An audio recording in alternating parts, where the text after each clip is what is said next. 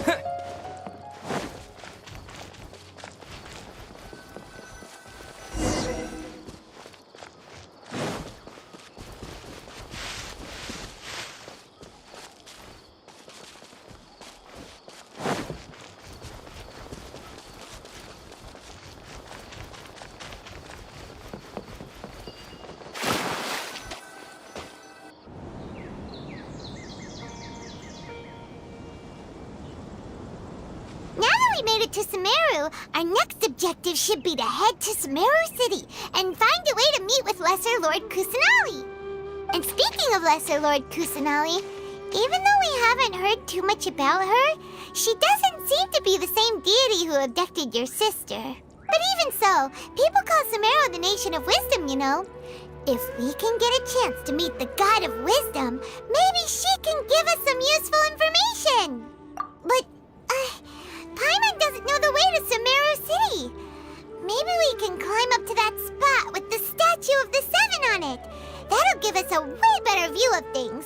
Even if we can't see exactly where the city is, at least we'll be able to check for some smaller settlements nearby. Wait a second. Look! Perfect timing! Now we can just ask for directions rather than wander around like lost adventurers. Hey there! We're not from around here and seem to have gotten a little lost. We'd like... Huh? Did they not hear Paimon? Hey! You over there! Could you give us some directions? Huh? What's going on here? There's no way she could have missed that. Wait! Could she be ignoring us? How dare she? Well, even so, she might be heading someplace where we could find other people to ask. Let's keep our distance and follow her. When we get the chance, we'll just ask someone else for directions.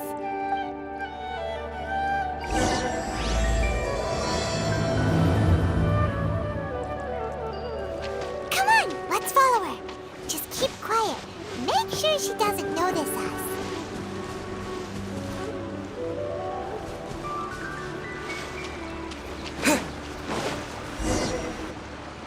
Huh? She just walked near that small waterfall and then suddenly vanished. Let's go take a closer look.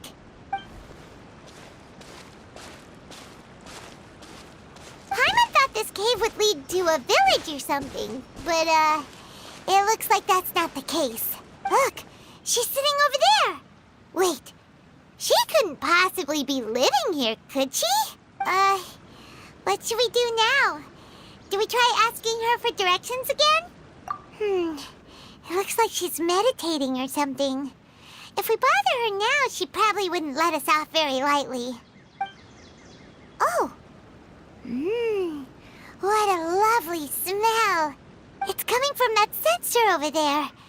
This is definitely not your typical place to call home, but at least it smells nice. Maybe living here wouldn't be too bad after all. Huh? What's the matter? You don't look too good. What? Is the smell making you feel sick? Strange. Paimon doesn't feel anything.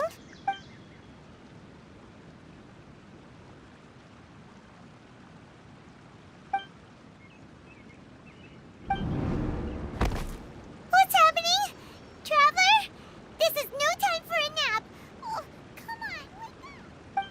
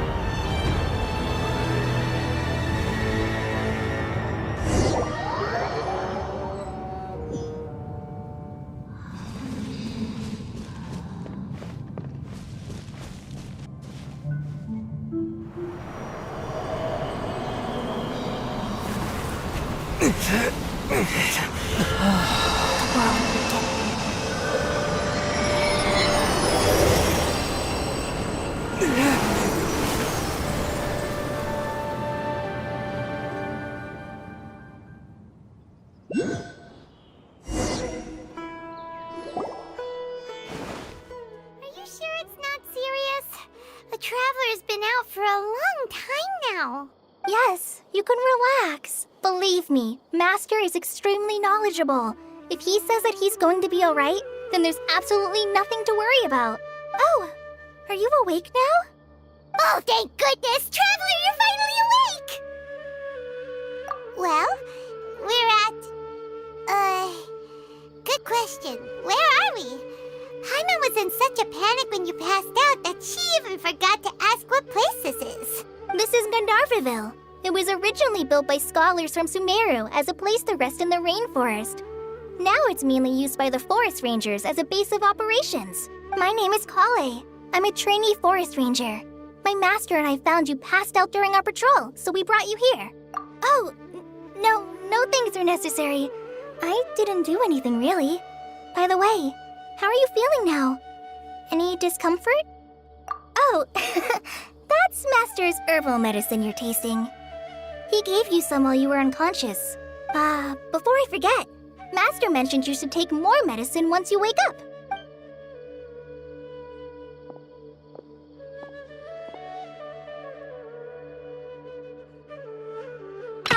Whoops!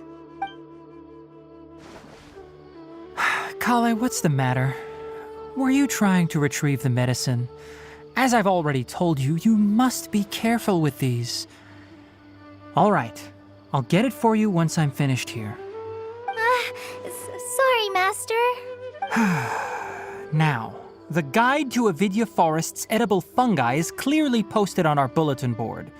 But if Farbode forgets which mushrooms to avoid one more time, I'll have no choice but to leave the guide somewhere a little more visible. like right smack on his forehead so others can remind him to be careful. Right? This is the second time he's come down with food poisoning this month. I'll be sure to give him a good talking to. Yes, please do. If, on the off chance, Farbode simply enjoys having little imaginary fairies dance before his eyes, then we'll just let him be. But the next time he requires any of our medicine, be sure to charge him accordingly.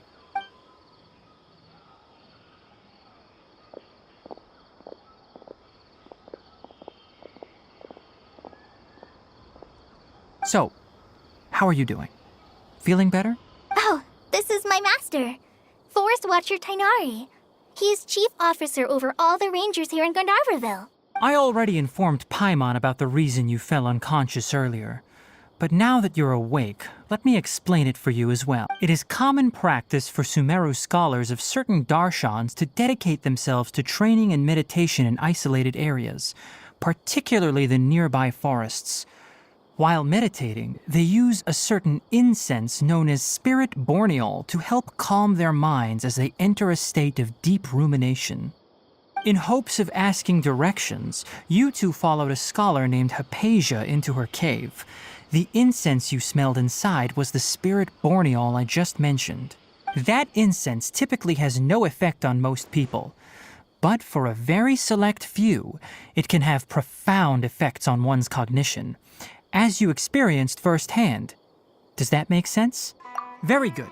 Now, answer me this. Did you feel anything after passing out? Say, any out-of-body experiences? Or did you see anything while unconscious?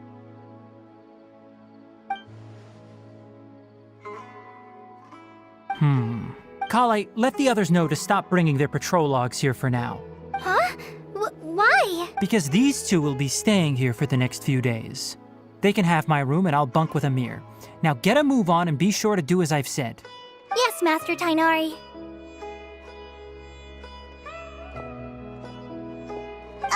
Wait, hold on a second. Can you tell us what's going on? Sure, let me fill you in. I originally planned to send you on your way once you finished your medicine. However, it appears now that you should stay a while longer in Gandharvaville. Further observation? No need to be hasty. As long as you have the capacity to judge between right and wrong, based on what you saw after smelling the incense and losing consciousness, we can conclude that you experienced a powerful hallucination, which suggests your mental state is not in the best of shape. If you're skeptical, have a whiff of this. Whoa, are you okay? You're experiencing a similar sensation as when you passed out, aren't you? So even though your condition is stable as of now, if I were to haphazardly let you leave, it's highly likely that you'd suddenly pass out again somewhere else. The rainforest is home to many fierce animals and hazardous areas. If something were to happen to you again, I'm afraid you might not be so lucky. For now, I suggest you continue taking your medicine each day and avoid wandering off on your own. At least until you stop having adverse reactions to this kind of smell, okay? Good. Now continue resting while I fire up another bowl of medicine for you. Seriously? We just arrived in Sumeru and we're already having problems left and right. Paimon knows we're set on meeting Lesser Lord Kusanali as soon as possible, but you really don't look too good. It'd probably be best to let you recover first. Hey! Are you even listening to Paimon? Paimon's over here worrying about you, you know. What's weird? You mean how you're feeling now? You mean the vision of tree roots and red skies you saw? But if those weren't hallucinations, what could they be?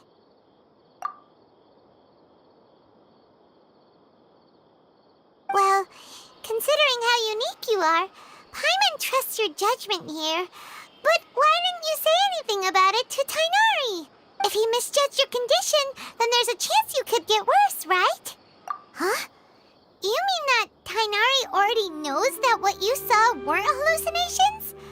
But if that's the case, why would he try to hide that from us? Oh, Paimon gets it now. That explains why you were so quiet earlier. Well, that settles it then. We'll stay here to rest up and figure out what's going on with your hallucinations. But It seems like asking Tainari might not be an option anymore. What do you think we should do?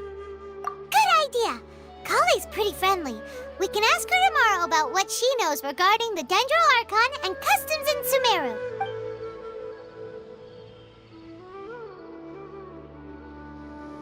Rise and shine! Come on, it's time to go find Kale!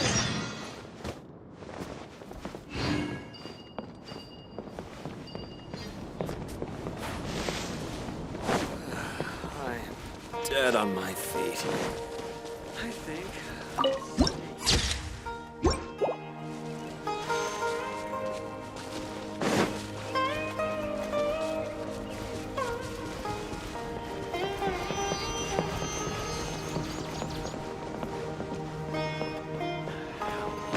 How mushrooms do I need to sell?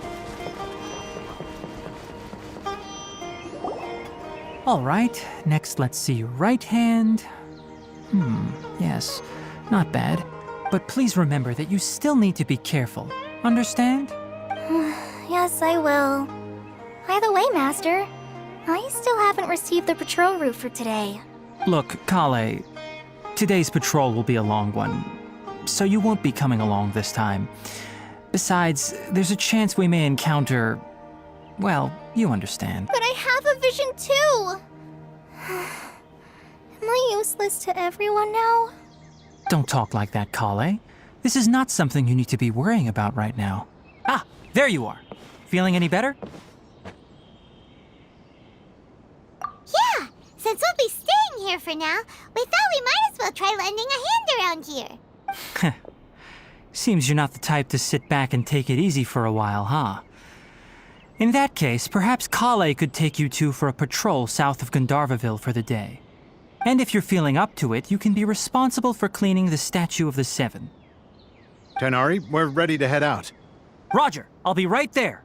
All right, we'll be heading into the forest now. I'll leave any further details to Kale. Yes, you can count on me. So, Kale, what exactly are we going to be doing today? Tainari mentioned cleaning the statue just now, but, that doesn't really sound like the job for a ranger. Well, a forest ranger's responsibilities can be pretty diverse. They handle a variety of tasks, like checking the condition of outlying roads, maintaining forest facilities, ensuring fire prevention standards are met, and providing assistance to travelers and locals. As for Master, well, he has to handle more dangerous areas of the rainforest.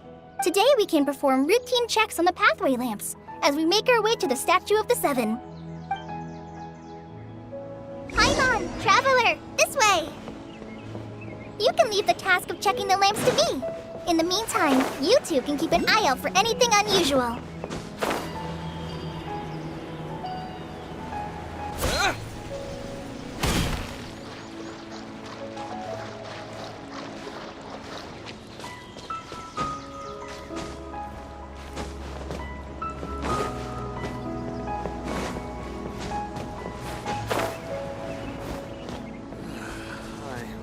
Dead on my feet.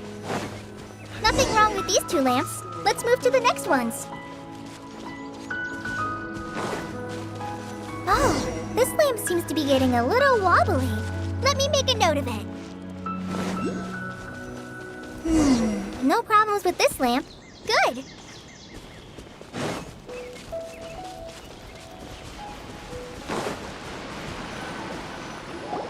The Statue of the Seven is up on top of that large rock formation. You must have seen it when you came down this road before. It's pretty high up there, isn't it? Don't worry.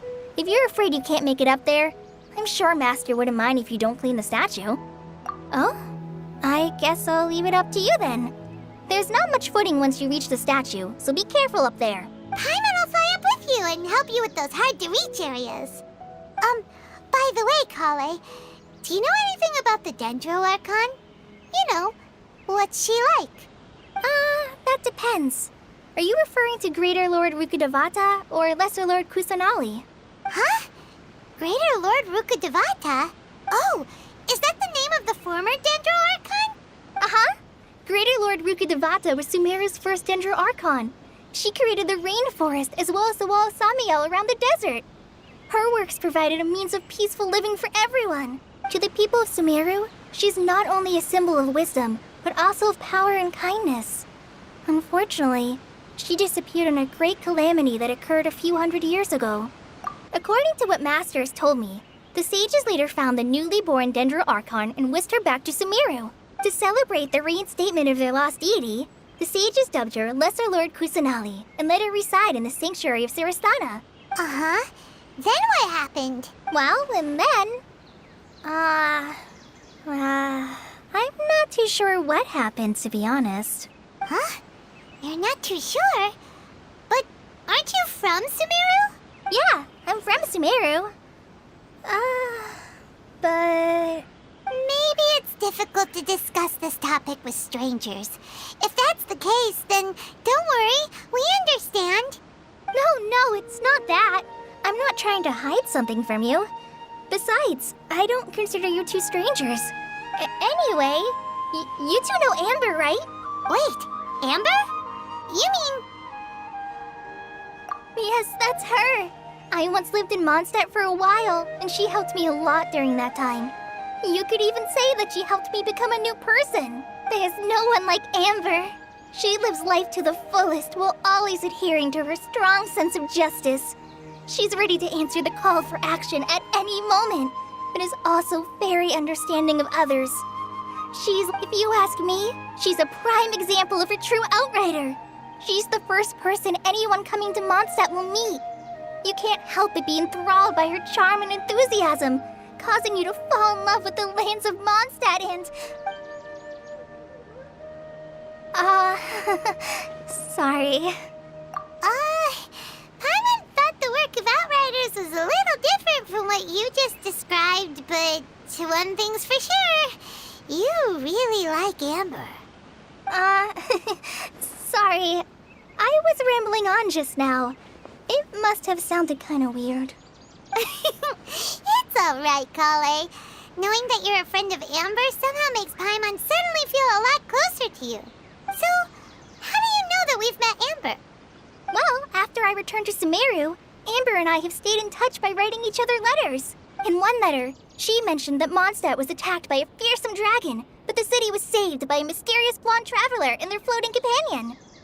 I knew you two were the ones she mentioned in the letter the moment I saw you. But, considering everything you've been through that day, I thought it'd be inappropriate to bring it up. Ah, so that's how you knew. Yep, so please know that you two have my complete trust. Really, I wish I could tell you more about the Dendro Archon, but I have been away from Sumeru for some time, and I haven't read any books. Sorry. That's alright. You've already helped us a lot. We had never even heard of Greater Lord Ruka Devata or the Sanctuary of Surasthana until you mentioned them. Oh, I'm happy that was helpful. There is one thing I want to ask, though. Why do you two want to know about the Dendro Archon?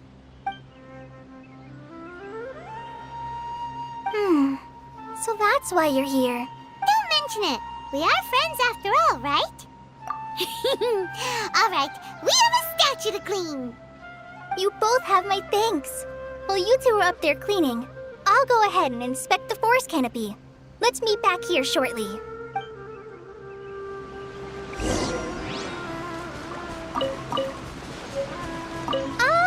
I'm not a very good climber, so I'll just let you handle the statue. I'll go check the facilities up ahead. By the way, once we're done with our work here, would you like to chat some more?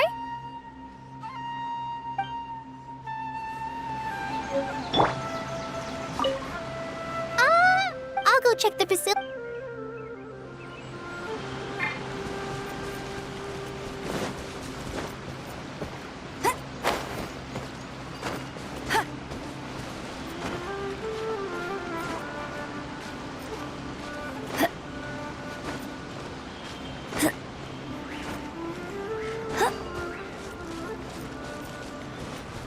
I'll race you there!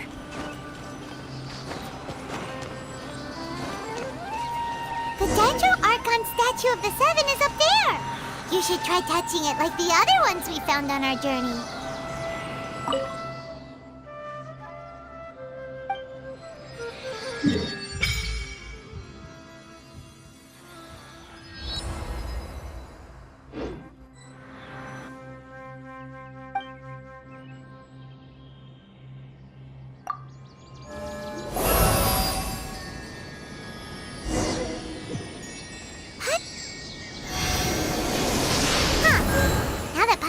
looks at it, the deity that's carved on the statue is kinda small. Do you think she's supposed to be Greater Lord Rukkhadevata or Lesser Lord Kusanali? You might be right. The statue does look kinda old. Well, anyway, we'll have to figure that out later. For now, let's focus on our job and clean up this...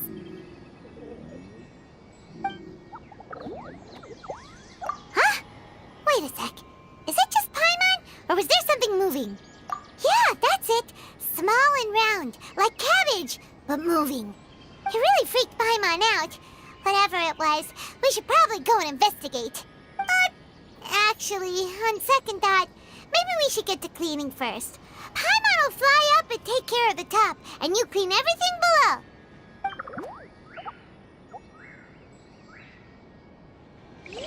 Nice work! That's one clean statue. Let's head down and meet up with Kale.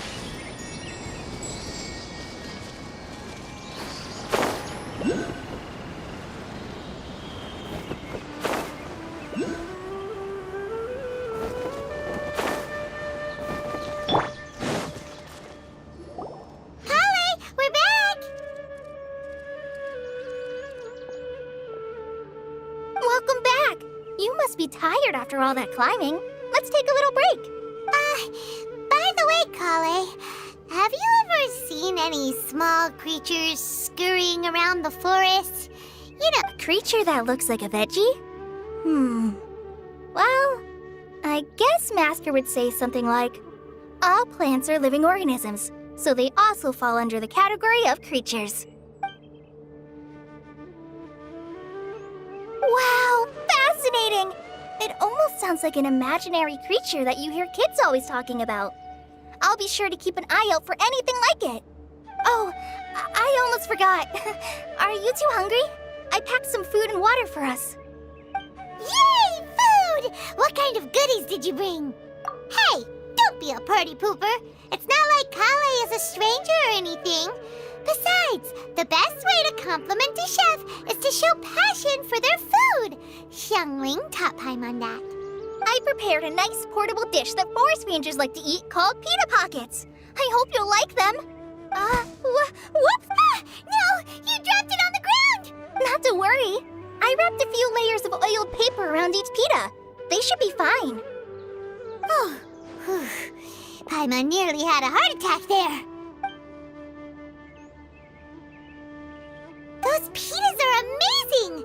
You're quite the cook, Kale. Thank goodness you wrapped them in paper. Paimon wouldn't have been able to sleep at night knowing something so tasty had been wasted. You really know how to compliment the chef, Paimon. Since you liked it so much, I'll be sure to give you a copy of the recipe sometime.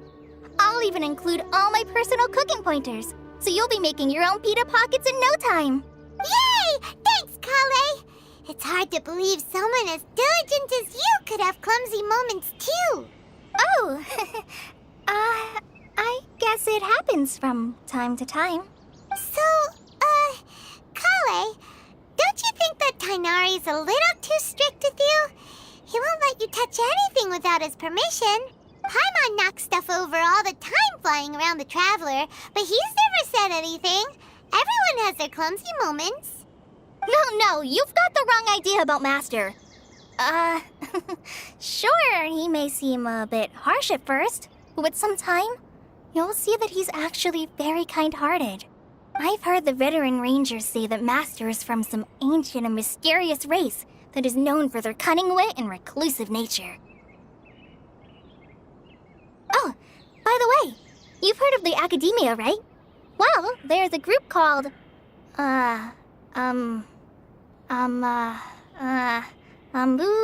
something? Well, anyway, because Master does a lot of research on plants, sages from the Academia have written him many times, inviting him to take up an official position there. But Master declines their offers every time, saying, Sumeru City is too noisy. It'd be bad for my ears. I know, right? I've always wanted to pet them too. Anyway, Master could have easily left the rainforest to take up a position at the academia, but he chose to stay here instead as a forest watcher, helping the locals every day and passing on his knowledge to trainees. In fact, Master's the one who taught me how to make pita pockets. Really? Paimon would have never guessed that. Oh, speaking of Tainari, he was the one who took care of you after finding you passed out yesterday. He even carried you all the way here. Paimon's still kinda upset, though. He kept scolding Paimon the entire way here. Oh no, I'm sorry. Master might have been overreacting a little. But, it's mostly because Paimon wouldn't stop yelling, "Why, oh why, is he going to die?" It probably started to get under Master's skin after a while. Hey! Don't laugh! Paimon was genuinely concerned about you. Hey! Now even Kale's starting to laugh. Ugh, that's it! Paimon won't forget this! It's time for some primordial wrath! No! Don't touch me!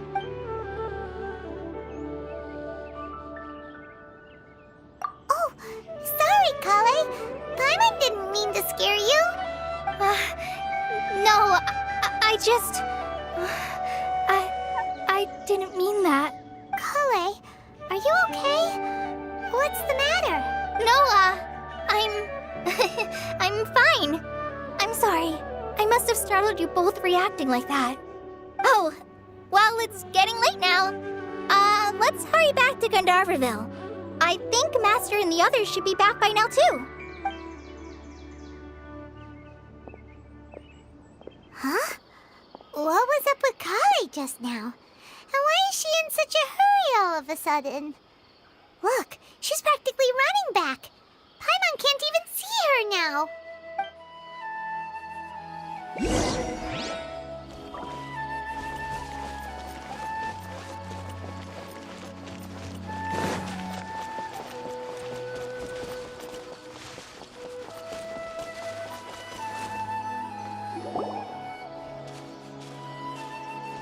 Ah, Traveler. You've returned. Yep, we're back. Have you seen Kale by any chance? Oh, Kale? Yes. I saw her go into her room just a moment ago. Oh, okay. Guess we'll just have to wait and talk to her tomorrow then.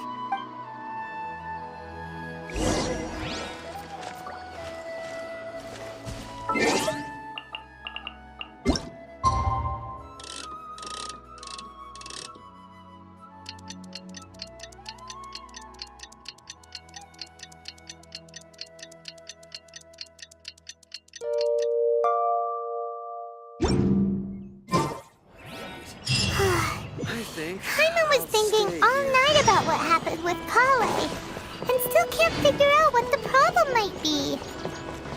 Maybe she's in a better mood now. Let's go check on her.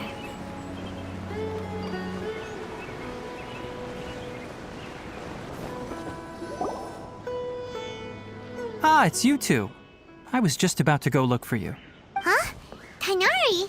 What are you doing here? Where's Kale? I came to check on Kale's condition. To put it simply, she's not well. You mean she's sick? How could she be... Oh, wait a minute. Could it be because of what Paimon did yesterday? No need to worry. Something as small as you could never harm her. This sickness is something that Kale has been dealing with for some time. Kale has been more excited than usual since you two arrived. A little too much so, to be honest. She hasn't remembered to take care of herself. I suppose it's understandable, though. She hasn't been around anyone she considered a friend for some... So, Tainari, what's really wrong with Kale? Let's take this conversation elsewhere. Kale just fell asleep after taking her medicine. She needs some peace and quiet. Bet you can't keep up with me! Shh! Kale's asleep. Let's come back once she's feeling better.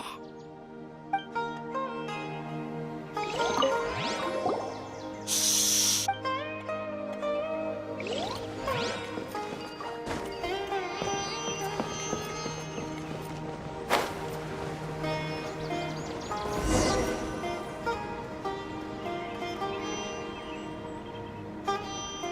All right, let's continue our conversation here, shall we?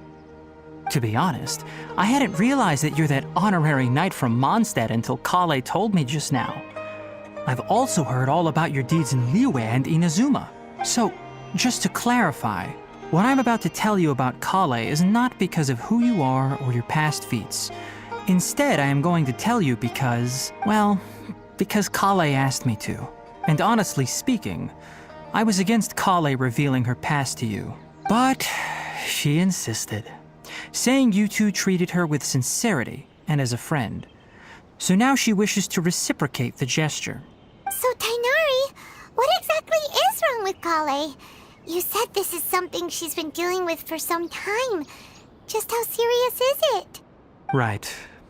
Ever since she was a child, she's been afflicted with a disease called Elazar. Elazar? Yes, it's a disease unique to the lands of Sumeru. It is characterized by dark and hardened scales that form on the body. At first, the afflicted may only feel mild numbness on the affected area of the skin. However, as the disease progresses, one may begin feeling fatigued and even experience peripheral paresthesia. In its final stages, the disease strips a person of the ability to control their own body, and they effectively become completely immobile. That sounds terrifying. Wait, hold on. So when Kale seemed to be acting a little clumsy earlier, it was because... Correct. That would be the effects of Elazar, which is precisely why I do not want her carrying or holding anything, lest she ends up hurting herself. With appropriate treatment, the disease can be effectively controlled before it progresses to a more serious stage. However, there is unfortunately still no true cure for Elazar. Nevertheless, Kale's mother still hoped that there was something out there. She handed Kale over to an organization known as the Fatui after one of their members lied and said they had a cure. What? The Fatui? Ah, it appears you are already familiar with them. That'll save me some explanation. Anyway, the person who eventually rescued Kale and brought her to me for care said that she had been given to a harbinger known as the Doctor. I have no idea how this doctor managed to do it, but her case of Elazar was completely stable for all the years that Kale was with them. However, Kale's days with the Fatui were anything but pleasant. Kale is a resilient individual and always tries to appear cheerful, but her experience with the Fatui has left deep scars. Even now, she can still feel deathly afraid of someone touching her. Oh, Paimon had no idea Kale's been through so much suffering. Oh, by the way, Paimon, Kale wanted me to tell you that she's sorry for scaring you yesterday. She also wanted both of you to know that she's sorry for hiding her illness. She doesn't need to apologize. None of this is her fault at all. Well said. I hope you'll get a chance to tell her that in person the next time you see her. Kale once thought that it would be impossible for her to have any real friendships. I trust that you two will never let my trainee experience such emotional pain again. Don't worry, Tainari. We'll take good care of her. Well, it's not too serious at this point. She overexerted herself the last couple of days, which is what led to her breakdown this time. As long as she has taken her medicine and gets plenty of rest, she should get better. Though, I must admit that Kale's condition was much more stable when she first arrived here in Gandharvaville. She was interested in the work of the forest rangers the moment she saw us.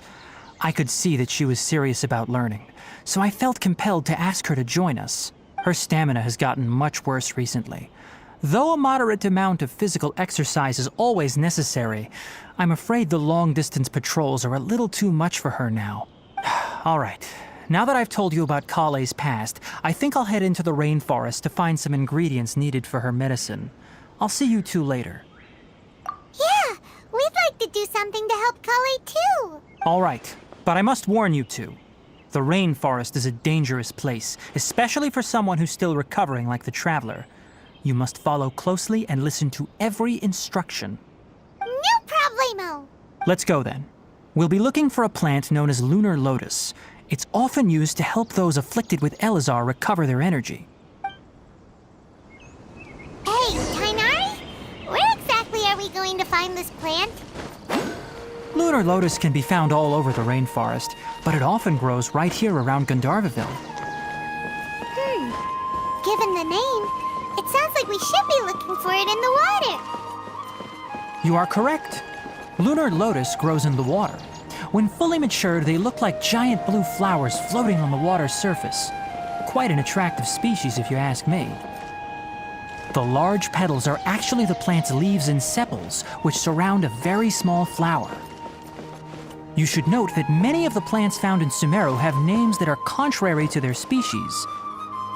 Take the Kalpalata, for example.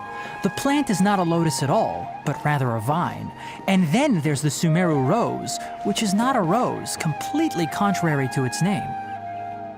Oh, huh. Okay then. Note to Paimon.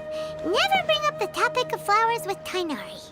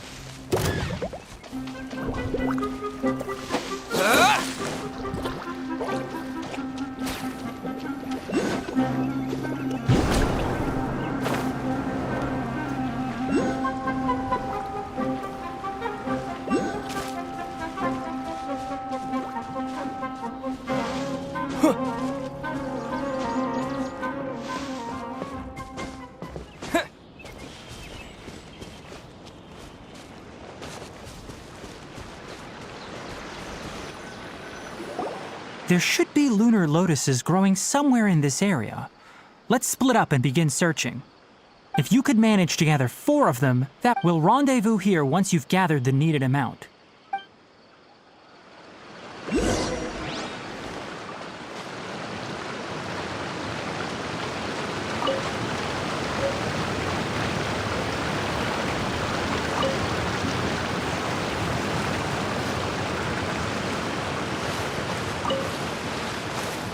Alright, we've gathered enough lunar lotuses. Let's head back to meet Tainari. Hey Tainari, we found the lotuses you requested. Let me take a look. Good, very good. These are all excellent quality. I'm quite glad you two came along. Your exploration experience helped save me a lot of time here. It seems we even have enough time to stock up on some other things I need. Hey, Tainari! Oh, Tainari, someone's calling your name. They're dressed like a forest ranger.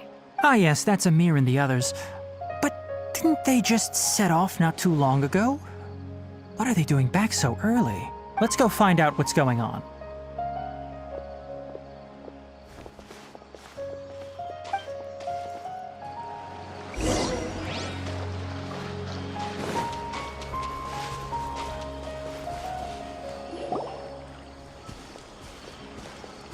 Tainari, thank goodness we found you here. We were just about to head back and find you at Gandharvaville.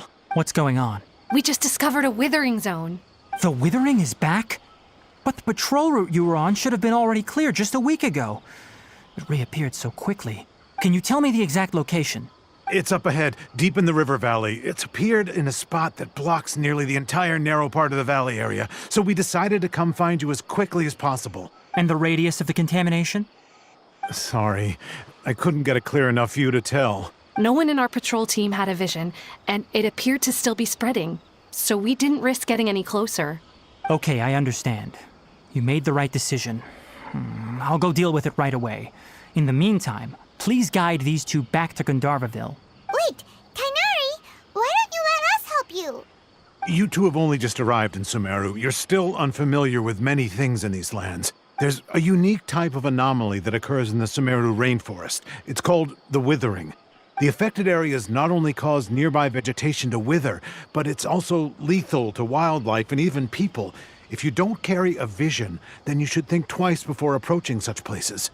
Yes, Amir is absolutely right. I wasn't kidding when I said the rainforest is a dangerous place. As Amir said, only someone with a vision, that is, the power to manipulate elements, will be able to resist the withering's corrosive effects for a time. That's right.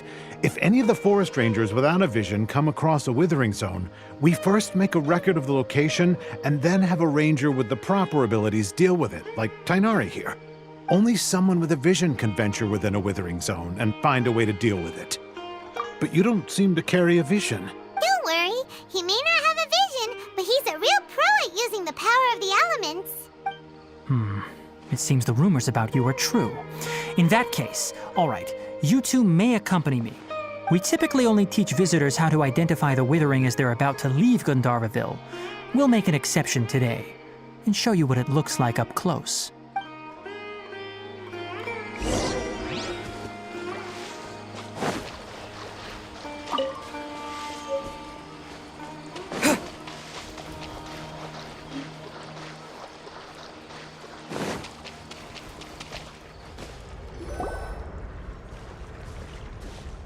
Stop. Don't move any further. Look there in the distance. Where? Oh, look! Those plants have withered! That whole area is kinda gloomy. Even the air looks like it's filled with ash. Oh, Paimon doesn't like the look of this.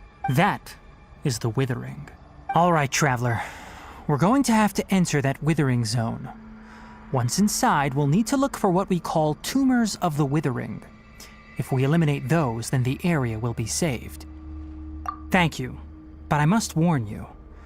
Don't push yourself. This is your first time handling this sort of thing, after all. Even with elemental powers, once you step inside the withering zone, you may experience extreme discomfort. If at any point it becomes too much, return outside the zone and take a breather. It could become a matter of life and death. You ready then? Let's go.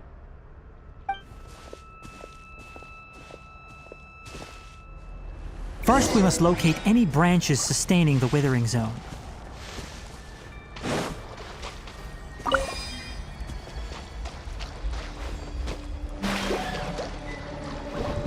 Propagate!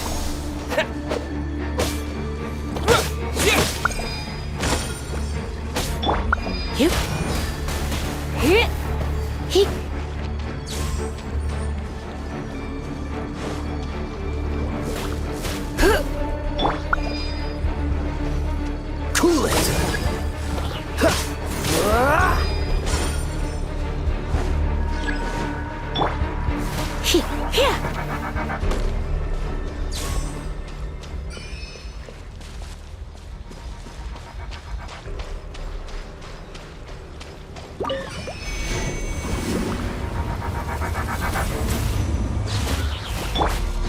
Freeze!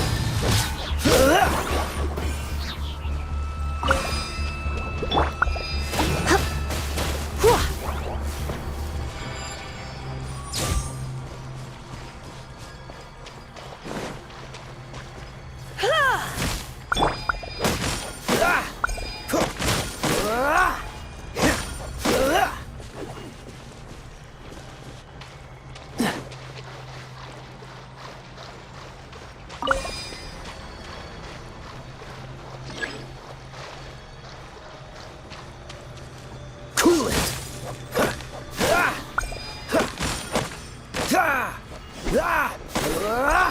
Freeze! Scatter!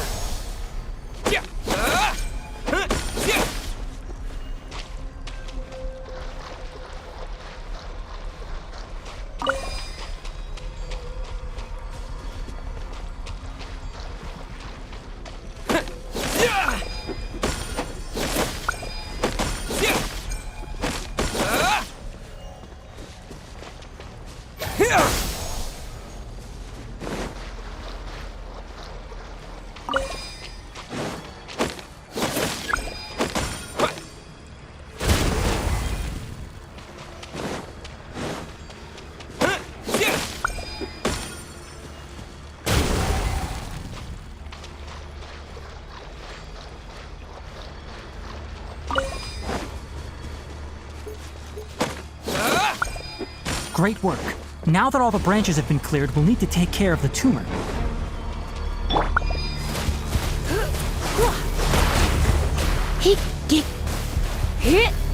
Now, destroy the tumors of the withering.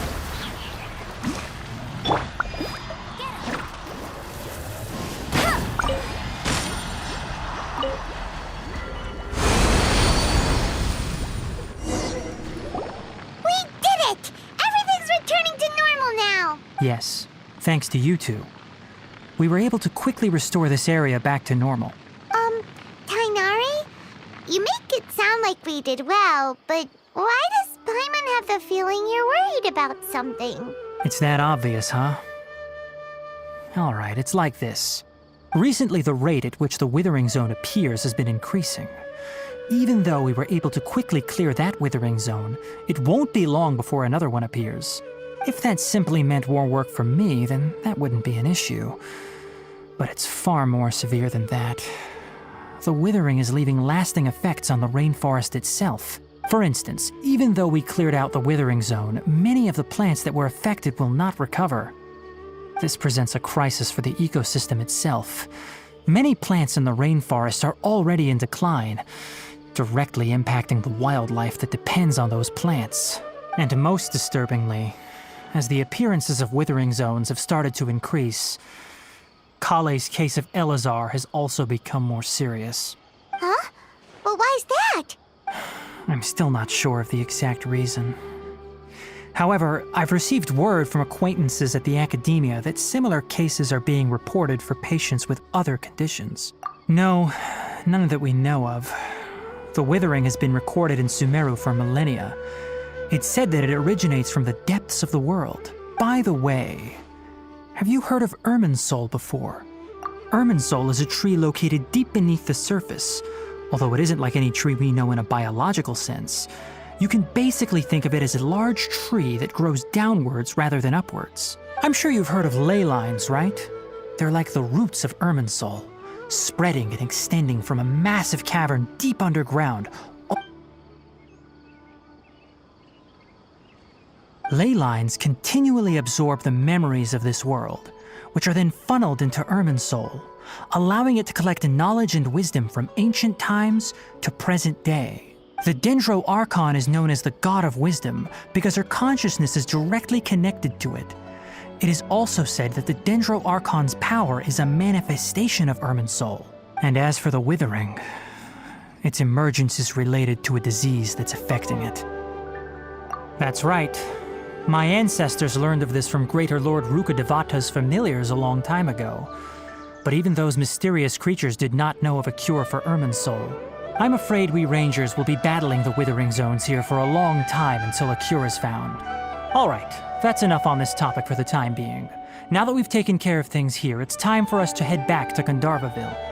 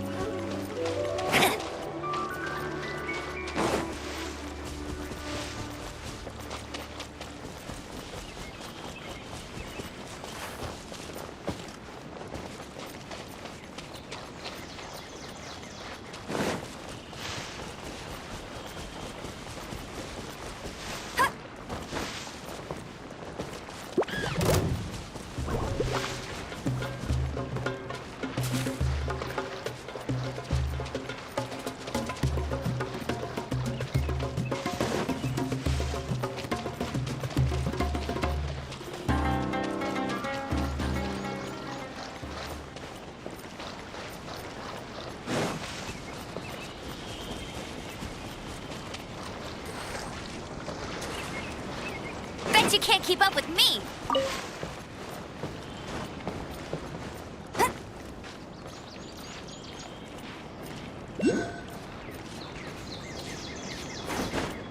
Get ready for the gliding champion of Mondstadt!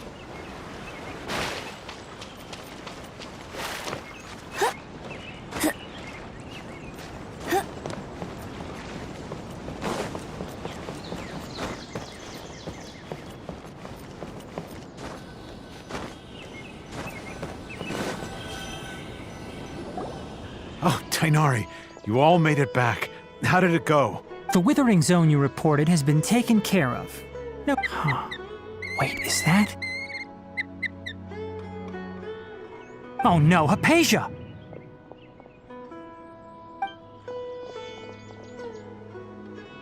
Huh? What's wrong, Tainari? This Duskbird is Hypatia's designated courier for urgent news. You do remember her, don't you? She's the scholar you and Paimon were following when you first arrived in Sumeru. Oh, her? How could we forget? So did something happen? Let me see what's written in the letter first. Oh. So what's it say? And what's with that weird expression on your face? Just let Paimon read it. Huh? All Paimon sees are 3 squiggly lines. Yes, allow me to explain. After we brought you from Hypatia's cave to Gandharvaville, Hypatia resumed her meditation. She must have just finished. It's been nearly 3 days since she's had anything to eat, and it appears she's forgotten to prepare some rations. This letter is her asking us for help. We need to go. What? You mean she's been sitting there for 3 days? Hey, wait, how did you know all that from just a few lines on the paper? Well, obviously because this has happened before. Last time she drew 5 lines, and by the time we found her... Well, I'd prefer not to remember that. Needless to say, Hypatia's been through worse, but we should still get to her as quickly as possible. I've got some emergency rations set aside for times like these. Paimon, Traveler, could you two bring these to her? Wait, you want us to bring her the rations? But will the Traveler be okay if her cave is still filled with that funny incense? Let's find out. Here, Traveler, take a smell and see. So, how do you feel? Huh? Really? But wait, how'd you know that he'd be okay this time, Tainari? Back when we were clearing the Withering Zone, I observed that he could adeptly manipulate the Dendro element. I knew then that he would be fine. And if I may ask, when I was telling you two about Irminsol's ley lines, was what I described similar at all to what you saw while you were unconscious? That's correct. Those weren't hallucinations at all. Though I don't intend to apologize for deceiving you. Because what you saw is of significant importance. Not just for the nation of Sumeru, but the entire world of Tevat. My forefathers were shown much favor by Greater Lord Rukkhadevata. We took an oath to protect this nation together with her. Now that that duty has fallen to me, it was part of my responsibilities to ascertain whether you could be entrusted with the fate of Sumeru. Now, after seeing you in action with my own eyes, you have earned my confidence, and I no longer feel the need to hide any secrets from you. When you passed out, your consciousness had connected directly with Irminsol. What you witnessed were actually real memories contained within Irminsol itself. I could try to tell you more, but it would be better if you went to ask Hypatia instead. Her focus on meditation and use of Spirit Borneol are aimed at establishing a connection with Irminsol, just as you did. That sounds nice and all, but will she really help us? Seriously, she completely ignored us the last time we tried talking to her. That was because when you ran into her, she was in a special phase of her training. During that time, she must avoid communicating with others. Please, wait here for a moment.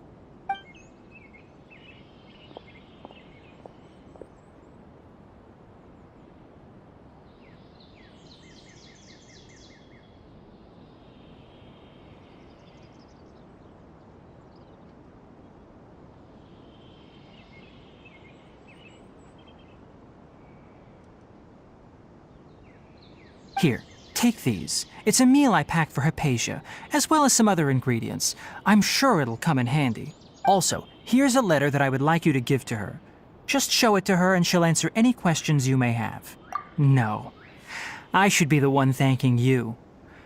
You've both been a great help these last few days. Hypatia should still be in the cave. Let's go inside and see how she's doing. Anyway, please take good care of Hypatia. I'll go prepare Kale's medicine now. Using the lunar lotuses while they're still fresh will significantly boost their effectiveness. Rest assured, Kale will recover quickly as long as she has her medicine.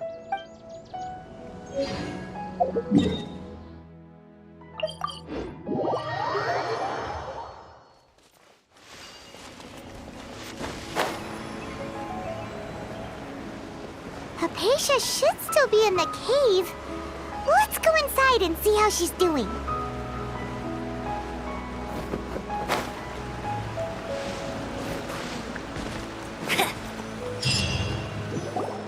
Hello? Hypatia? Hey, there's nobody here.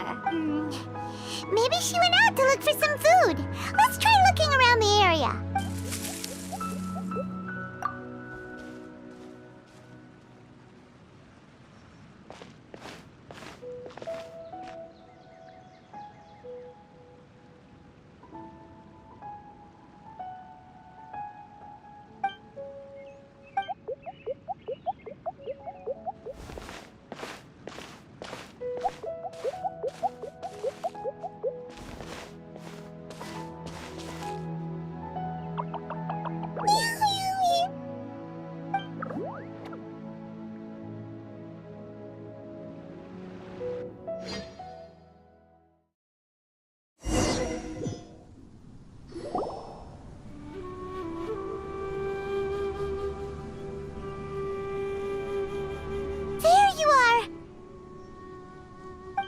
Hypatia, are you alright?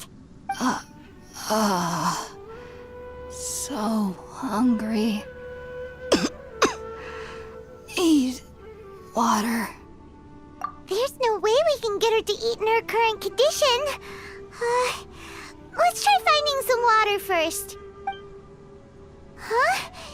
Wait, why does it look super foggy outside all of a sudden? Anyway, let's go look around.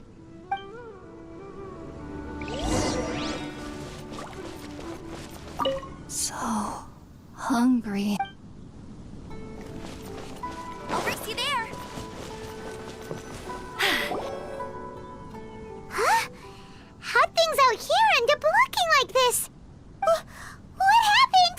And where are we? Really? Oh, maybe you're right. Let's go investigate the area.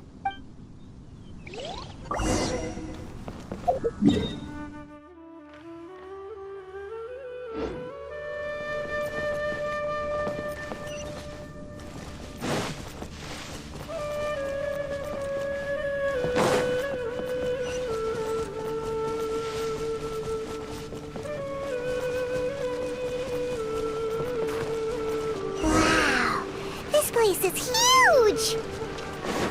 I knew there's something off about that cave. Let's think of a way to get over there and have a closer look. Who knows? Maybe we'll find a lead of some kind.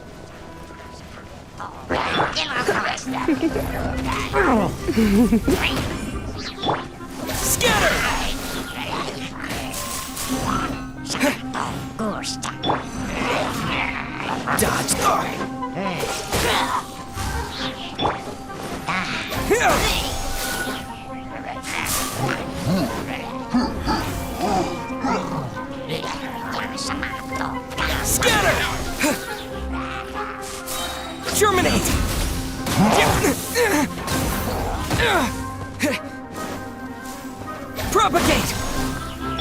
Freeze!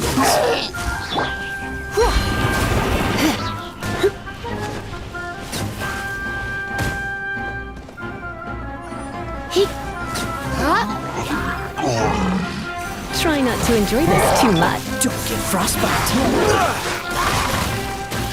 Dodge this!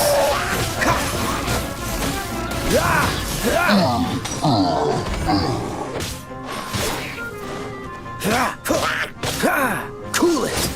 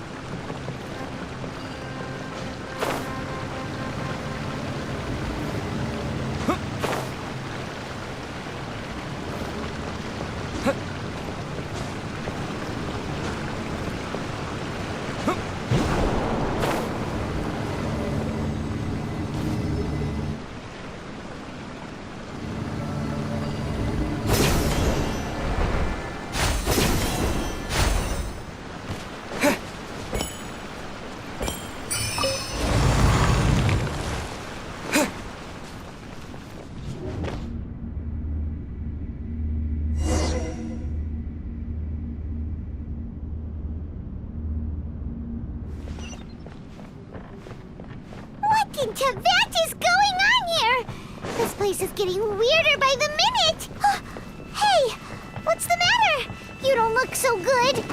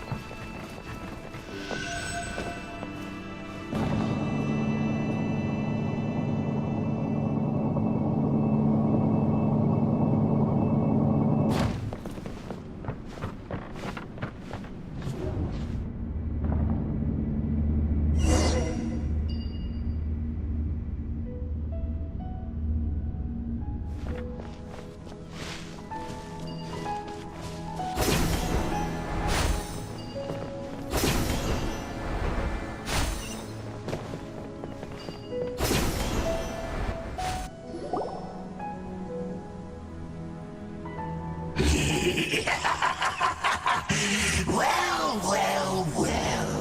Looks like we meet again, traveler. The Abyss Herald! What are you planning to do in this strange place? Strange place. Plotting. You needn't worry about such things. They don't concern you. Bow before the Abyss.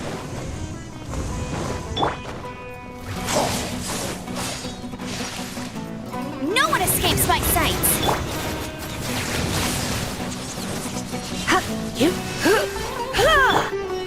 This one will be frozen in time. Dodge this!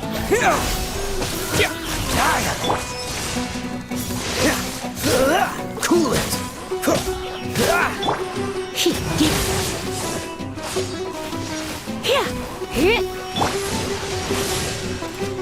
Freeze! Propagate! Dodge this!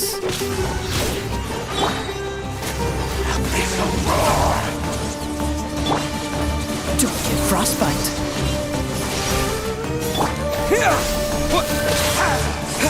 Spring forth!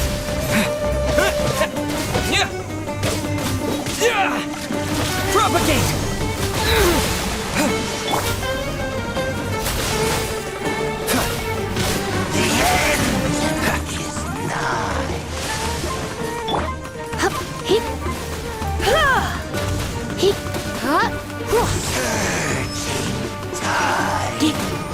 You're in for a little shock. You've been a naughty... Huh? Why can't we beat this guy? Oh, Paimon doesn't get it! We faced others like him before! What's wrong this time? Traveler, though you may have managed to avert countless crises before, your good fortune was bound to end sooner or later. It's time you realize how weak and powerless you really are. Your sister. Oh, pitiful traveler. Are you really so ignorant? Or are you just living in complete denial? Her Highness has long since forsaken you. Your meager existence in her eyes is that of an annoying bug, only to be stepped upon. The bonds of love and family which drive you to find your sibling are utterly gone. Your journey is meaningless. But don't you fret now. Today will be your last. Now die!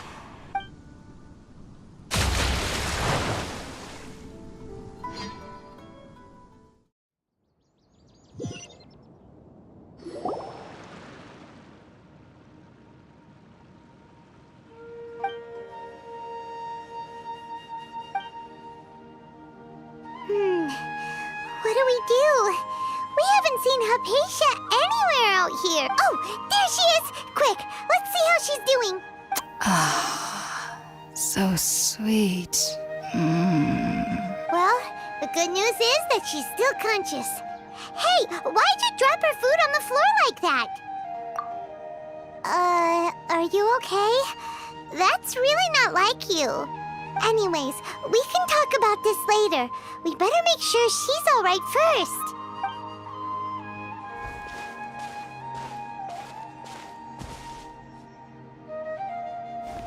Whoa! Wait a sec. Look at all this fruit lying around her. We can put that to good use.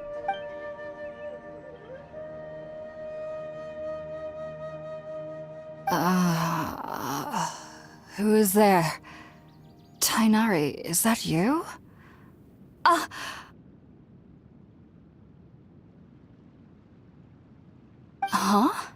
It's okay. You can relax, Hypatia. Tainari sent us here to bring you some food and water. Here, we have a letter that he asked us to give you.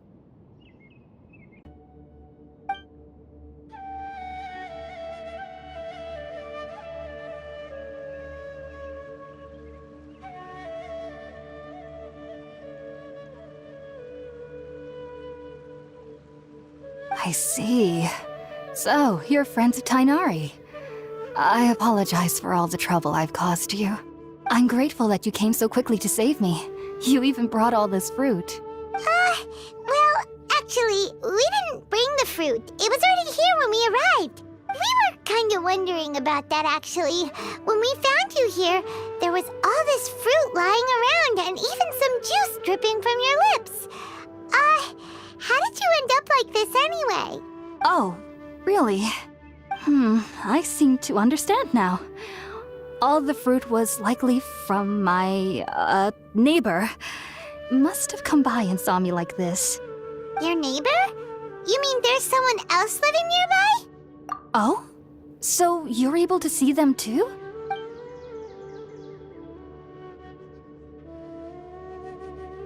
Wait, hold on a second, Traveler. You say that before we arrived, you saw some mysterious creature and suddenly had a strange dream? Isn't that a little too crazy to believe? No, I actually do believe what the Traveler is saying. I myself had a similar experience once before and ended up scaring my timid little neighbor here. You needn't worry. They mean you no harm. They only dragged you into the dream because they hoped to buy themselves a little time in order to scurry away. So, Hypatia, just what kind of creature is your neighbor exactly? I'm not sure what it's called, to be honest. But I do know that they have some sort of deeper connection with the Dendro Archon. I know this because the first time I saw them was also the exact day my consciousness was able to form a connection with Irminsul.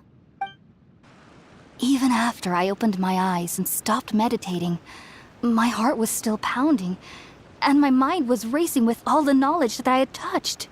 And at that very moment, I suddenly noticed a small figure at the opening of the cave. In my curiosity, I began to walk over to the creature. They must have already been used to me living in the cave, because they didn't seem to mind me approaching them. They just kept doing whatever they were up to. It wasn't until I crouched down next to them that they suddenly realized that I could see them. Oh! And then? And then I had a dream. By the time I came to, they were nowhere to be seen. I was convinced they'd never show up again.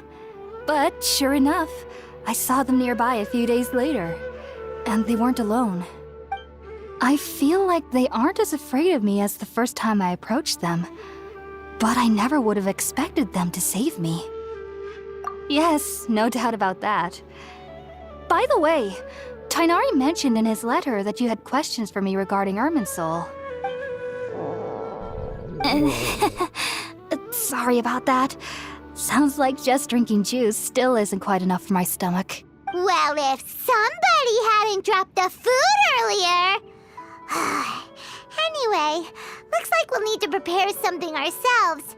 Besides, Paimon's getting hungry too. Let's eat first and talk about Irminsul later. Alright, we're up, Traveler. Today's menu will feature sweet madame and a radish veggie soup.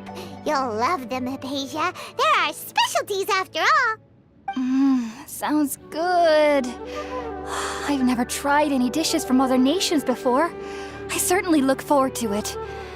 It's been so long since I've had a decent meal, too.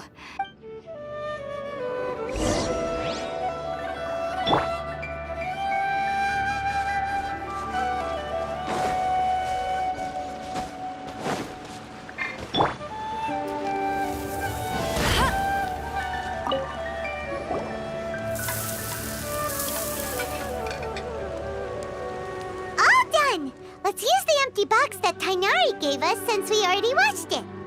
Oh, it smells amazing! And the box is a nice touch, too! Let's go serve this up and start eating with Hypatia!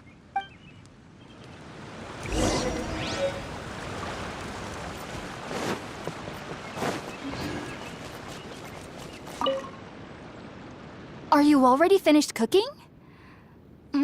Smells delectable. I'm truly thankful whenever I can enjoy a proper meal like this. Cooking really isn't my forte.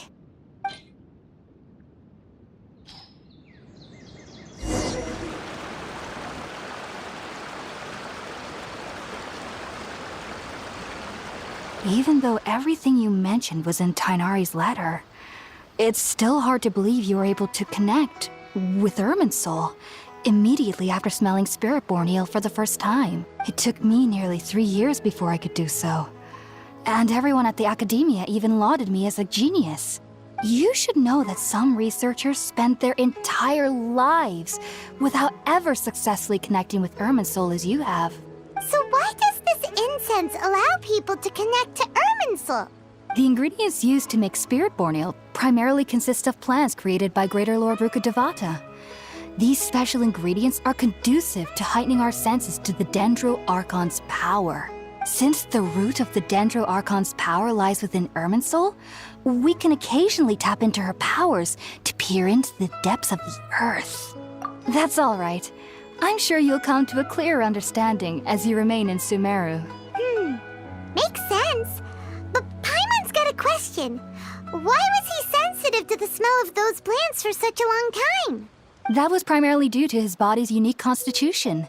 Stimulated by the incense, he could perceive the Dendro Archon's power and experienced a sensory overload, hence the adverse reactions. Taking in any scent similar to the ingredients of Spiritborn ale would cause adverse effects. Not to worry, though. It appears you've already fully recovered. Technically, your body should still be sensitive to the powers of the Dendro Archon, but unless you're using intentional meditation techniques, the scent of Spiritborn ale should no longer trigger such reactions. Whew. Well, that's a relief. I must admit, I am quite envious of your abilities. Even if it meant suffering from pounding headaches for the rest of my life, I'd consider it worthwhile so long as I could connect with Irminsul at will. Whoa, you're really serious about this whole thing, aren't you? I am a researcher after all. As a member of the Ritaoist Darshan at the Academia, my main area of research is the stars and their connection to the fate of living beings. But there is still so much we don't know, especially regarding the mysteries that lie in the starry skies, which is why I must turn to the all-knowing Irminsul for answers. If only my perception wasn't so limited. Unfortunately, I cannot guarantee that my every attempt to attune with Irminsul will be successful, or that doing so will leave my consciousness intact. I am currently in the stage of training known as Satyavada life. Many researchers in Sumeru have lost their minds while seeking to attune with Irminsul during this stage. Sages have said that Irminsul contains divine knowledge, and touching such knowledge without the proper preparations and abilities will only lead to one's mind caving in on itself. That's why we meditate alone.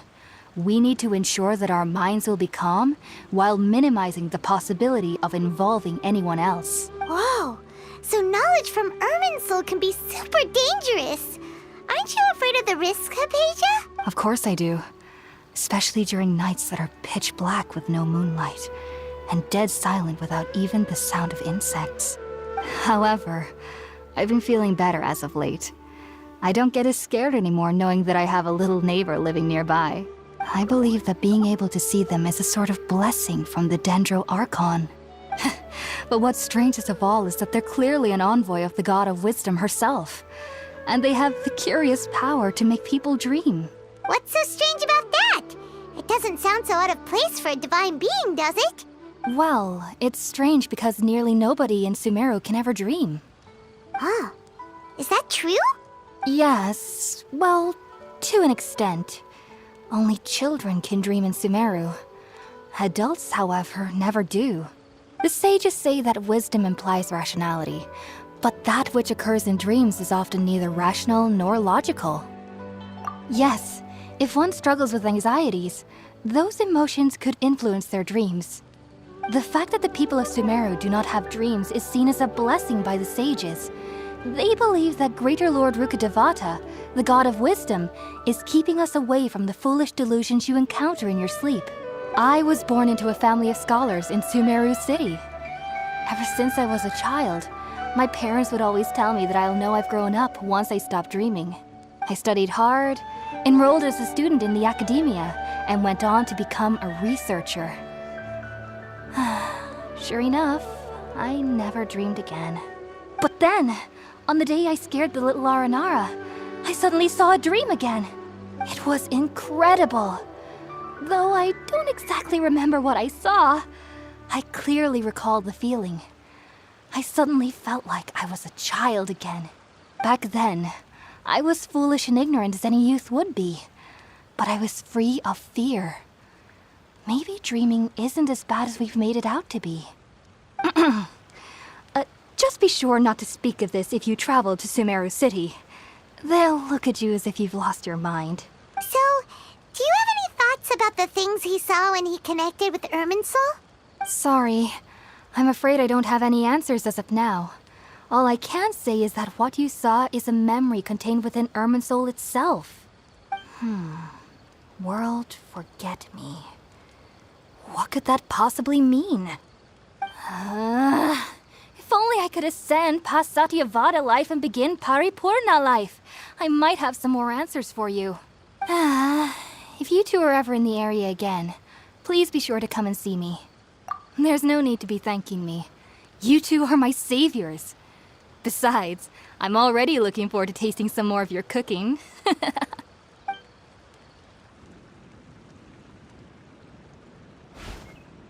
Now that we know Hypatia is alright and had the chance to ask her some questions, Paimon thinks it's about time to head back to Gandharvaville.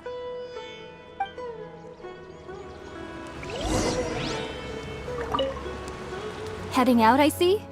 If there's anything else you'd ever like to ask about, you know where to find me. Even though that little neighbor of mine was able to induce a state of dreaming, I doubt they were able to control the actual contents of the dream. The end of your dream seemed quite terrifying. Perhaps there's something that's troubling you deep inside? Not to worry, though. I'm sure you'll be able to handle whatever comes your way in the real world. As someone from Sumeru who cannot dream, I needn't ever worry about nightmares. But lately, I've started to feel that I'm somehow missing something without dreams.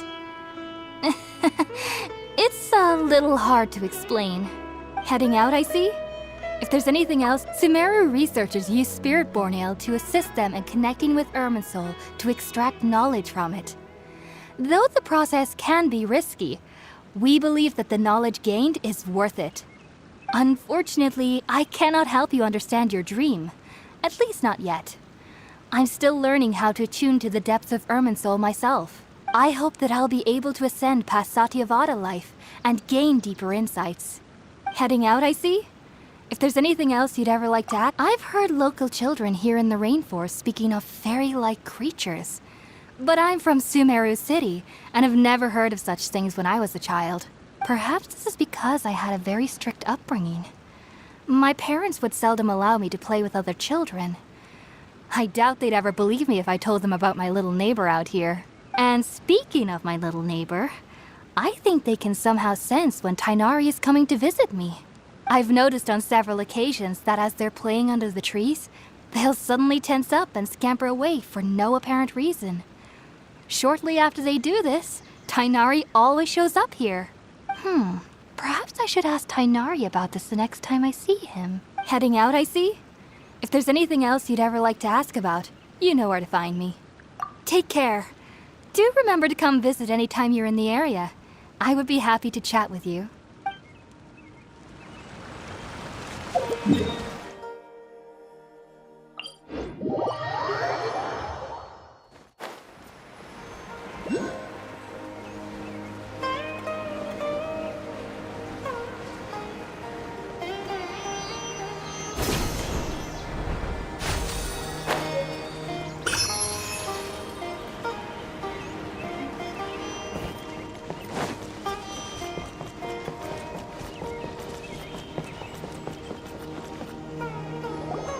Think about it, Tainari. Refusing to join is tantamount to burying your head in the sand.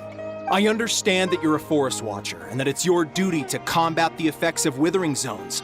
But isn't it evident that such work is not a lasting solution to the problem? As Sage Kage clearly stated, your presence and guidance in Sumeru City is pivotal in finding a cure for Irminsul. How could you possibly refuse? Keep your emotions in check, Ghulam. Let's at least listen to Tainari's reason for declining. We're here to invite him to the Academia, not to cause a scene. Sage Kage, I am truly honored that you came here in person, but I'm afraid I must still decline your invitation. I am merely a forest watcher. How could the great minds of the Haravatat have any need of someone like me? Well, it turns out that your refusal letter had some implications on your master's reputation. He is a renowned sage of the Immorta, after all. So now I've come here in his stead. I see. Huh. And I figured that given his temper, he would come here and berate me personally. Tainari, your master is an integral part of this effort, and now he requires your assistance. And what exactly does my master need of me, Sage Kage? You'll know once you've arrived in Sumeru City, that is. And how long will I be required to stay? There's no definite answer as of now. Do you mean to tell me that despite coming all the way here to Gandharvaville, you still can't answer the questions I laid out in the letter to my master? If that's the case, then I'm afraid I cannot give you a definite answer either. Tainari, but you... So be it. Come, Ghulam, we're leaving.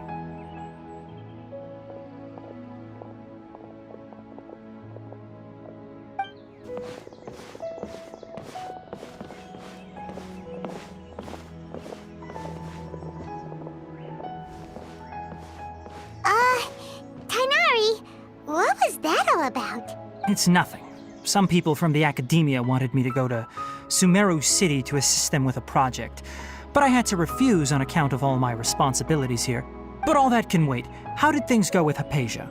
It was quite the eventful trip, but the main thing is that she's safe and sound.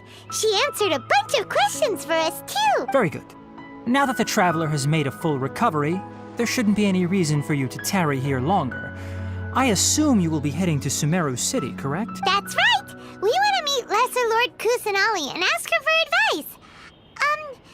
Do you have any idea on how we can find her? Sorry. I'm afraid I don't have any advice for you there.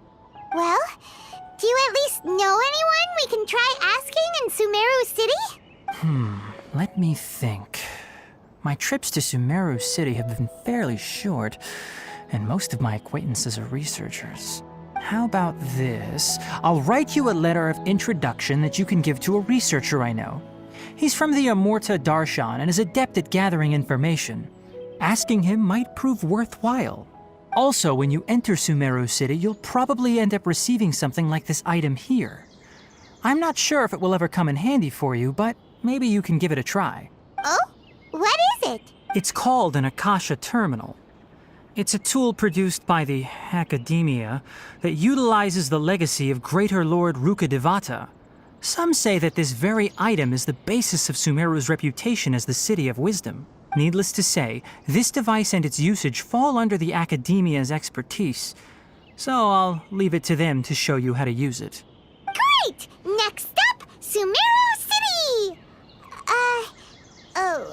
But wait, before that...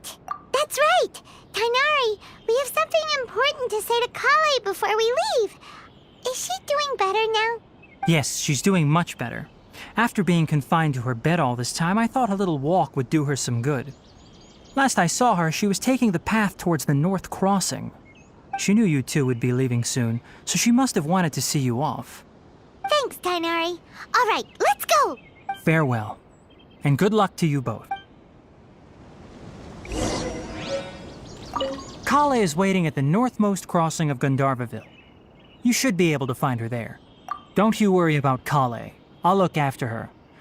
I'll find a way to understand the relationship between the withering and her disease. Kale is waiting at the northmost crossing of Gandharvaville. It seems there's a major project underway at the Academia, and my master has also joined the effort. But I can't afford to leave Gandharvaville now. Things are not going well here in the rainforest, and Kale needs someone to watch over her. Besides, I was never one for all the pomp and circumstance of life at the Academia. Given that my master hasn't come to give me an earful personally, tells me that my presence is not as sorely needed as they make it out to be. In fact, the letter he sent to me was uncharacteristically polite. Kale is waiting at the northmost crossing of Gandharvaville. Farewell, traveler.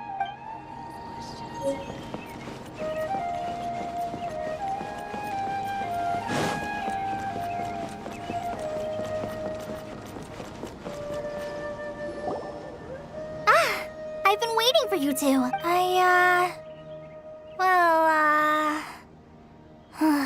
Never mind. I guess I should just wish you two a safe and successful journey. Thanks for waiting here just to see us off, Kale. We're headed to Sumeru City. Don't worry about me. I can take care of myself. My condition won't be getting in the way of my duties. I want to be a forest ranger after all. It's up to me and the others to protect the rainforest here. And, I'm sorry. I should have told you both about my condition when we first met. I just wanted you two to treat me as a normal friend, not some girl that needs your sympathy. But I guess now I understand that the most important thing is for friends to be genuine with one another. There's no need to apologize, Kale. We should be thanking you for trusting us enough to be your friends and sharing your past with us. We're probably still gonna worry about your condition, but that's because we're friends and we care about you. Thank you. That means a lot. Before you leave, I have something for you. Oh? What is it? It's my recipe for pita pockets. I told you that I'd give you a copy, remember? My handwriting is a little, messy, so please don't laugh. Yay! Thanks, Kale. Now we can eat those scrumptious little pitas whenever and wherever we like. I hope that whenever you eat them, you'll both remember your time here in Gandharvaville. Well then, I, trainee Forest Ranger Kale, bid you both farewell. Please visit Gandharvaville again. The Rangers will always be ready to assist you here.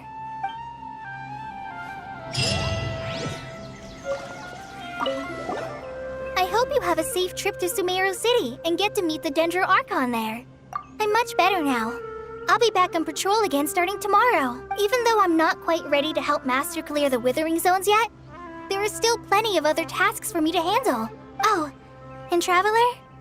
If you ever see Amber again during your travels, please don't mention my illness to her, okay? Amber knows about my case of Elazar and what's happened in my past, but I haven't told her about my condition getting worse. I guess I just don't want her to worry about me. If the need arises, I'll tell her about it myself. All right, we understand, Kale. I hope you have a safe trip to Sumeru City and get... Kinda hard to believe that Master Tighnari can cook, isn't it? His culinary techniques are very polished, but his taste is a little... unusual. It's not really his fault, though. The last time I went a little too heavy on the spices for my pita pockets, Master started having a sneezing fit. Of course, I never heard the end of it after that. I hope you have a safe trip to Sumeru City and get to meet the See you later! Be sure to come back often. Even though Master didn't admit it, I'm sure he wants to see you again.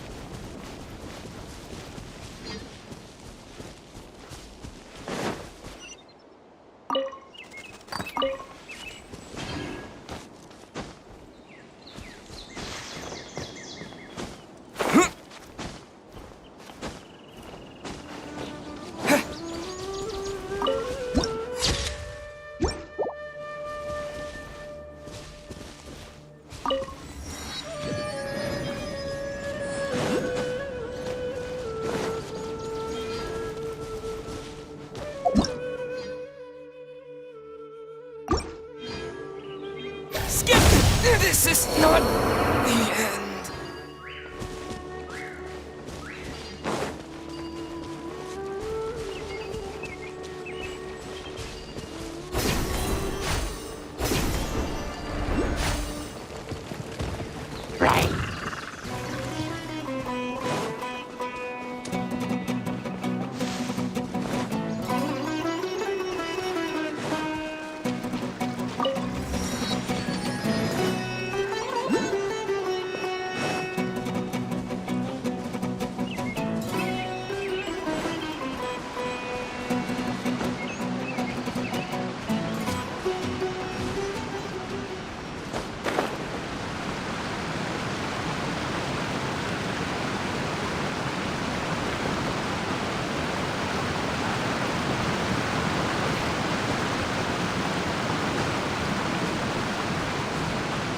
What's the hurry?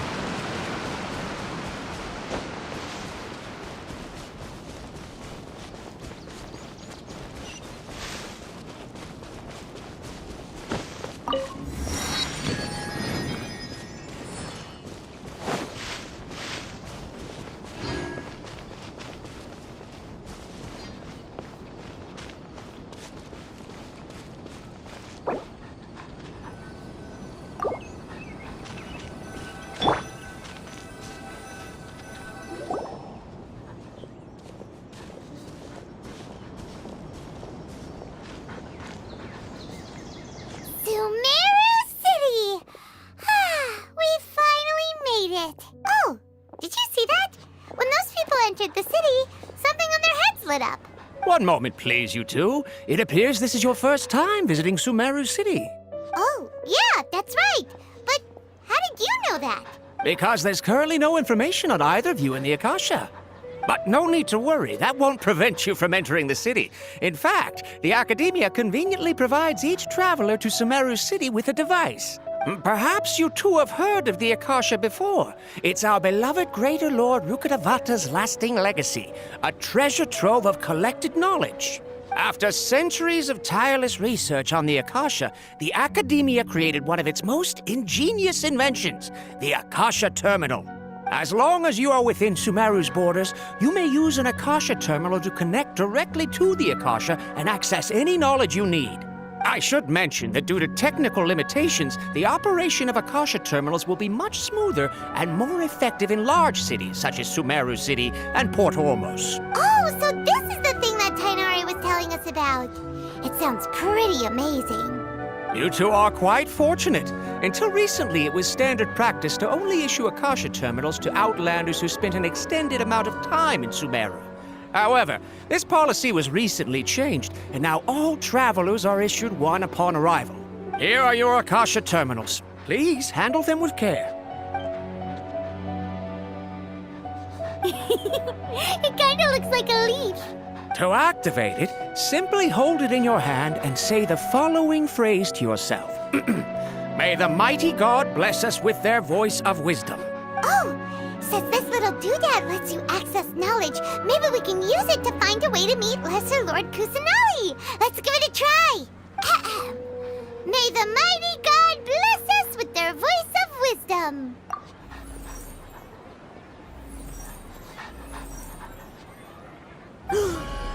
Whoa! Just now, something clicked, and Paimon suddenly knew how to use this thing. It seems all we need to do is concentrate on what we want to know, and bam! You get it. Oh, that'll come in real handy. Exactly. That is the power of the Akasha. And with that, let me officially welcome you both to Sumeru City. May the wisdom of the Dendro Archon always be your guide. Okay, now that we're in, we can check the Akasha about Lesser Lord Kusanali. Let Paimon try. 500 years ago, the sages found a newly born deity from within some scorched ruins.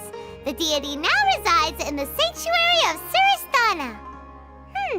Seems pretty similar to what Kali was telling us. Okay, next, let's concentrate on asking how to meet her.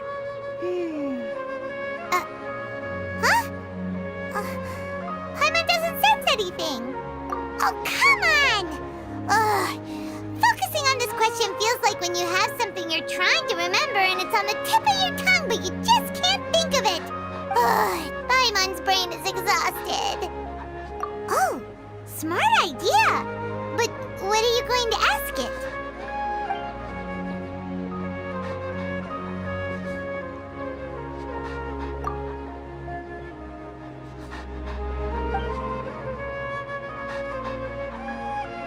Huh. Could it be because we're Outlanders and we've only just arrived in Sumeru? You know...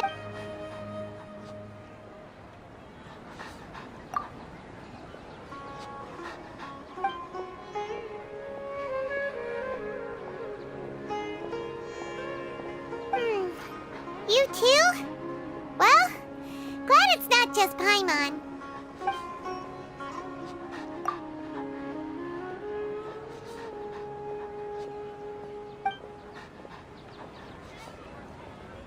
Uh-oh. Paimon's getting all teary-eyed all of a sudden. It feels like the people of Sumeru really missed their Archon. Well, seems no matter which way we try, we can't find anything that'll lead us to Lesser Lord Kusanali. Guess our only choice now is to try meeting with the researcher that Tainari recommended. He's from Sumeru and even has a position in the Academia. Maybe he'll be able to access more info from the Akasha. Let's see. Tainari wrote an address on the letter's envelope. Oh, it's not far from the city's gate. Watch out. Let's head over and have a look. Hopefully he's at home. Hello, are you Rohawi? Yes, that's me. Great! You see, Tainari sent us here and... What? Tainari? Please, there's no need to say anything, really. Sure, I admit that the article I published last month wasn't my best work, and maybe the data didn't produce the most convincing results, but... Here! This is a letter from Tainari! Oh, let me see... Oh! Ooh, what a relief. You two nearly scared the life out of me. So it seems even Tainari acknowledges my innate ability for procuring information. So, what is it you two would like to know? We want to meet with Lesser Lord Kusanali. Do you know a way we can do that? You mean you want to meet the Dendro Archon herself? This isn't exactly my area of expertise, but let me see what I can find in the Akasha.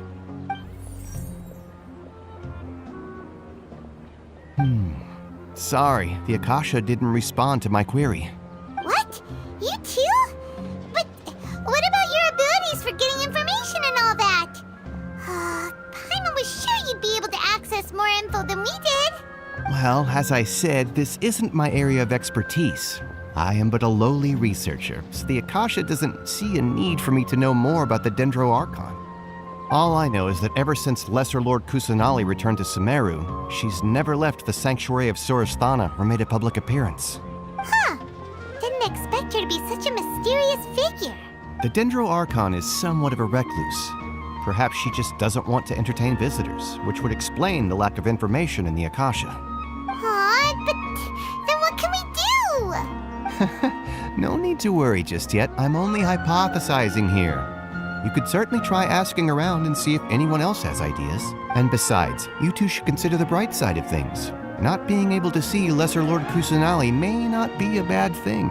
In this world, there will always be information you cannot obtain from the Akasha and things you can never accomplish. Knowing when to yield is a form of wisdom. Take me, for example. It's a miracle if my brain cells can spit out one paper every 3 years. But Tainari? That guy can publish 3 papers in just a single year. Okay. Thanks for your advice. Don't mention it. If you two ever want information about things like who's been promoted within the Academia or relations between the 6 great sages, come find me. Hey, come on. This is a survival skill at the Academia. Oh, Paimon's expectations were pretty low, but this is so low it's like digging holes in the dirt. So what do we do now? Even if we want to talk to someone, we don't know anybody here. Huh? Like who? Oh, you're right! Catherine! The Adventurers Guild has its own intel network. Let's hurry and find her. Must document everything. Anything else you'd like to ask about? Sage is the highest rank for an academia researcher. Since the institution's founding, each of the 6 great sages represent the finest mind and leader of their respective darshan. One grand sage is chosen from among the 6 sages to serve as the head of the academia. The current one is Sage Azar of the Rotawahist Darshan. Since ancient times, the sages have contributed immensely to Sumeru. The widespread usage of the Akasha is thanks to their hard work. Anything else you'd like to ask about? I just knew you'd be curious about that. Although the 6 Darshans conduct research in different disciplines, their sages frequent in the Immorta. Our leader is Sage Nafis. His temper is legendary. We researchers are terrified of him, and even the Grand Sage gives him some leeway. He hasn't shown his face lately, though. Rumor has it that he's currently involved with some major project. Thankfully, he's been so busy that I was able to publish a paper. Anything else you'd like to ask about? See ya. Take a page out of my book and learn to look on the bright side of things. How can my own brother say something like that about me?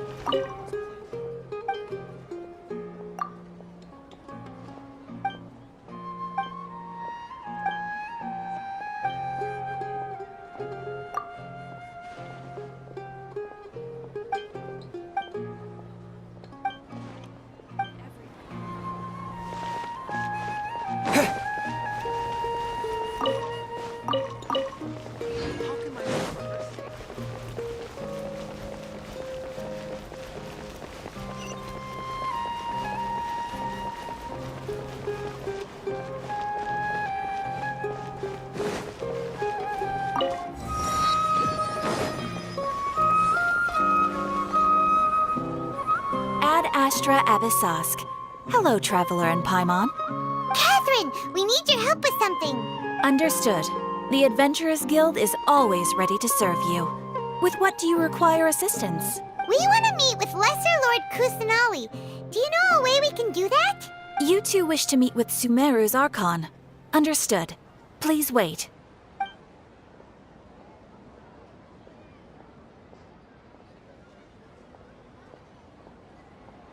I apologize, but I am unable to call up any relevant information in the Akasha. I'm also unable to locate any pertinent information in my personal memory. Aww, another dead end. Well, if Catherine can't help us, then we really don't know anyone else to ask now. Please do not worry.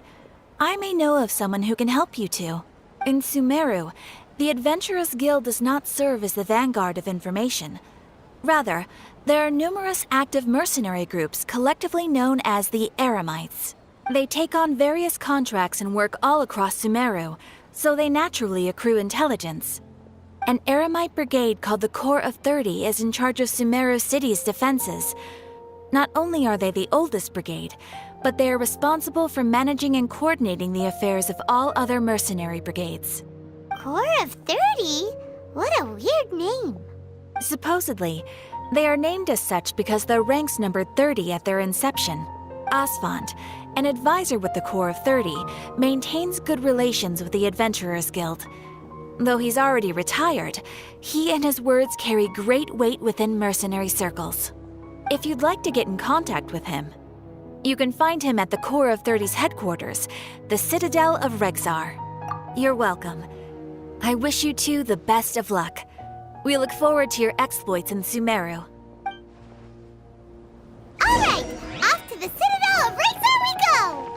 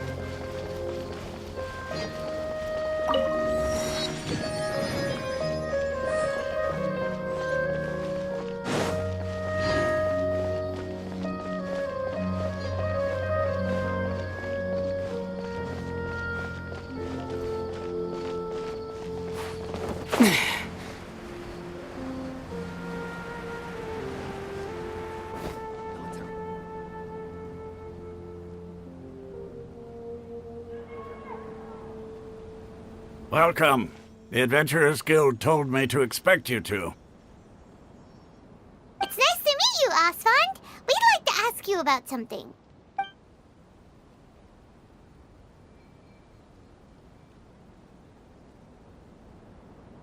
I see. So, Catherine's the one who sent you this way. Ha! It's true that the Eremites network is vast, but even I can't help you meet the... Wait, seriously? That's it? Afraid so. The Eremites aren't terribly religious, so we don't know much about divinities. As far as the Akasha goes, we can access even less than you. We originally came from the desert. The gods there died off long ago. Since those days, we've used our own two hands to carve out a living. We don't beg gods for their aid. It isn't just us, though. If you ask me, I think most in Sumeru aren't interested in Lesser Lord Kusanali. Oh? Why's that? Just take the Academia, for example. They're the ones who truly rule Sumeru. Although they believe in gods, most of them only care for the late Greater Lord Rugudevara. In their eyes, she was the one who founded Sumeru and gifted us with the Akasha. Lesser Lord Kusanali just happened to inherit her legacy. Because of the Academia's influence, most citizens are more familiar with Greater Lord Rugudevara and hold her in greater esteem. Not to mention that Lesser Lord Kusanali never makes an appearance, and the Academia never announces anything about her. As far as the people of Sumeru are concerned, she's just a god that exists. Really? Aw. After hearing all of that, Paimon sort of feels bad for Lesser Lord Kusanali. Ha! But who knows? We're all just guessing when it comes down to it. Besides, I'm sure the God of Wisdom doesn't worry about her reputation among people like us. All right. Well, thanks for the info, Osfond. No problem. Always happy to help out the Adventurers Guild. A new request from the Academia.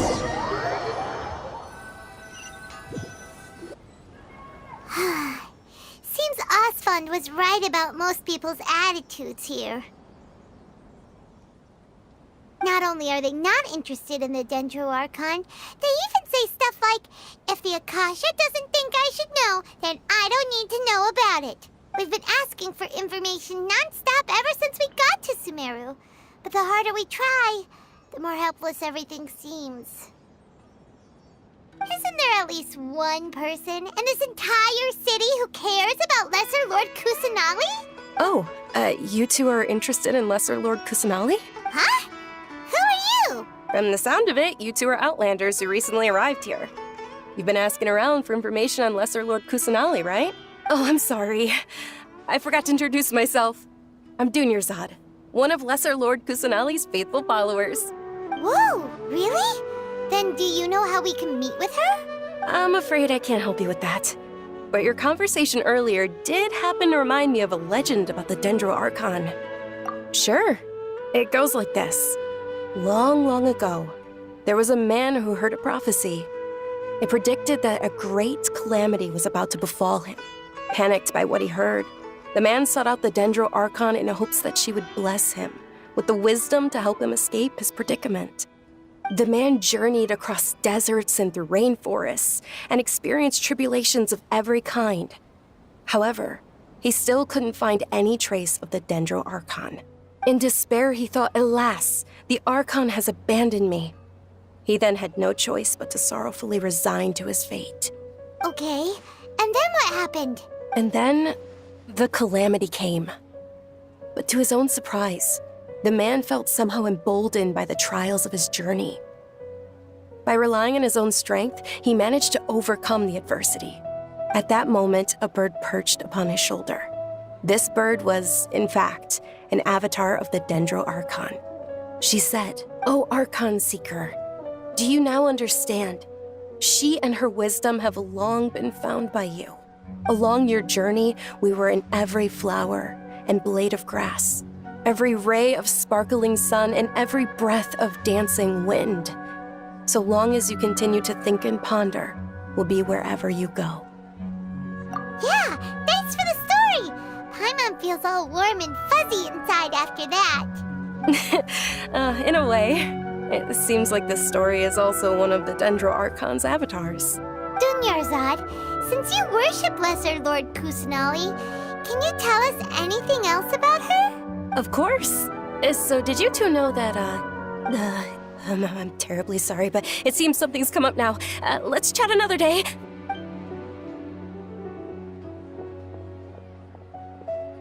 Hey, wait! What the heck just happened? It looks like they're searching for someone. Dunyarzad was acting super nervous just now. You think they're looking for her? Ugh, this stinks! We finally managed to find a lead about Lesser Lord Kusanali! We can't let them get in the way now. Let's see if we can get rid of them. Then we can catch up with Dunyarzad. Hey, have you two seen a brown-haired girl wearing a purple top and a long blue dress? We're looking for her. Did she have bandages wrapped around her wrists? Yes, that's her. Did you see which direction she went? Yeah, she went that way. Quick, after her!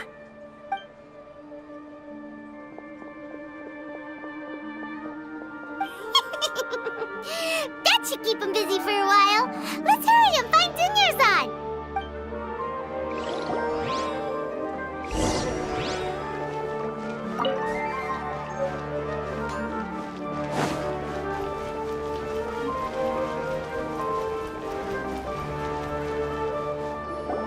There you are, Dunyarzad. We thought you might have been long gone by now. Oh, it's you two. Oh, you startled me there. You can relax now. We threw those people looking for you off the trail. Really? Thank you so much.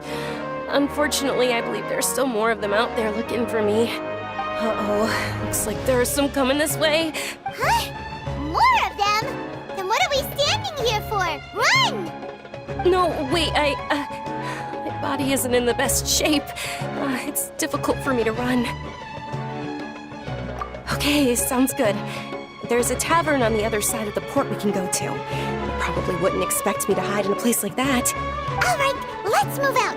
Stay behind us. We'll keep an eye out for anyone looking for you.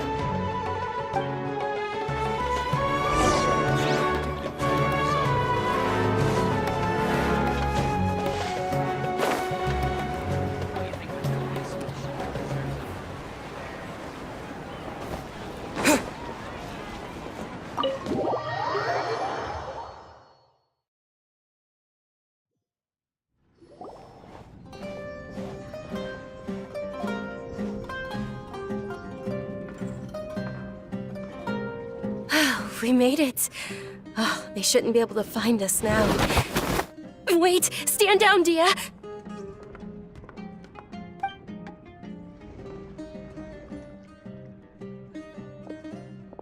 My lady, who are these two? They're travelers that I met on the street just a moment ago.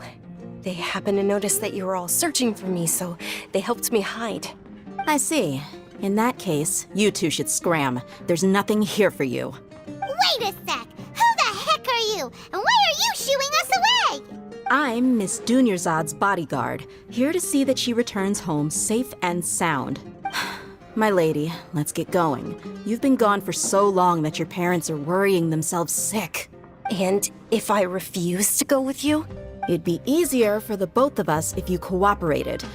But if you insist on not going, then I'll have to carry you like a sack of potatoes. Hey! Dunyarzad already said she doesn't want to go back. Why are you still pushing her? Stay out of this. You don't understand the situation. Sorry, my lady. Even though I'm your bodyguard, your parents are my employers. I have to answer to them. How much? Wait, what? How much more do I have to pay you to become your employer? So you never listen to my parents ever again. Double? A triple? Give me some time, and I'll get that much. My lady, this isn't about Mora. I don't know what you think of us Eremites, but let me say this. I like Mora, but I'll never go against my principles. That's why I'm here looking for you. Sure, it's an order from my employer, but my conscience was also telling me it's the right thing to do. And knowing your health, carelessly running around like this is gonna hurt ya. For the sake of those who love you, don't be stubborn. No, you're wrong. I'm aware of my limits, and I know what I'm doing. Honestly, the only people being stubborn right now are my parents. And I know perfectly well that it makes no difference if I'm at home or not. They still won't accept reality. And every time I bring this up, they just change the subject. Dia, you've been living with us a long time already. This should be old news to you. Dia, I know it hasn't been easy for Mother and Father, and I'm grateful for everything they've done for me. But there's someone else in this world I'm also grateful to, because she saved me. The love I have for her is the same I have for my parents. This is my life and my last chance. So I want to do something meaningful. My lady, are you sure what you're doing now is meaningful? Yes, I'm sure. At least, it is to me. Fine, I won't ask you to return home anymore. But let me make something very clear. I'm only doing this because I respect your determination, not because I agree with you. Thank you, Dia. Sorry for being so rude just now. My nerves were acting up. And I even brought up your payment in such an offensive way. Don't worry about it, my lady. I did say that I like Mora. Besides, that's our next topic of conversation. Today's little excursion caused such a ruckus that every single bodyguard at the estate was deployed. It wouldn't be easy to hide things from your old man. Since this definitely won't be your last escapade, here's a little tip. You should at least make it look like your room and things are still in order when you leave. Also, you'll need someone to cover you for when you're out and about. So, I'll let you hire me, my lady. This way, everyone wins. As for the pay, let's say half of what your father pays me. We can settle the bill when we return to the estate. Okay, deal. Yay! Looks like they've reached an understanding. I'm fine, really. I just feel a little tired now that things have calmed down. My lady, stop trying to look tough. We're already in a tavern, so let's rest up and grab some grub. I'm sorry for worrying you two. If you don't mind, I'd like for you to join us. Sure! After you rest up, we want to hear more about Lesser Lord Kusanali.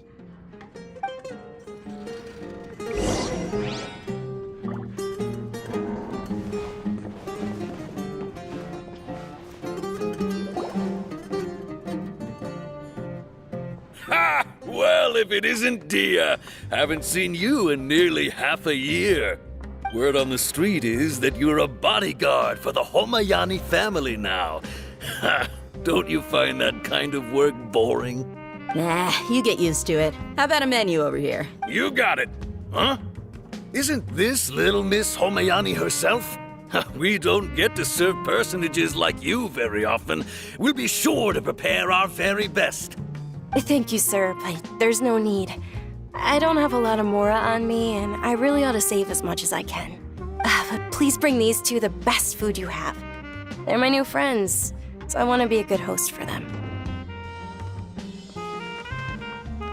Yeah, we're already super grateful for everything you told us about Lesser Lord Kusanali. How about our coconut charcoal cakes? They're our signature snack, and they run cheap. Look, other customers over there are eating some now. They look kind of burnt and dry. Bye, mine will pass. What do you have against my slime dishes? Dunyarzad, we asked a lot of people when we first arrived, and almost nobody was interested in Lesser Lord Kusanali. So, what made you want to follow her? Well, remember when you asked me if I knew how to meet the Dendro Archon? Even though I don't know how, I think I've actually seen her before. Huh? Really? Yes, it was when I was a child. At the time, my illness had kept me bedridden for the better part of a year. I was stuck inside and couldn't make any friends, and my parents did their best to find treatments for me. But even then, the Akasha didn't have any helpful information. My younger self no longer had any hopes or dreams. One flare-up was so bad that I was in a semi-conscious state for several days. Then one night, I woke up alone in my room. I was terrified. My body was paralyzed. Even if I cried, there was no sound. At that moment, an ethereal voice spoke in my mind. Dunyarzad, don't be scared. Dunyarzad, don't be scared. You don't have to cry. Who are you? How do you know my name? How do I explain this? You might not be able to understand, but actually, I know everything about you. Really? Of course. I know that you're scared of thunder, that you hate taking medicine every morning, and that you love counting the petals on your mom's skirt. Wow, you really do know everything. Dunyarzad, is there anything you want? Want?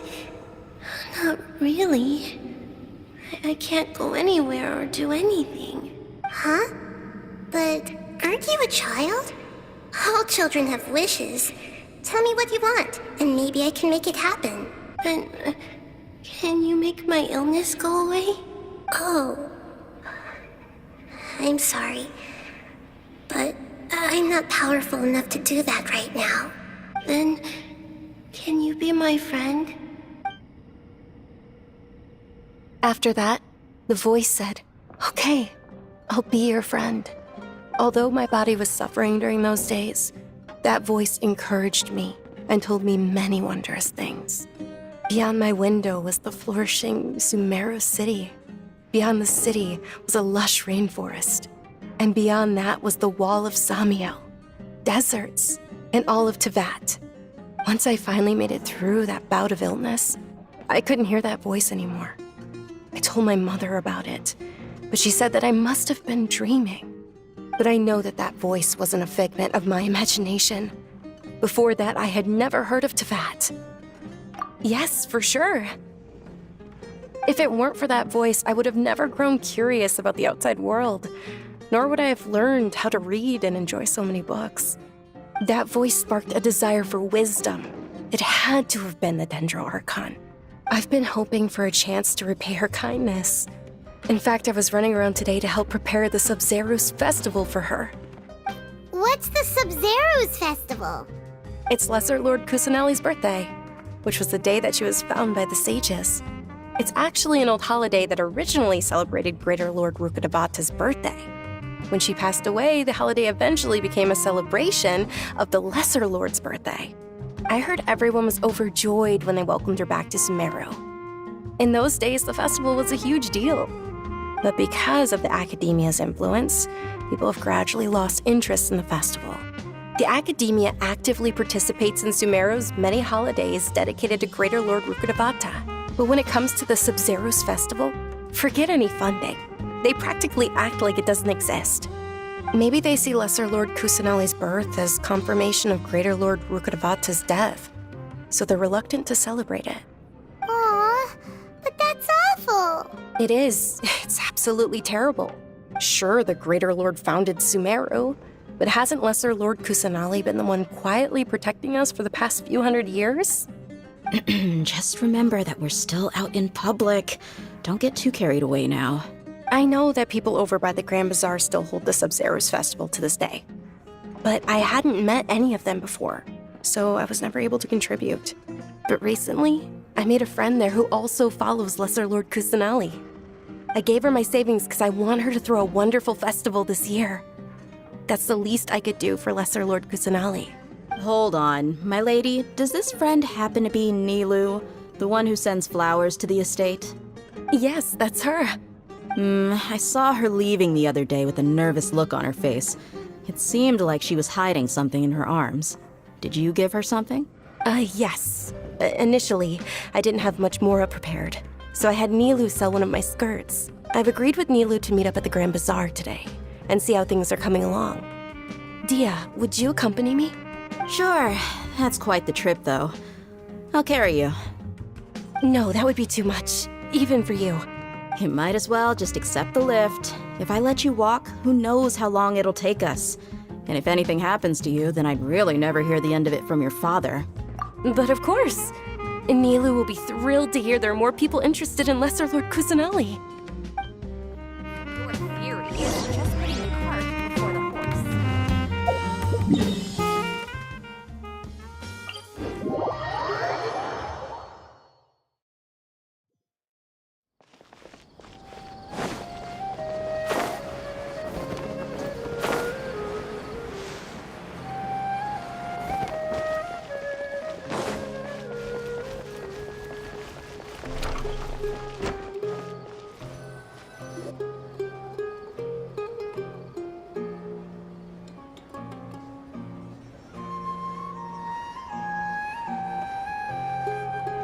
Sorry I'm late, Nilu.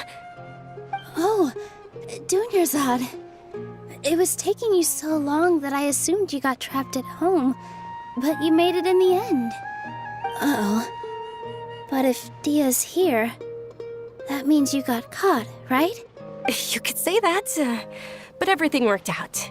She's on our side now. Not completely. Oh, and who are these two?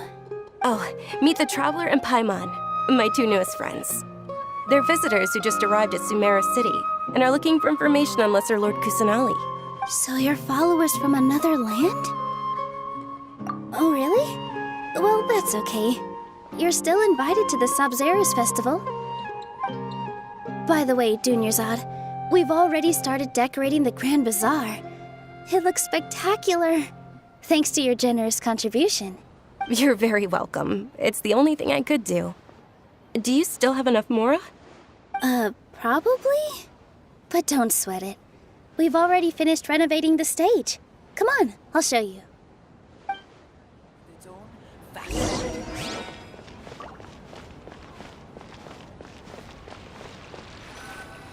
In my opinion... Wow! This place is amazing! Not bad. Last time I was here, the stairs were full of holes. The stairs were nothing. A little while ago, we discovered that the tree above the stage had a huge chunk of bark ready to fall off. Mr. Zubair was worried sick. We reported it to the academia many times, but they never sent anyone to deal with it. We didn't want anything bad happening, so we were going to cancel all the stage performances. Oh, probably because it was the theater asking.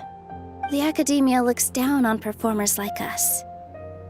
They probably think it would be best if the theater closed down completely. We can't let that happen, though. Not only would everyone involved in the theater go hungry, but then we wouldn't be able to hold the Sabzeruz festival anymore. Thank the Dendro Archon for Dunyarzad. With the Mora she gave us, we hired someone to patch up the tree, and we also gave the stage a much-needed makeover. The stage is going to be even prettier when it's festival time. I can't wait for you to see it. And I can't wait to see you on the stage. You've been practicing so long already. It's almost time for your dream to become reality. It's our dream. I'll do my best for the two of us. Nilu, what are you gonna be doing at the festival? She'll be dancing the dance of Sabzeruz, the most important performance at the Sabzeruz festival. Dunyarzad, have you told them the origin of this holiday? I only told them about the Greater Lord and Lesser Lord so far. Okay, then I'll tell you two about how this holiday came to be. According to legend, the Sabzeruz festival was originally the Goddess of Flowers' birthday celebration for the Greater Lord. A long, long time ago, on one of Greater Lord Rukkhadevata's birthdays, her friends threw her a celebratory banquet. Some of the gods got drunk. One started playing music, and the Greater Lord started singing. As she danced upon the grass, countless beautiful parisaras began to bloom wherever she stepped. Those brilliant purple flowers became her dazzling stage. All the gods clamored, "Oh, if only time could stop at this very moment." Huh? Really? Oh, you probably mean because all the gods in this story are no longer alive. Although they aren't around anymore, they're preserved in our tradition of dance. This outfit I'm wearing is apparently based on how the goddess of flowers looked. Though we're just tiny people compared to the divine, we still have to do our best to make sure that the birthday girl feels loved on her special day. Nilu, you of all people will definitely be able to convey our well wishes to the Dendro Archon. I also noticed that you went the extra mile and scattered Patisaras around the stage. They symbolize the goddess of flowers, after all. It's just a shame that all the real Patisaras went extinct after her death. Yeah. The Greater Lord brought forth Patisaras in memory of the goddess of flowers, but she ultimately could never truly replicate that beautiful purple. Thinking about the goddess of flowers dance makes me wish I could have seen it. If my stage were anything like that, I'd be thrilled if I had just 2 real Patisaras on the stage. So, Traveler and Paimon, what do you think? Interested in the Sabzeruz festival? All of Lesser Lord Kusanali's followers will be there for her birthday. It'll be a good opportunity for you to learn more about her. Ooh, Paimon thinks that's a great idea! Of course Paimon wants to watch. Those 2 things aren't mutually exclusive, you know. So how about we all attend the Sabzeruz festival together? Dunyarzad, let me show you which stage decorations we've picked out so far. Traveler and Paimon, if that doesn't sound interesting to you, then feel free to explore the area. Everyone at the Grand Bazaar loves Lesser Lord Kusanali, and we're all looking forward to the Sabzeruz festival. In that case, we'll take a look around.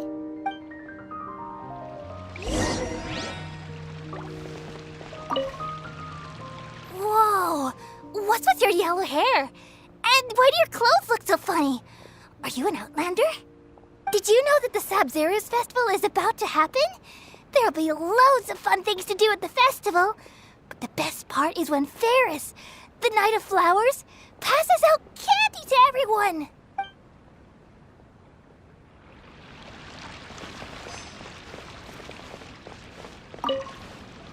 Ah, dancing at the Sabzeruz festival.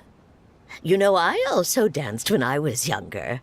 As a child, I even asked my grandmother why we performed the dance for the Lesser Lord when it was originally done to honor the Greater Lord. My grandmother said that Greater Lord Rukkhadevata is a beloved deity and honored by all. And Lesser Lord Kusanali is too.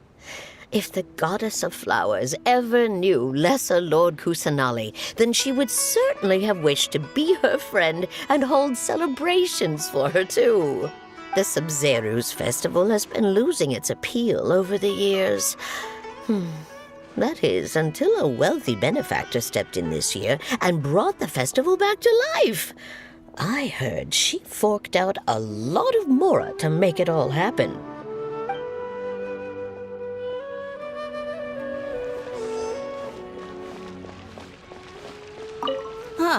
Revamping the stage for the festival couldn't have been easy, that's for sure. I bet this year's festival will be one to remember.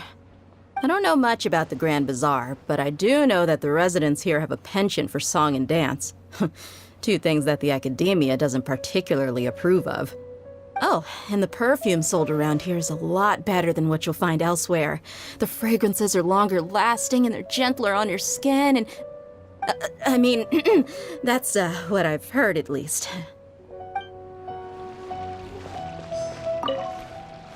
Things are really shaping up, and there's a buzz around the festival this year. We're expecting people from all over to come by this year and buy things during the festivities. Don't be fooled into thinking that Sumeru City has the best of everything. Some festival snacks are only offered here in the Grand Bazaar. And when it comes to musicians, dancers, or singers, the Grand Bazaar's got the best of the best. Sure, those folks at the academia might not like it, but what's a festival without song and dance?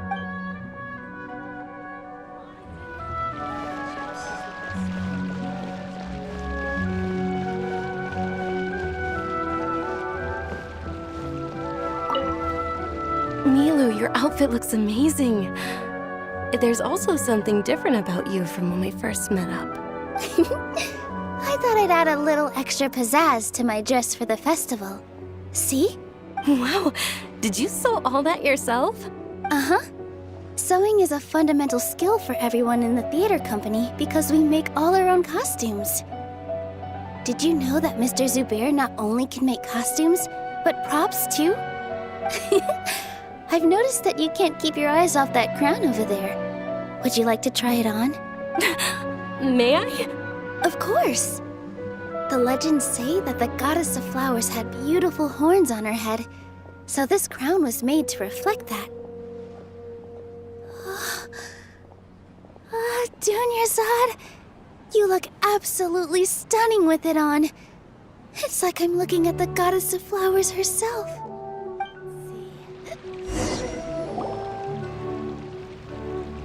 Hey! Is that who Paimon thinks it is? It looks like Catherine.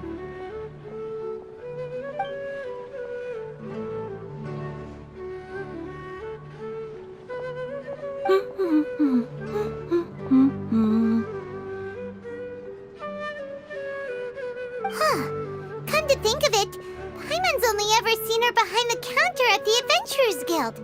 This is the first time we've ever seen her taking a break. Hey, Catherine! Oh, hey! It's the Traveler and Paimon! What's shaken? Whoa, break time Catherine sure sounds a lot less formal than usual. Paimon was still waiting for her to say Ad Astra Abyssosque. Sure.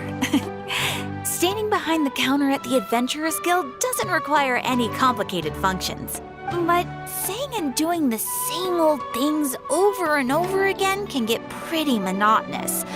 Like watching the same Fontaine movie day after day. But take you two, for example. You travel across Teyvat to enrich your lives and gain new experiences. Well, we enjoy traveling across Teyvat and all that, but we're mainly looking for clues about his sister. Yes, you should keep searching. Sometimes the answers we're looking for aren't necessarily at our intended destination. Instead, they're found along the way. Huh. Haven't we heard someone say something pretty similar recently? Anyways, what brings you out here, Catherine? No, not particularly. I guess you could say that I'm loving the recent atmosphere here. If festivals bring happiness to everyone, then that's where their true value lies. Oh, it looks like it's about time for me to be heading back now. Alright, we'll see you next time at the Adventurers Guild. Oh, by the way, thanks for connecting us with the Eremites. We've already made some great friends in Sumeru City thanks to you. I'm sure you two will get along well with the people here. You've already been blessed by the element of Dendro after all. See you around.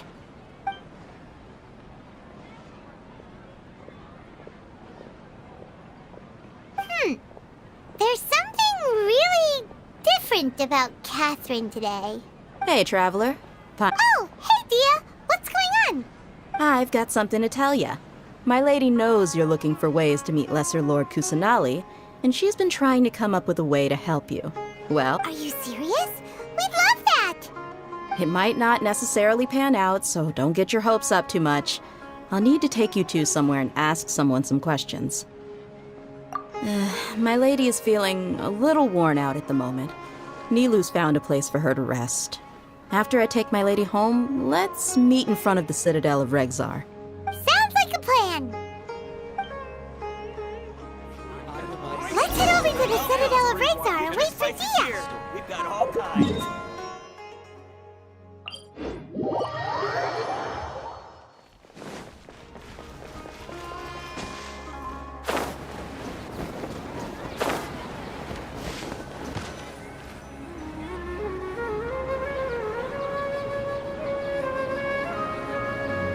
Sorry, I'm late. It took some convincing for the master and mistress to believe that Miss Dunyarzad was only sitting in the port for a while because she was in a bad mood. Anyway, I guess I should be thanking you. I haven't seen Miss Dunyarzad that happy in a long time. If it wasn't for you two, she probably would have been caught and dragged back much earlier. You sure sound a whole lot nicer than when we first met, Dia. Who would have thought you had such a soft spot for Dunyarzad. It's called being a professional. I'm a bodyguard, and I work for whoever's paying. Look, Dia's blushing. Listen, you two. I don't expect to be working for Miss Dunyarzad very long, but I hope to finish things on a positive note if possible. Let's cut the chit-chat and head into the Citadel. We'll see if the person I know has a way for you two to meet with the Lesser Lord.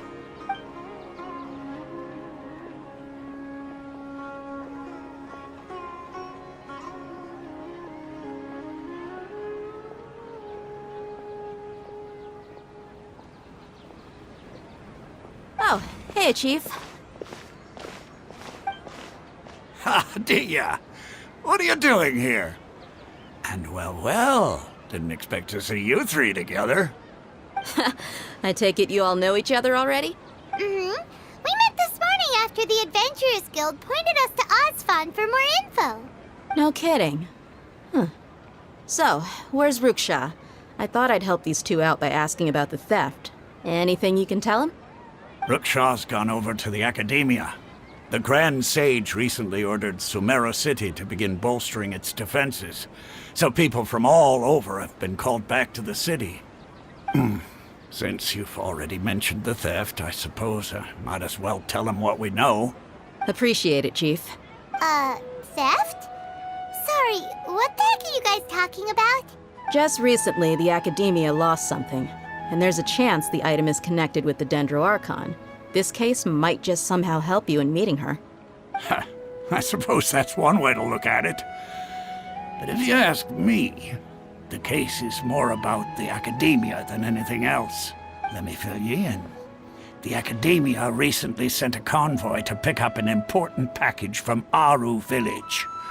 Word got out, and the convoy was robbed on its way back. The Grand Sage took the whole matter very seriously. Not only did he dispatch the Matra, but also enlisted our help in the search for leads. All we know so far is that whatever was stolen is currently in Port Ormos. You two have heard of Port Ormos, haven't you? It's the largest commercial port in all of Sumeru. You can travel there by leaving Sumeru City and heading south along the river. The Academia's grip isn't long enough to reach all the way to Port Ormos, so the city's a little more laid back, meaning the population's also a mixed bag. Apparently what was lost has a great deal to do with the Akasha, knowledge, and even the gods. I'm afraid I don't have any other details for you, though. If you're interested, maybe you could head to Port Ormos and ask around yourselves. If you want my advice, try introducing yourselves as students of the Academia once you're there. Are you serious, Chief? All the Academia students are in Sumeru City, you know. Why should they pretend to be students in Port Ormos? If you're also interested, just go there and see what happens. Count me out. I've got plenty of work to do here for the Homayani family. And take it from me, if you two really do decide to visit Port Ormos, you'd best watch your backs. Let's just say that the Eremites there aren't nearly as friendly as those here in Sumeru City. There are even some extremists who go around shouting slogans like, "Retake Sumeru for the Scarlet King." Word is that more and more are joining their movement. They're becoming— You bet they are. The Scarlet King's been dead for thousands of years. Now they start spreading rumors of his return. Ridiculous. Not everyone's like you, Chief. Even the desert natives who abandoned their homes in the wilderness still wish to have a god of their own. Well, Traveler, that's about all the information we have for you. Thanks, Dia, and you too, Osfond. Since we've gathered all we could for the moment in Sumeru City, let's head to Port Ormos and see what we can find next. Miss Dunyarzad is looking forward to seeing you both at the Sub-Zerus Festival, so be sure to get yourselves back here in time for that. Good. Then we'll see you both at the Sub-Zerus Festival.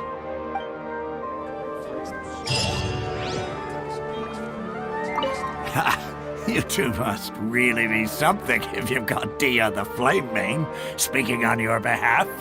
The Corps of 30 isn't officially overseen by the Academia, but because we're hired mercs, there's still lots of sensitive intel that I can't reveal to you. In the end, when it comes down to it, The city's safety is both the core and Academia's top priority. I've told you all I can about what was stolen from the Academia. As for why you should pretend to be students in Port Ormos, I'll leave that for you to find out yourself.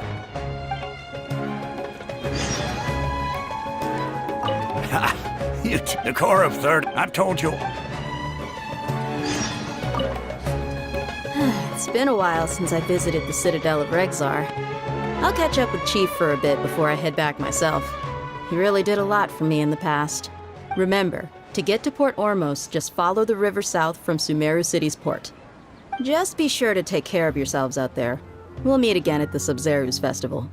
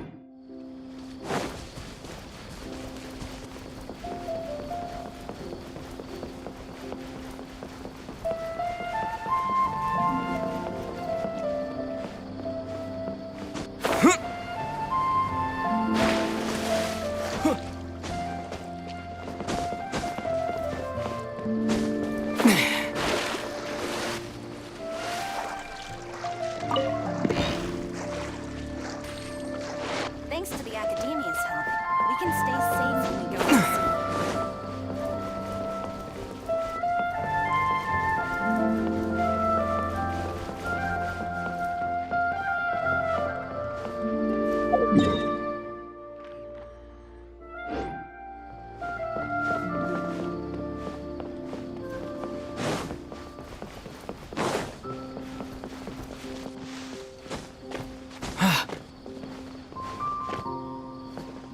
If the Sumter beasts escape, we must bring them back. Understand?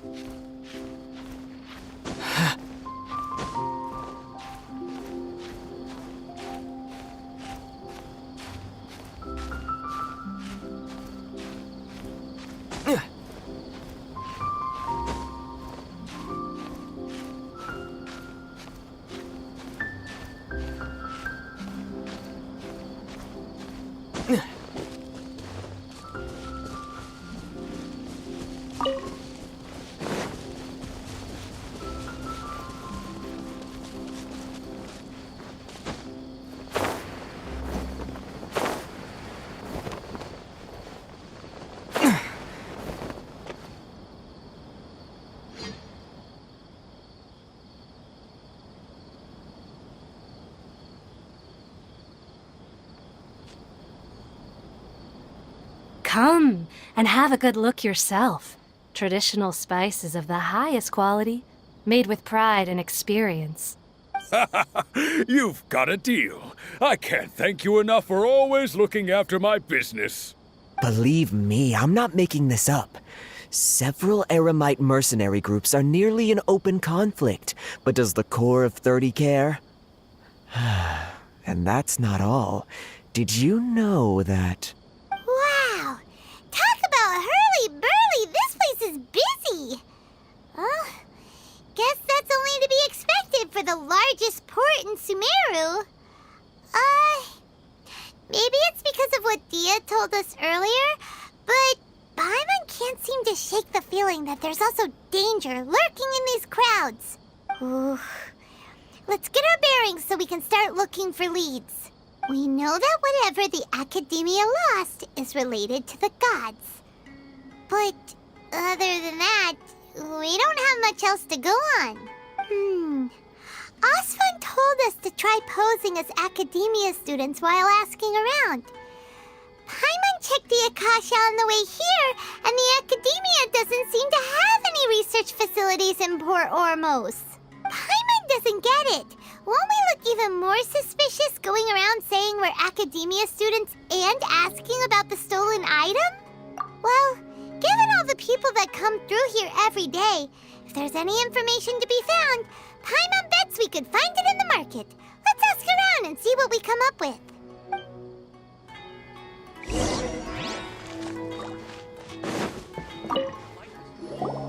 Welcome. Welcome. How can I help you two? Hi there. We would like to ask you a question. Do students from the Academia ever come to Port Ormos? Of course. Especially around this time of year. Students from Sumeru City that are about to graduate often come to Port Ormos to cut loose a little. Many people often talk about how hard it is to get accepted into the Academia, let alone graduate. But those who finish their studies and go on to become full-time researchers at the Academia have it even harder. Sure, we may not be Sumeru City, but Port Ormos offers beautiful scenery and a stress-free environment. Some even say it's good luck to come to Port Ormos, so students and researchers come flocking here when things get to be too much at the Academia. You see over there? Those are students from the Academia. They've been looking worried and miserable ever since they got here a few days ago. If you ask me, the life of a merchant is better. So long as the Akasha teaches us what we need, then life is good. Those students seem to be discussing something. Let's see if we can listen in.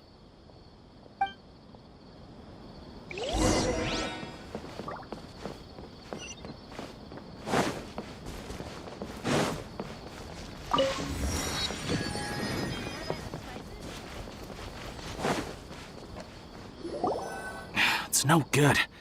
I've tried asking around, but I haven't been able to learn anything useful. Not to mention that a bunch of scary-looking Eremite mercenaries have been posted along the streets now.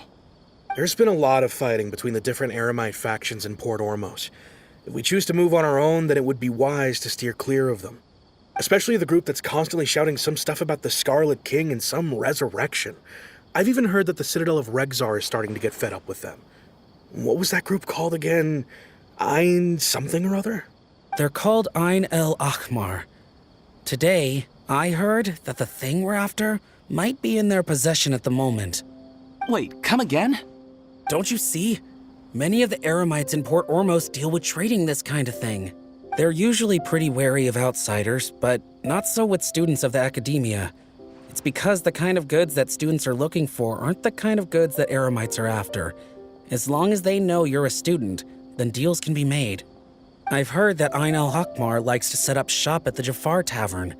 Supposedly, if you're willing to part with 500,000 mora, they'll give you info on anything. Wait, did you say 500,000? If information alone costs that much, then how could we ever afford to buy what we're looking for? I guess we might as well give up on trying to graduate this way. I wouldn't worry too much. Our field of research is very niche. Who else could possibly be after that kind of shady knowledge? I bet it's practically worthless to anyone aside from us. Well, I guess that makes sense. Then the only thing left for us now is to find a way in. Why don't we all just pool our money together and pay for the information? Whoa! Did you hear that? A niche field of research and shady knowledge? It all sounds pretty suspicious to Paimon. So, what's our plan? Wait, didn't you hear what they just said? Buying information is going to cost us 500,000 mora! Have you lost your mind? Oh, all right. Paimon never thought she'd agree to parting with that kind of mora. But if you know what you're doing, then we should give it a shot. What's the most?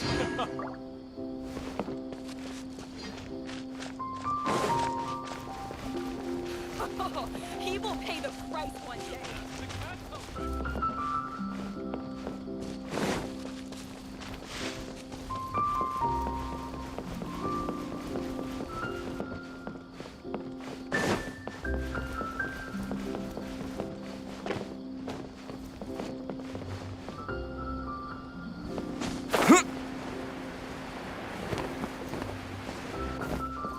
It's just an adventure. I can totally do it. Got any commissions related to antique appraisal?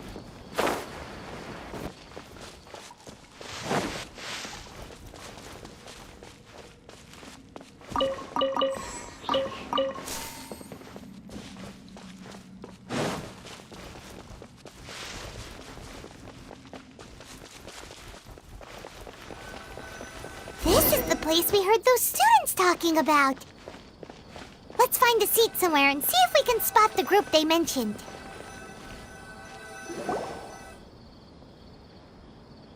Oh, you've arrived.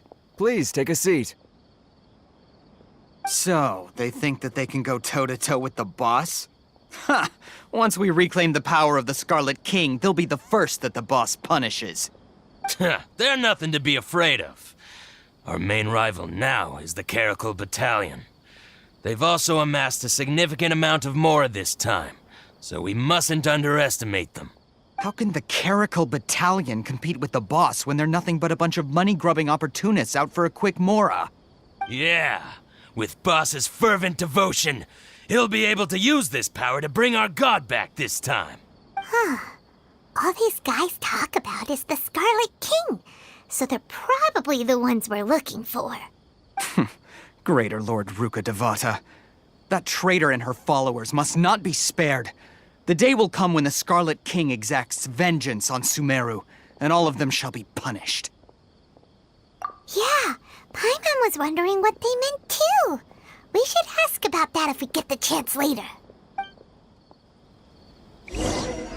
What's going on? How can there be Kairagi? So then, what happened next? Huh?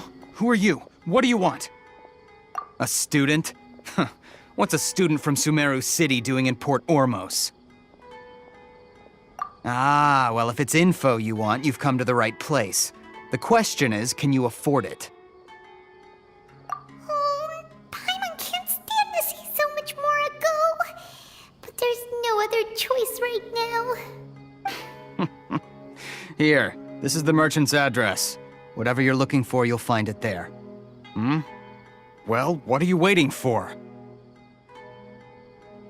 Oh, that's right. We heard you mention the Scarlet King just now. We're actually interested to know more because we're archaeology students. Fine. Since you've already handed over the Mora, I guess I can throw in a little extra info. As you can see, members of Ain al-Ahmar are devout believers of the Scarlet King. Years ago, the Scarlet King founded the great desert nation that was our homeland. It was an advanced civilization, far beyond anything you'll see in present-day Sumeru. The Scarlet King was the rightful god of wisdom, but he was betrayed by a companion he trusted. She even stripped him of his title, God of Wisdom. So, you mean the traitor was... Greater Lord Ruka Devata, yes. That shameless wretch destroyed the Scarlet King's civilization, and our ancestors were forced to flee to this land where we were made to suffer the tyranny of our enemies. Furthermore, she conspired with the Academia to cover up the truth of her actions, and create the merciful and benevolent facade for which she is now known. Ugh, just thinking about it sickens me. But the story doesn't end there, oh no. The Scarlet King isn't truly dead. The voice of the Oracle has been heard in the desert, prophesying his resurrection. Mark my words, our god shall return. And when that day comes, all followers of the traitor and all the desert dwellers who have forgotten their true god will suffer retribution together. If what I'm saying makes you shiver with fear, it might not be too late for you to become a believer of the Scarlet King. I don't have anything to say to you Academia people about that. I think this conversation has reached its end. Not just yet. This man is a fraud. Huh? You again? Deranged Academia lunatic. Yes, it's me again. I already warned you that if you weren't willing to sit and discuss things with me, I'd take measures to make things uncomfortable for you. Listen to me. That address he gave you is fake. Or at least, you won't find a merchant waiting for you there. This group has been boasting all around that they can provide information on a certain item as a means of luring people into their territory. Once you show up, they keep up the act until they have hard evidence that you want to purchase said item. Then they use that to squeeze you for all the more you're worth. Hey! Shut it, Alhaitham! What are you playing at, trying to ruin our business like this, hmm? I told you the other day. I wish to discuss my terms with your boss. Ha! The boss made it perfectly clear that he won't negotiate with you. Yes, and in no uncertain terms. But that was then. It does not preclude him from changing his mind in the future. I'm warning you, don't push us, or this could get ugly. We don't usually get rough with people from the Academia because it just complicates things. For a lunatic like you, though, we might just have to make an exception. If you're suggesting that we escalate this from a verbal exchange to a physical one, I accept. After all, even the Archons used war to negotiate the ownership of Tevat. If, on the other hand, we can't agree on any means of negotiation at all, then I'm afraid my next course of action will sting a little more than the mere falling through of a few business deals. I will jeopardize the Eremite's reputation, which I know you value above all else. I am quite confident that if I began to take such action, your boss would willingly approach me himself. However, I fear that by then, some things will have happened that cannot be undone. Also, a word of advice. I suggest you tell your boss exactly what happened here today. Otherwise, he might blame you for not telling him in the future. What did you say? Consider this. Have I ever failed to follow through on my word in the past? This guy is really out of his mind. Okay then. If you really have a death wish, let's meet a week from today. The pier in front of the Pharos Lighthouse, 4 o'clock in the afternoon, sharp. Don't expect us to hold back. Not so fast. First, you return the 500,000 mora to them.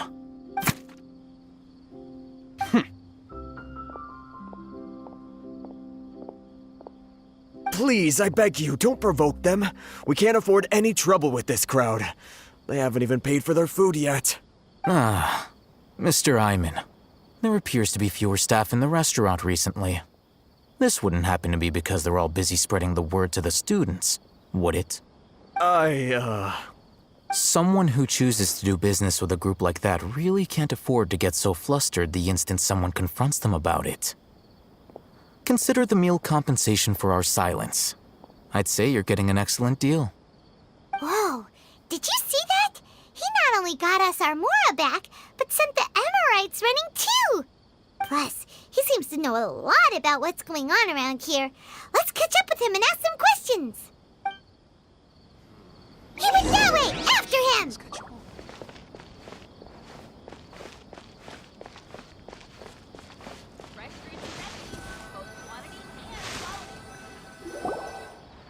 Wait up!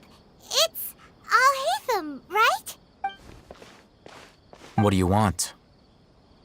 No need for thanks. My goal was to get to them, and you two gave me just the opportunity I needed. Oh, I advise you to keep your distance from them. Since they weren't able to make off with your mora in the end, they... All right. Goodbye. Hold your horses! We still have something to ask you about! Since you tore through their scam right in front of them, you must know the real story about certain something, no? Who exactly are you two? And why are you inquiring about that? A student. Right.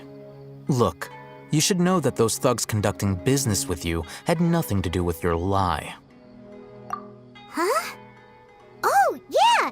He's really strong! Weren't you saying something about a physical exchange? We can help with that. He doesn't even have a vision. Forget it. Maybe not, but he can still use elemental energy. Otherwise, there's no way we'd go asking for info from from God. Those high-headed thugs are definitely gonna bring a lot of backup for your next meeting. Even if you don't go alone, you won't regret taking us with you.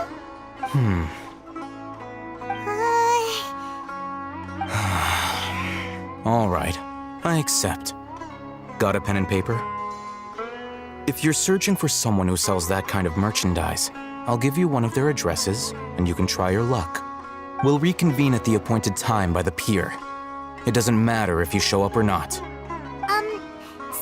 since you were happy to give us this merchant's information, does that mean you can tell us exactly what we're after? You were willing to part with 500,000 mora for something and you didn't even know what it was? Okay. Well, if you truly are as skilled as you claim, then you can beat the answer out of them when they become hostile. Look, if you've been making inquiries, then you have to know something by now. Tell me what you know so far, so I don't waste time repeating information. We know it's connected to the academia somehow, and that not only do the Eremites deal in it, but some students want to get a hold of it too. What else? You know almost everything there is to know, but you're unable to compile this information because you've never seen the object before. This is what you've been looking for. Huh? Paimon can't tell what it is. It looks like some kind of ornament. This is a knowledge capsule. To put it simply, it's a vessel that can store a fixed quantity of canned knowledge. It's like a miniature Akasha. Anyone who links it to their personal Akasha terminal instantly becomes privy to its contents. Correct. Anyone. Unlike the Akasha, which heavily regulates who can access what information. Knowledge capsules confer their contents without any requisites. That's amazing! It's essentially a convenient and harmless vestibule for knowledge. Unfortunately, it's illegal in Sumeru to privately possess or trade them. They were created as a means for scholars to transfer knowledge gained from Irminsul into the Akasha, and are intended to be destroyed immediately after use. But despite strict regulations, some of these knowledge capsules will always escape destruction. After all, there will always be those in this world who are dissatisfied with life as designed for them by the Akasha and wish to change their fate. Over the past century, a wide variety of canned knowledge has been leaked from the academia. Now, in Port Ormos, the valuable ones are a means to Mora for the Eremites. Meanwhile, those which the Eremites deem to be useless to them occasionally prove useful to the common citizens and hapless academia students. Well, I think that about sums it up. Oh, so that's your true objective. With our current arrangement, I don't believe I can offer an answer. You're still resolved. Fine. Let's talk somewhere with fewer people.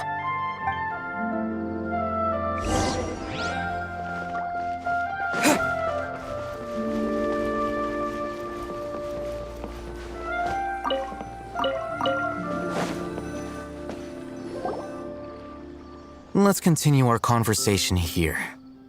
If you wish to learn more about the knowledge capsule that the Academia lost, then you must help me with something. I need you to find someone named Dory, a traveling merchant. Unlike the peddlers who hawk inferior knowledge capsules, she often has quality goods in stock. Some say that as long as there is profit to be made, there is nothing she won't dare to sell. She's guarded against people from the Academia because most of her wares don't comply with Academia regulations. I think she blacklisted me.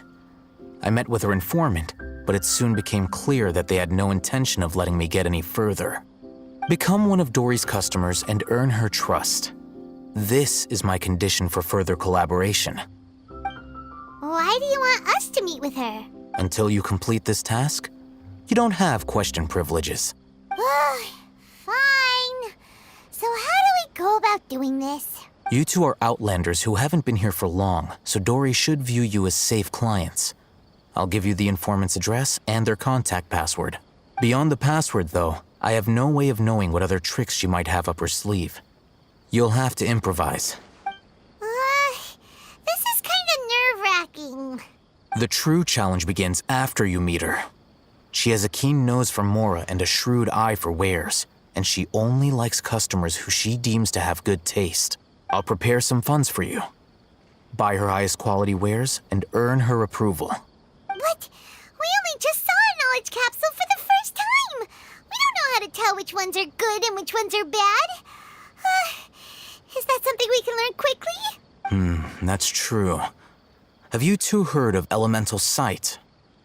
Oh, that's a surprise. Guess I'll have to hold you in higher regard. Anyway, that ability should resolve your issue.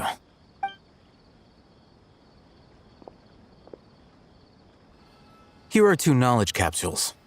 Tell me, can you detect any difference in their quality?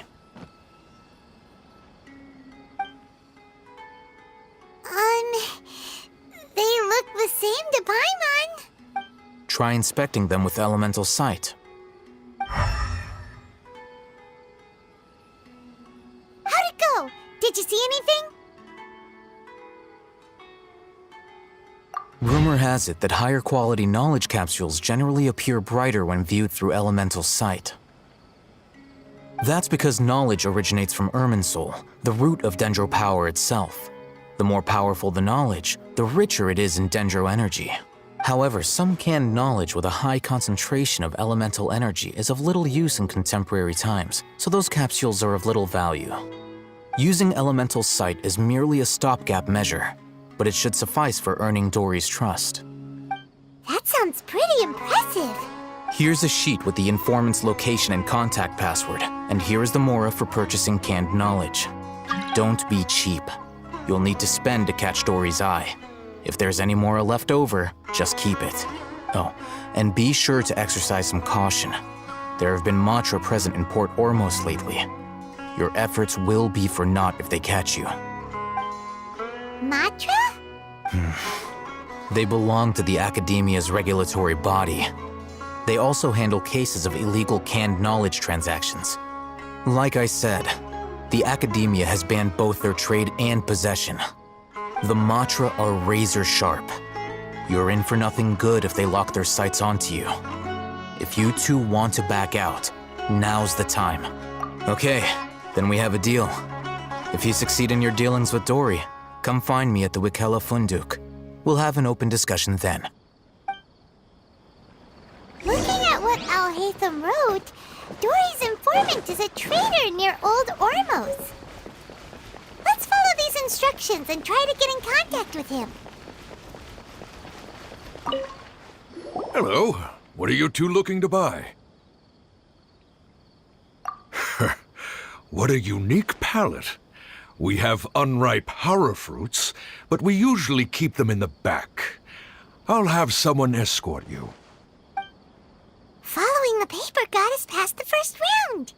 Ronak, these two want to buy unripe hara fruits. Show them to the warehouse. Got it. You two, please follow me. You two have a fascinating fashion sense.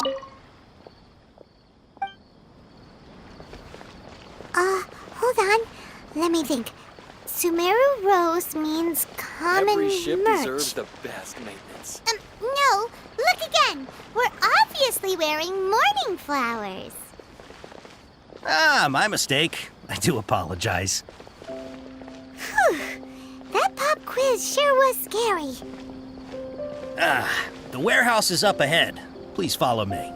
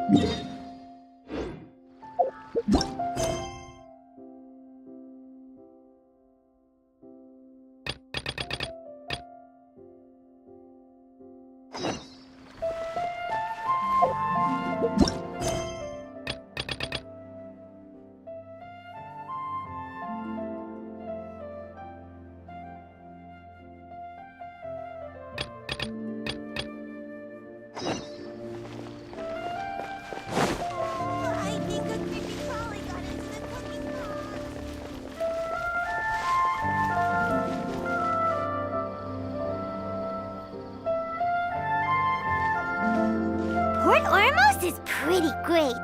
There's so many new and interesting things, not to mention all the tasty food. Sumeru's largest commercial port sure lives up to its name. Look at all the merchants, and everyone seems excited just to be here. How did things end up like this? All thanks to your artistic license. That's how. I should have made you wait until we got an update from Tanja. But when I finished the prototype Aranara yesterday, you agreed that the kids would like it. That's why we tried bringing it out for a test run today. Well, I never thought they'd dislike it so much. Oh, what should we do? Whoa. Yeah. Compared to everyone else, they seem really down in the dumps. Let's go find out what's going on. Hey there. Paimon's name is Paimon, and he's a traveler who is just passing by. Is there something bothering you? Oh, I noticed you two a moment ago. Welcome to Akara Crafts, the best toy store in Port Ormos. At least for now. What's bothering us is this prototype Aranara. To start with, could I get your opinion on it? Prototype Aranara? You mean this wood carving here? Oh, no. The prototype Aranara is something that brings joy and laughter to children. At least in theory. Not the first negative feedback we've had. So, what exactly is a prototype Aranara? So for context, Aranara are magical creatures in Sumeru fairy tales that live in the forest. For the store's 20th anniversary, we plan to release a series of hand-carved toys based on the Aranara stories that kids know and love. This is a prototype we made to get an idea of how they would react. But when we put it out there, the reaction was not quite what we'd anticipated. They thought it looked like a mushroom too, huh? No, worse than that, actually. I can't quite describe it, though. And I'm also not very good with kids. Maybe you could ask them for yourselves.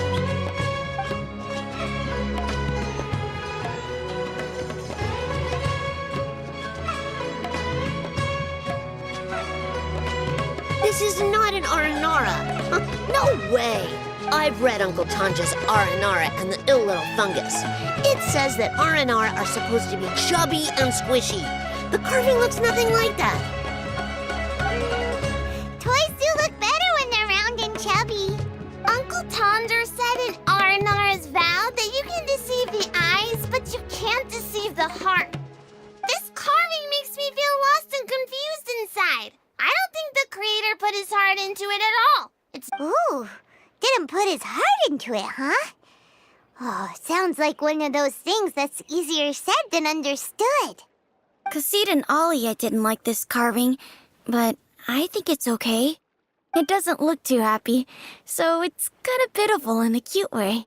Oh, a positive review!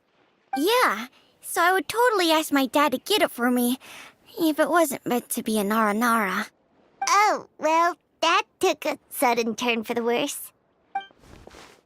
We asked the children for their opinions. Oh, how did it go? Has it maybe, grown on them at all? Oh, this is such a shame. Why isn't Tanger back from Gandharvaville yet? Oh, the kids kept mentioning an Uncle Tanger, too. Who is he exactly? Uncle Tanger is a famous children's author here in Port Ormos. He wrote quite a few stories in the past, but none of them were popular among children. Just like our prototype Aranara. But around a year or so ago, he suddenly had a eureka moment or something, and suddenly the children loved every one of his stories. That's right. My little Ghaffari loves his stories too. The whole reason we decided to make these carvings was because we saw just how popular the Aranara are among children. We asked Tanja for guidance, but right after he agreed, he went off to Gandharvaville with his son to look for inspiration. They haven't returned yet. We were running out of time, so we had no choice but to carve an Aranara based on our own imaginations. As you can see, this was the result. Oh, we have to do something. Hey, since you're the famous traveler, could you do us a favor and look for Tanger in Gandharvaville, He doesn't have to come in person if he's too busy. Just ask him to write down his suggestions and bring his notes back to us, if you could. Please, if only to put a smile on the children's faces. And, of course, you'll be well compensated for doing us the favor. They seem pretty desperate. Let's help them out. To see the kids smile. And also for our reward. Yay! Rewards!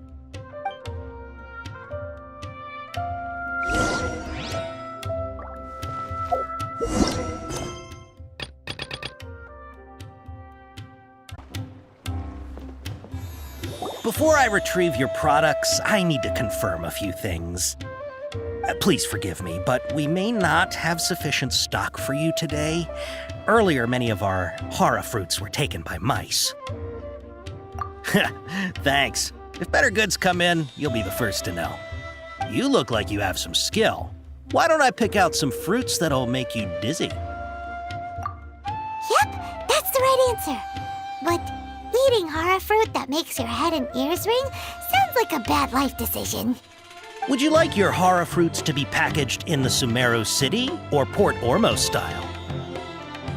Wow, you two sure are generous customers. We'll be sure to package your products beautifully. Okay, everything has been confirmed. Miss Dory is waiting for you up at... Shoot, it's the Matra! Run! What? The matcha? Where? I'll hate gotta get out of here. We don't know this area, so let's follow that informant.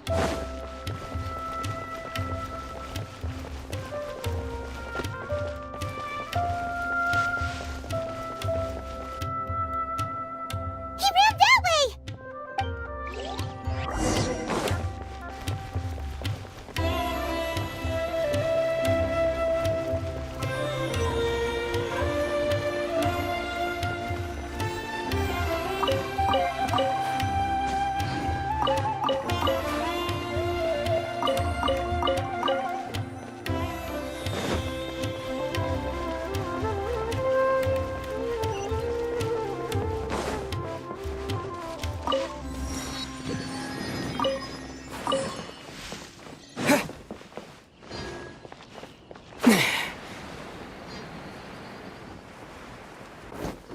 Look, he's over there!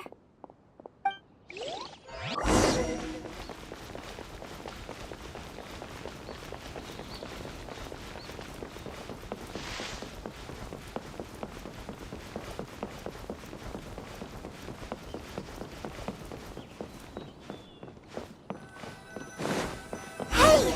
If you're hiding from the Rishbaland tiger, come this way! Another password! Huh? Oh, that voice came from behind the building on the right.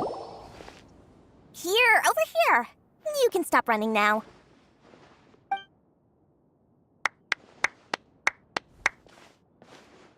So you were the one who was calling out to us just now. But, are we definitely gonna be safe here? These two good customers wish to buy some horror fruit, Miss Dory. And if there's nothing else, I'll just excuse myself. Oh, very good. Thank you. Huh? Wait, you're Dory? Paimon sure thought you'd look a whole lot scarier. Hey, what are you trying to say, Princess Pea-Brain? I can be scary enough when I need to be, believe you me.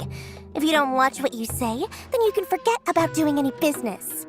But it seems you two have actually done pretty well so far. Not only did you manage to find the informant, your reactions were also pretty sharp. You don't really look like criminals or anything, but I bet my Mora that you've been involved in some shady dealings, haven't you? Paimon's not sure if that's supposed to be a compliment, but we'll take it. I can't risk doing business with people who start huffing and puffing after just a few paces, no matter how much Mora they might have. Not only will they get caught by the Matra, but they'll also get us into trouble. As decent folks trying to run an honest business, we don't need any of that. Wouldn't you agree? So that's why I prefer to have customers like you. It's your first time here, but don't worry, I won't ask too many questions. Even if you wish to buy enough knowledge capsules to decorate your house with, please, knock yourself out. As long as you have lots of round, shiny Mora, then we're all good. Ah, yes, of course, of course. Go ahead, help yourselves. Voila! Wow, she has a trove of canned knowledge. Whew. She'd probably be in serious trouble if the Matra caught her with all this. What kind of products do you seek, my dear customers? Don't worry, I'm not interested in your reasons for buying. I can, however, offer some suggestions. Take this one, for example. An analysis of the sociological ideology and dialectics of the Hilichurls. Only 3 people in all of Teyvat have ever studied it, making it extremely rare. It's on sale now for 350,000 Mora. Yeesh, who would want to be an expert in that topic? Or how about the architectural styles and construction methods of Teyvat in the early Archon War period? With this one, you can become an expert in historic architecture preservation and find an excellent, well-paying job in nearly any nation. Ooh, now this sounds like it could be useful. 2 million Mora, and it's yours. No discounts. Whoa, that's a lot of Mora! Of course, you are free to pick whatever your heart's desire. The contents and price of each knowledge capsule are indicated in small text on the body of each one, down at the bottom. All right, let's try the method that Al-Haytham mentioned.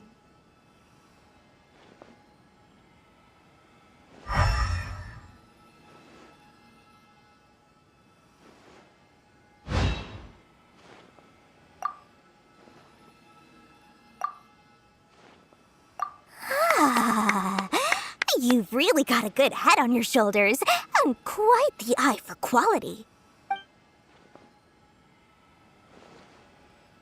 We'll take these, please and thank you. My, oh my, you are blessed with a taste for both the exquisite and the extravagant. Customers like you are a rare breed. 1 in 100. No, 1 in 1,000 even. Listen, I have a special offer for you two.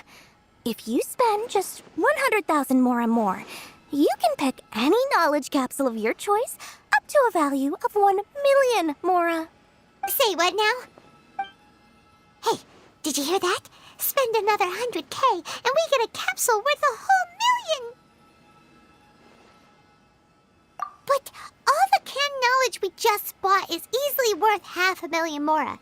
If we spend just a little more, we can get something worth 1,000,000 mora. Isn't that a fantastic deal? Think about it. We've gone to all this trouble to get this canned knowledge. And so far, everything we bought belongs to Al-Haytham. Aren't you even the least bit curious about how this whole canned knowledge thing works? We're talking instant knowledge here. Don't you want to try it yourself? Come on, come on! We still have around 100,000 of Al-Haytham's mora left, so let's put it to good use by finding something useful for you. Ahem! You've got a deal, Dory! We'd like to spend an extra 100,000 mora. Excellent! Then please, select from this fine collection of canned knowledge over here. Hold on a second. Paimon thought we could choose whatever we wanted. Why can't we choose the ones from over there? Oh, but my dear customer, the knowledge capsules over here are worth 1 million mora each. I'm sure discerning customers like yourselves will be able to find something to your liking. Please, take your time. Uh-oh, Paimon has a bad feeling about this. Let's use Elemental Sight again to check these. Huh? Why? Hey, we're getting a capsule worth 1 million mora here. Don't be such a party pooper. Well, anyway, the mora's already been spent, so let's at least try to find something useful. Let Paimon take a look here. An introduction to traditional Sumeru brewing techniques, the art of growing spices, an overview of ancient runes. Oh, how about this one? Sword Fighting Techniques 8.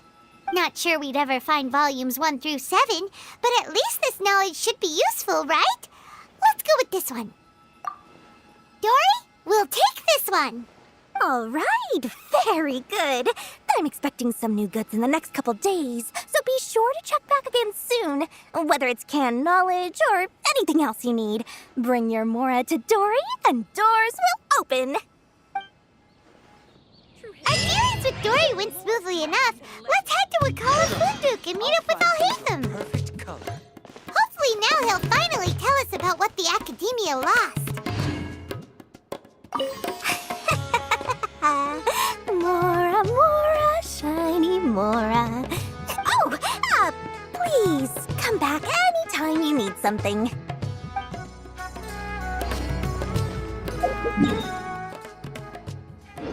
Trust me, sometimes even more exciting than legend.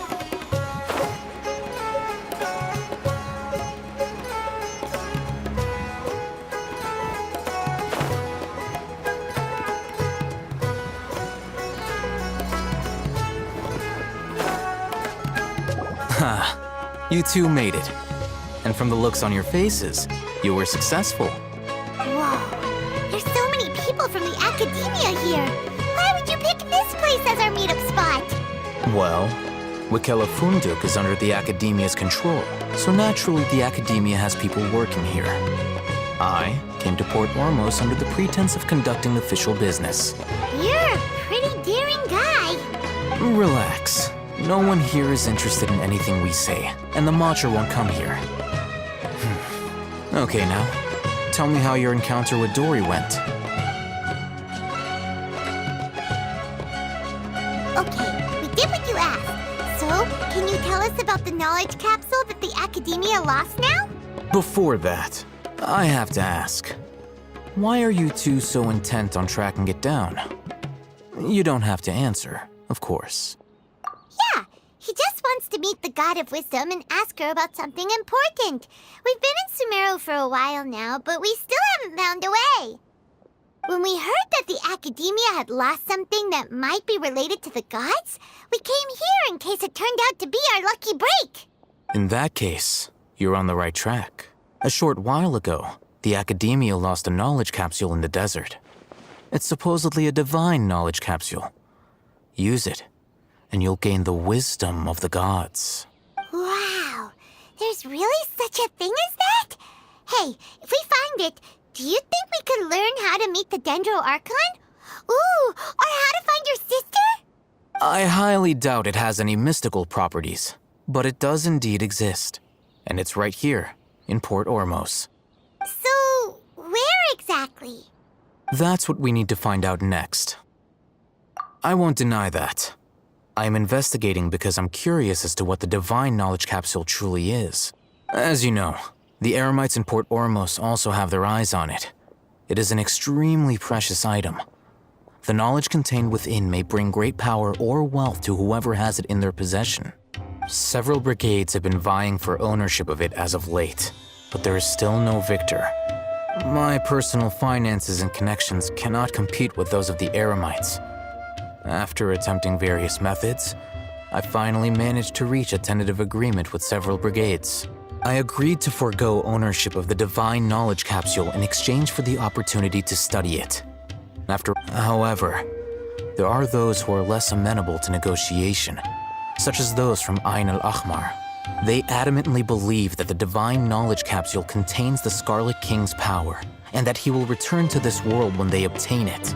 They refuse to let anyone from the Academia tarnish their deity's soul. So you kept hounding them because they refused to cooperate with you? Yes.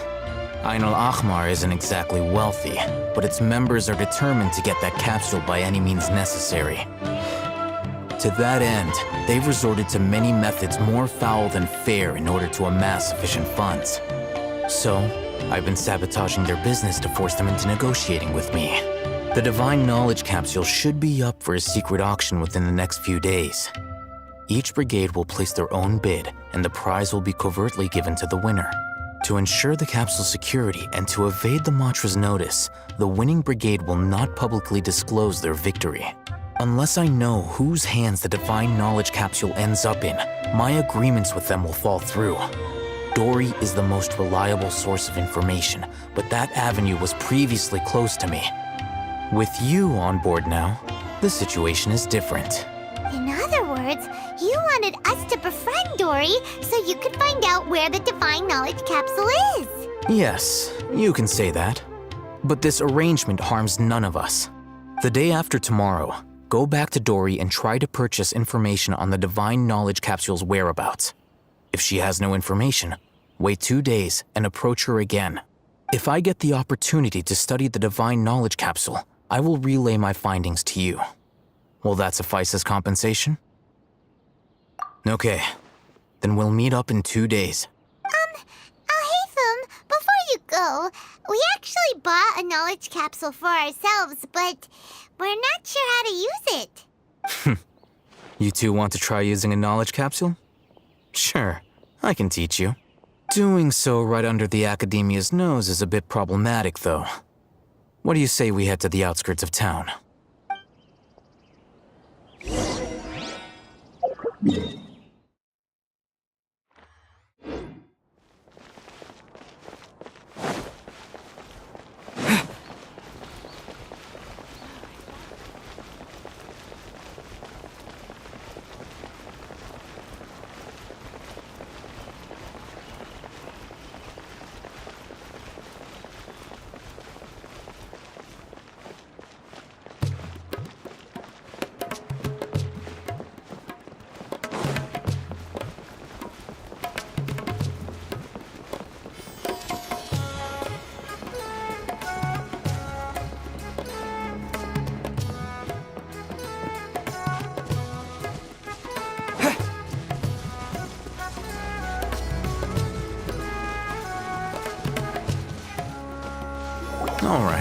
This place works. Show me the capsule you purchased. Here. Sword Fighting Techniques 8. Huh. A combat class knowledge capsule. This class is something of a rare find these days, since most have been taken by the Eremites to augment their battle capabilities. Really? Ah, yeah, what a great buy! If you want to determine the efficacy of this capsule, I can evaluate your combat ability. However, effects will likely be minimal if you already possess a high amount of strength.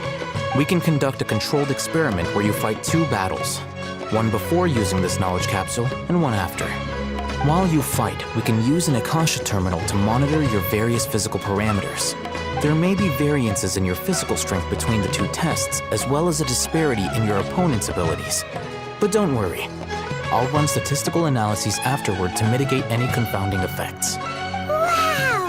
Oh, hey, Thumb! You must have been one of those guys at the Academia who got top grades on everything. Paimon's curious about something, though. You definitely weren't one of those students who needed canned knowledge to graduate from the Academia, right?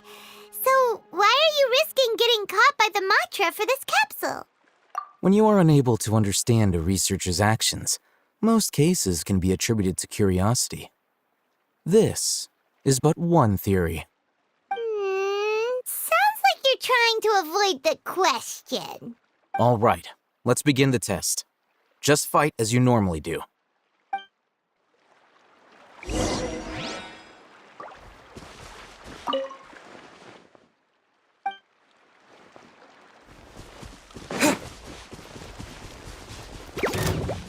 Propagate! Yeah! Yeah! Yeah!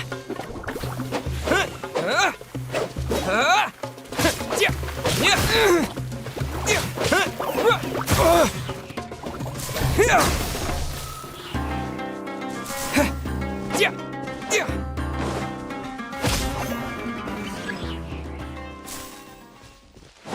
Scatter!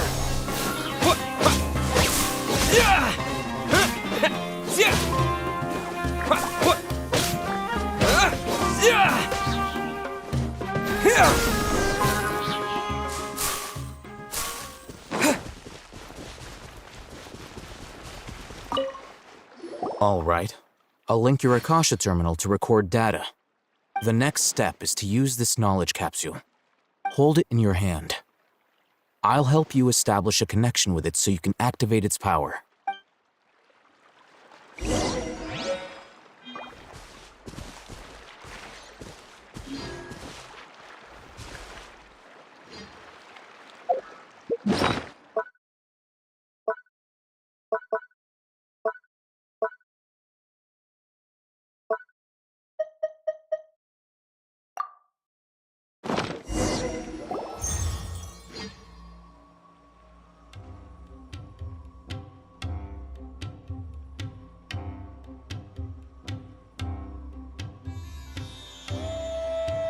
Hey, how are you feeling? You mean that it worked? All right, time for round 2. Fight with the same composure as before.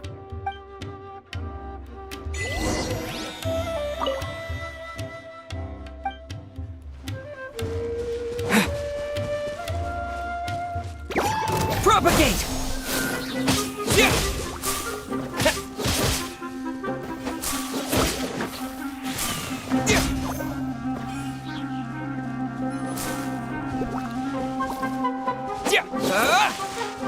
Scatter!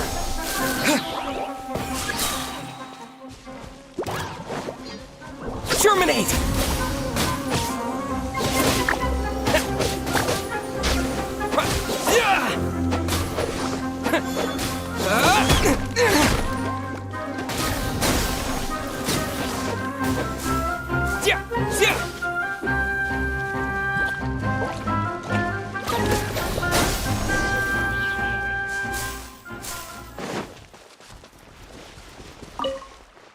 Now, I'll start recording data again. Oh, hey, Thumb. How's it going? Well, the knowledge capsule you purchased did improve his combat capability.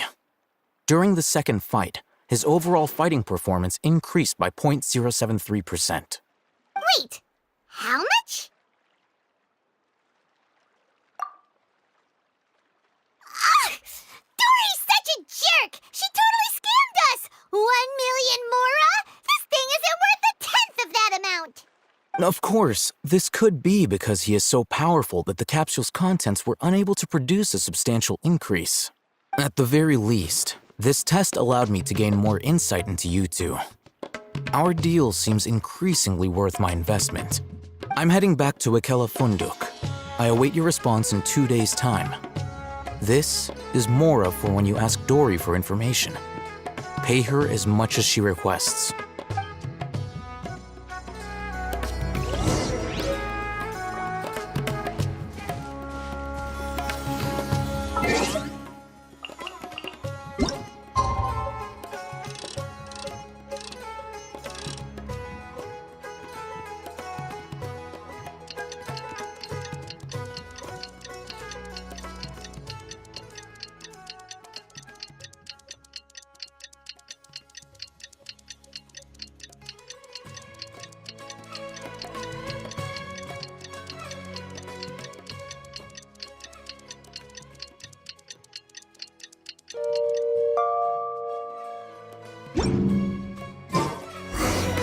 Let's see Dory today and ask her about where the Divine Knowledge Capsule is.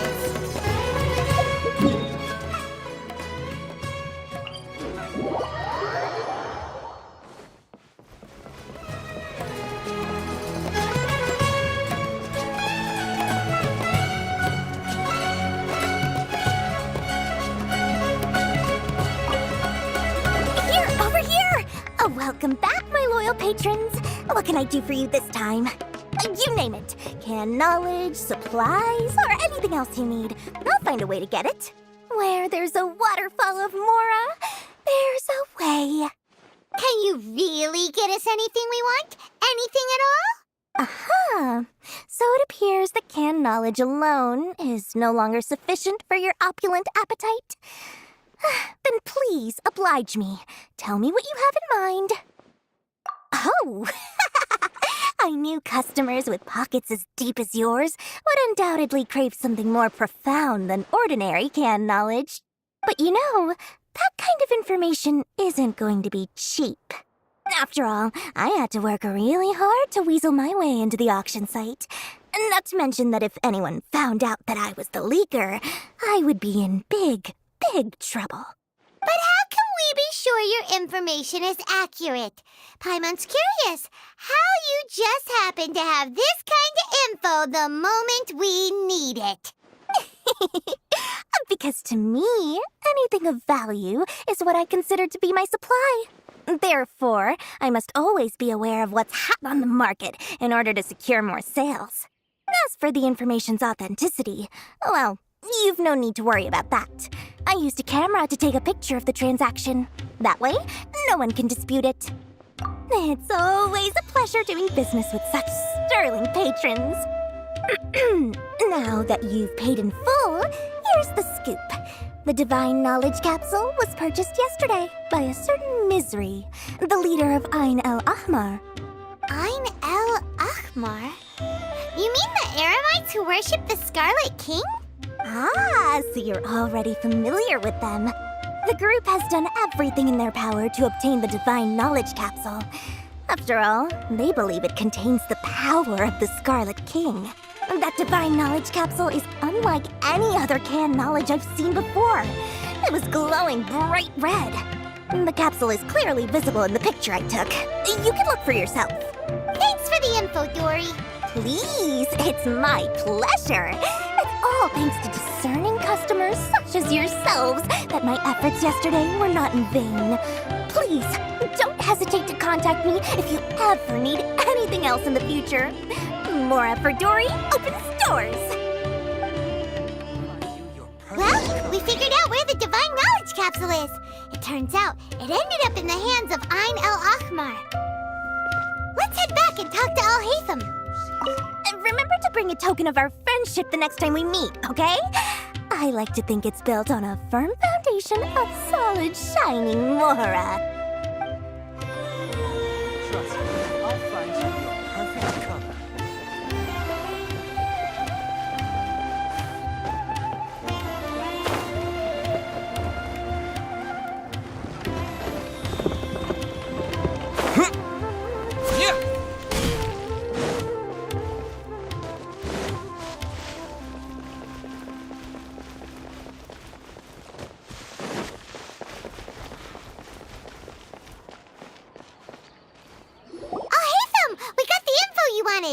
Really?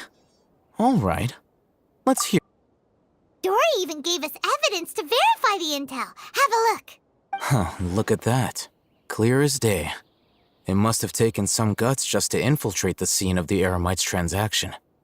But then to get close enough to take a picture like this. Bold move, Dory. Very bold move. All right. The person in this picture is indeed Misery, the leader of Ain al-Ahmar. And the glowing red capsule he's holding appears to be the Divine Knowledge capsule. In which case, if we play our cards right, when we confront them next week, we should be able to force them to show their hand. At first, Paimon didn't get why you were provoking these Ain al-Ahmar guys. But now, it sort of makes sense. Everything's playing right into your hands.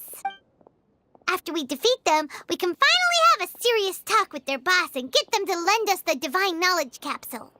Thank you for your time and efforts. Take a few days off while I make some preparations.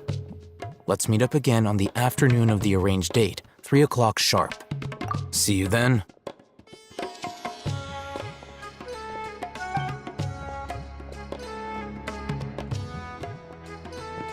Oh, Hatham sure is taking his time.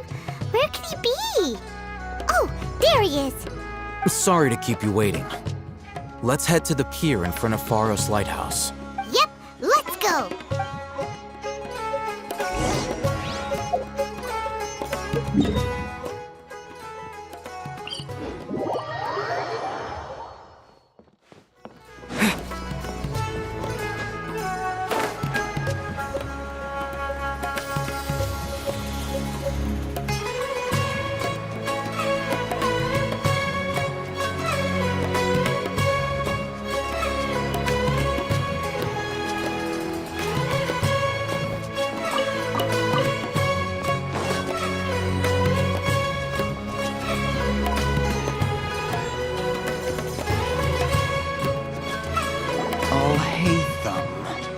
I knew you were crazy, but I didn't know you were crazy enough to actually show up. It was I who demanded that these negotiations take place. I was more worried that you might go back on your promise. But to your credit, it appears that you're sticking to your word.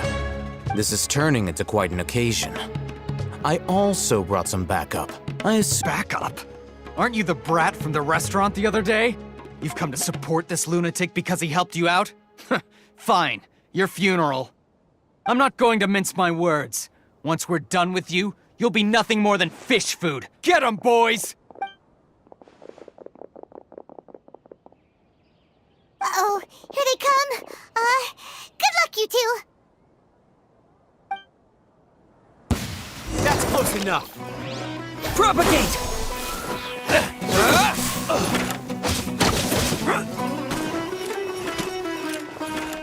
Law of the jungle.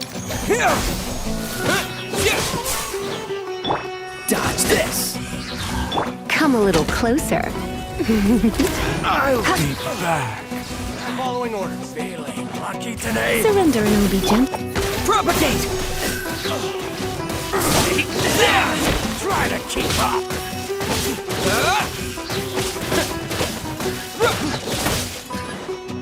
Scatter!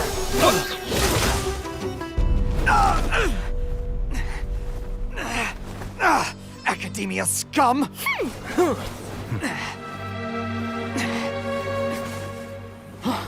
Boss! Finally! Did you use it? Great! Now we can...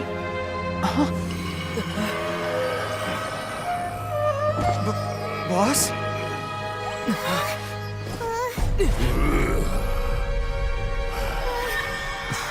Boss!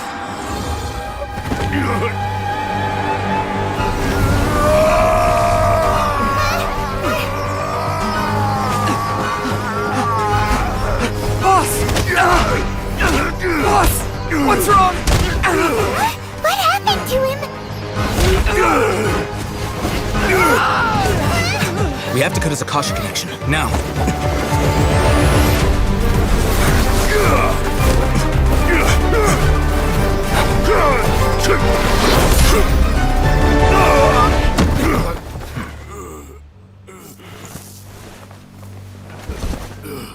Target acquired. faster!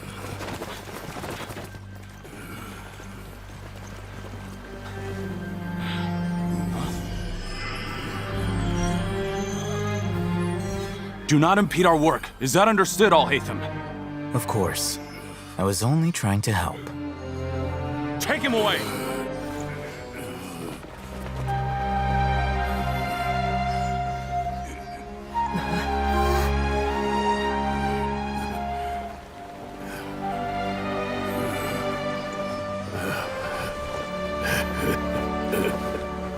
World, forget me.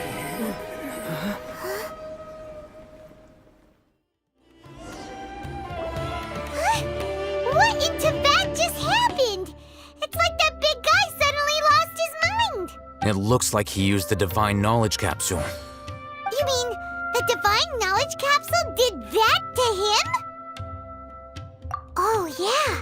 You mean how some researchers go insane after getting knowledge from Irminsul? I've heard of numerous incidents of researchers in Satyavada life going insane. The state that man is now in suggests that this is a similar situation. This divine knowledge capsule does appear to be linked to the gods, but beyond that, it doesn't seem anything like the rumors suggest.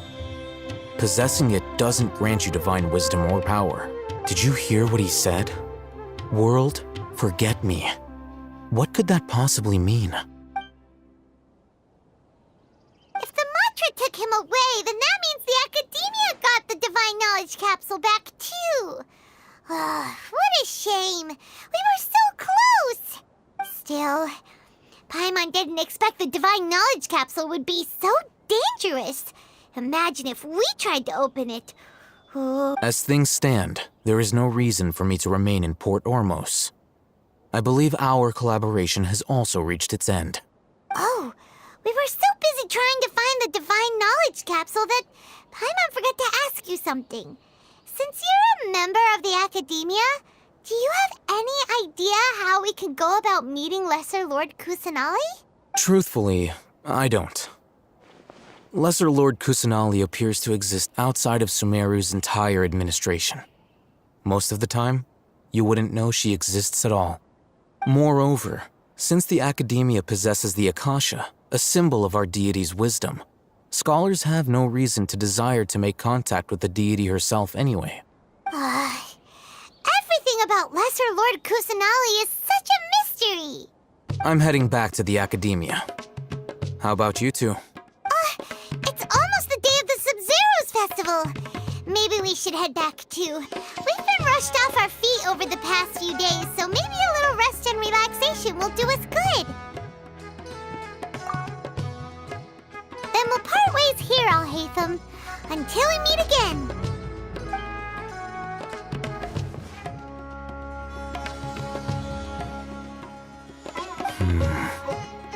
Now, do I deal with this thing first? Or should I produce the report that the higher-ups require?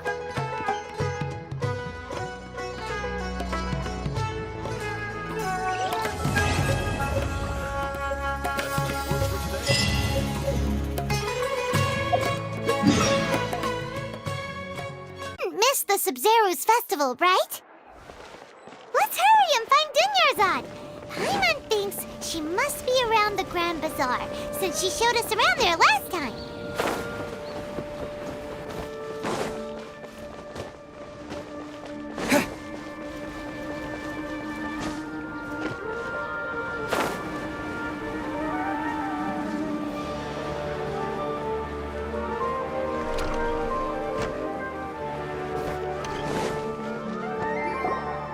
There she is! Dunyarzad, we're back! Just as promised, Traveler and Paimon. I'm so glad that you two came back to celebrate Lesser Lord Kusanali's birthday. Indeed. The festival's tomorrow. We've been preparing for so long that I can't help but feel a little nervous. There's no need to be nervous. Paimon's sure that Lesser Lord Kusanali will feel everyone's gratitude. Thanks, Paimon. I hope that everyone who comes to the festival will also have a good time. Speaking of which, did you manage to make your way to Port Ormos? Discover anything over there? Of course we went. A lot of things happened there. see. Sounds like you two had another exciting adventure.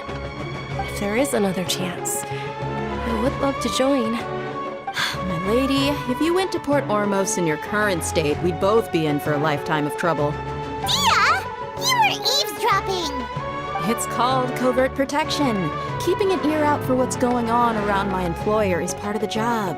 It's all right, Dia. I merely said I would like to go. I know better than to think my body could handle it. The festival's tomorrow. I've been doing nothing but causing trouble for you. So, Dia, please take some time to relax.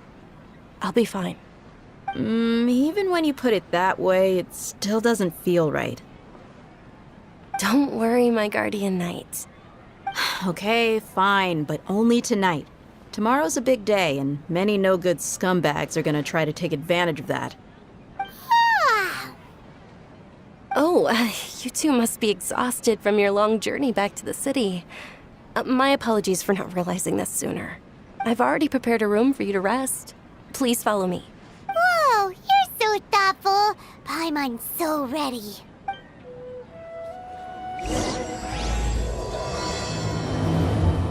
Welcome. Get your spices here. We've got all kinds.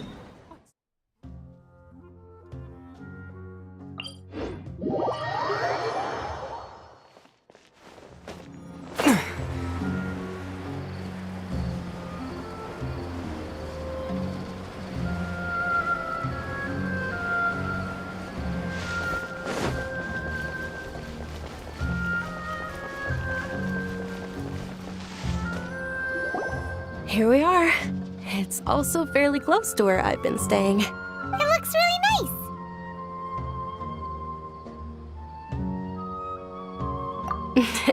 Not at all. Just tell me more about your adventures when you next get the chance. That's Paimon's specialty. Paimon can tell you stories next time. Oh, if you don't mind, how about we all walk around together tomorrow? All of my friends will be working the festival, and Dia's still insisting on her covert protection. Yeah, it'll be pretty hard to relax and enjoy the festival if Dia's constantly hovering over you, right? Then let's meet at the nearby bazaar first thing tomorrow morning. Have a great night. It's a deal. Good night, Dunyarzad. I may be too excited to fall asleep tonight. See you tomorrow. Paimon started to really look forward to the Sub-Zero festival too. Will there be lots of yummy food? Oh, no. Thinking about food is just gonna keep Paimon up all night. The earlier we sleep, the better. Let's go inside, traveler.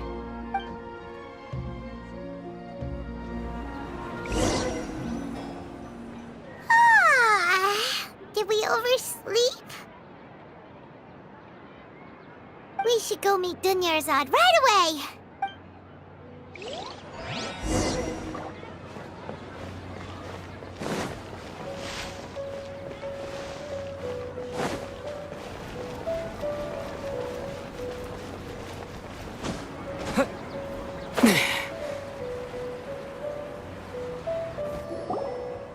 Traveler, Paimon, I've been waiting for you two. Good morning, Dunyarzad. We must have overslept a little bit. Not at all. I arrived early. Today is finally here. I must cherish every moment as if it were gold. You've worked so hard for this day. You gotta enjoy it to the fullest. You know it. It's just that, as expected, I had some trouble falling asleep last night. I'm hoping, well, shall we? Let's start with the stalls over there. Many vendors came out of the blue to support the event, and they insisted on covering costs themselves. Let's go give them some business. They paid for everything out of pocket? Oh, sounds like they're not in this just for the Mora. They all said that contributing to a lively festival atmosphere is more important than money. Especially since we don't often get to celebrate Lesser Lord Kusanali's birthday. Ooh, they're selling food over that way! Let's go take a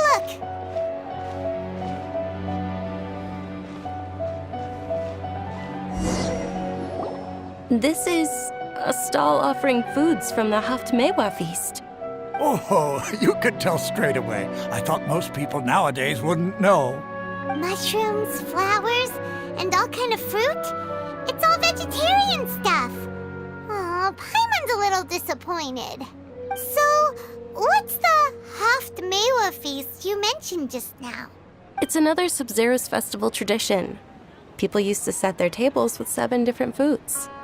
Generally speaking, the most common selections were foods like Rukashifa mushrooms, lunar lotuses, Sumeru roses, sunsetias, kapulatas, hara fruits, and zaytun peaches. So, the Sub-Zero festival is a vegetarian holiday? You don't have to be a vegetarian to enjoy the spread. We just use the 7 foods to symbolize the 7 virtues of the Dendro Archon.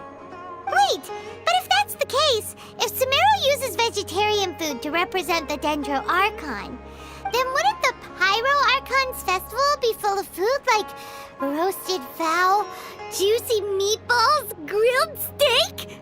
Oh, Traveler, we have to go to Natlan as soon as possible! I hope your wish comes true one day, Paimon. Thanks! Alright, how about we also check out some of these other stalls?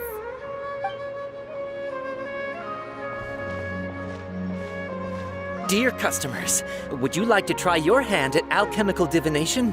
What's alchemical divination? Those two things sound like they'd be fun to try together. Right? I thought the same when I first heard about it. It is said to be a mysterious craft invented by none other than Lesser Lord Kusanali herself. So, how does it work? It's quite simple.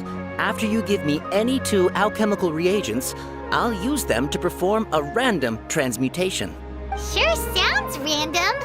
So random that it will probably fail. That is precisely what we need. After the transmutation fails, your one and only diviner here will interpret the remnants.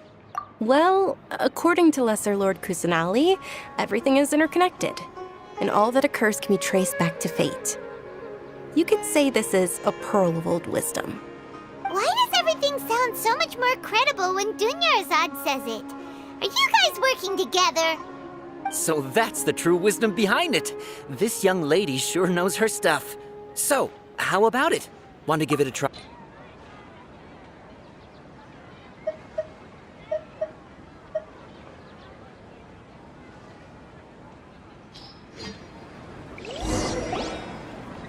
Okay, one moment. It's the moon. Paimon wants to take a look too! Is it? It looks more like a pie that Paimon bit into. Generally speaking, the moon signifies... It means... Wait a moment. Is he really looking it up in a book? Oh, I remember now. It means illusions and lies. Illusions and lies? That sounds rather ominous. Yes, but this book says that if you trust your intuition and overcome your fears, the sun will surely rise. He's not even trying to hide his book anymore. Naturally, fate will only ever show you the beginning of a journey. It is up to you to forge your own ending. Oh, thank you so much. I'll keep that in mind. Oh, it's nothing. I'm just learning as I go. Guess that was still pretty interesting. Okay, on to the next stall. They say the Sub-Zero's festival was very lively a long, long time ago. Large flower carriages used to parade through the city. As they headed towards Port Ormos, people would throw flowers, candy, and liquor all along the way.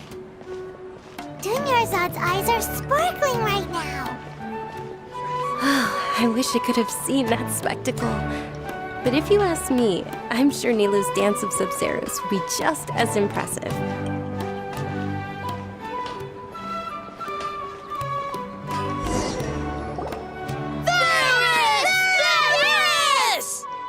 Attention! Soldiers, fall into formation if you want any Yalda candies.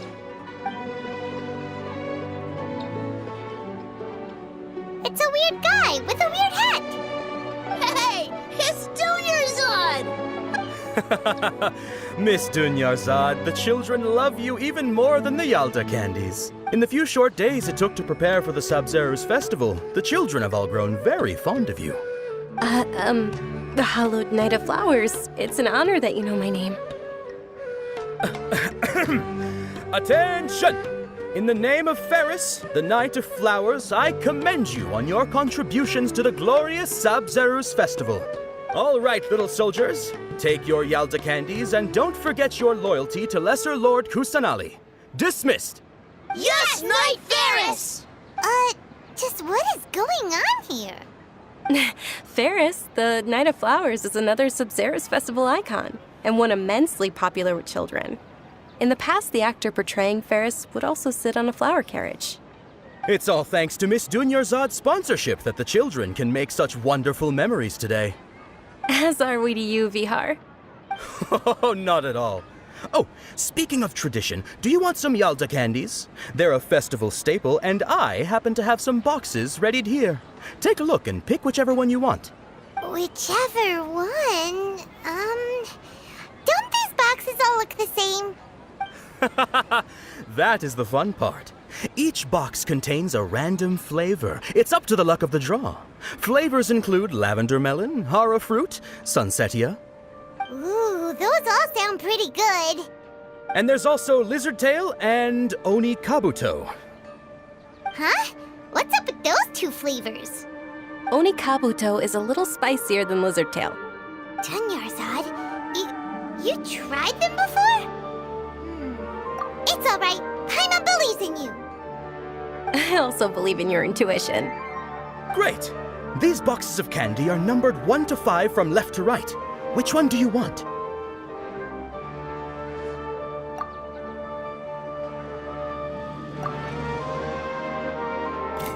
Attention! That's unfortunately lizard tail. Oh, Paimon thought you survived so many epic battles because you had incredible luck. But looks like Paimon was wrong. The Sunsetia flavored candy was in box number 4. How about this? The most important thing is that everyone has a good time at the festival. So please, take both boxes. Really? Thanks a lot, Knight of Candies. It's Knight of Flowers, not Knight of Candies. Paimon really wilted the carriageless Knight of Flowers. They all basically sound the same. We got our candy, so let's keep going. Oh, actually, I just remembered that I left something behind. Since you're here?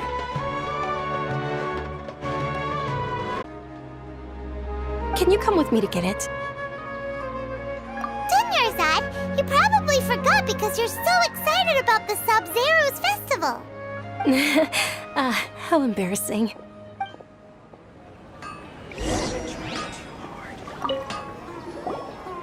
Attention, young soldiers! Are you here to join our ranks?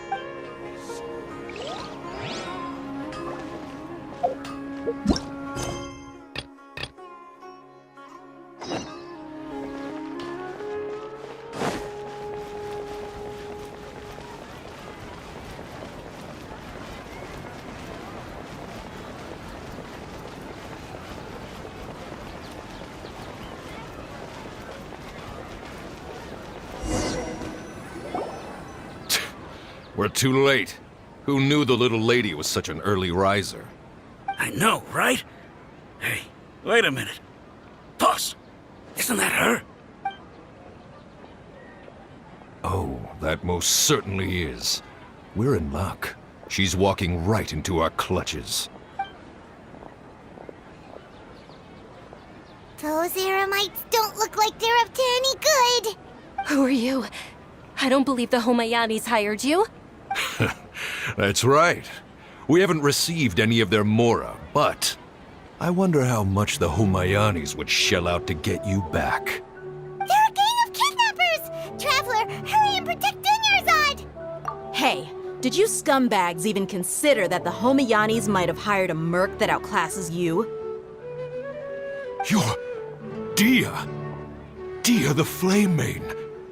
No wonder we mercs haven't heard anything about you for so long. You sold your unruly mane to the highest bidder. Don't speak so disrespectfully. My family started working with her as gratitude for her past kindness to us. Don't worry about it, my lady.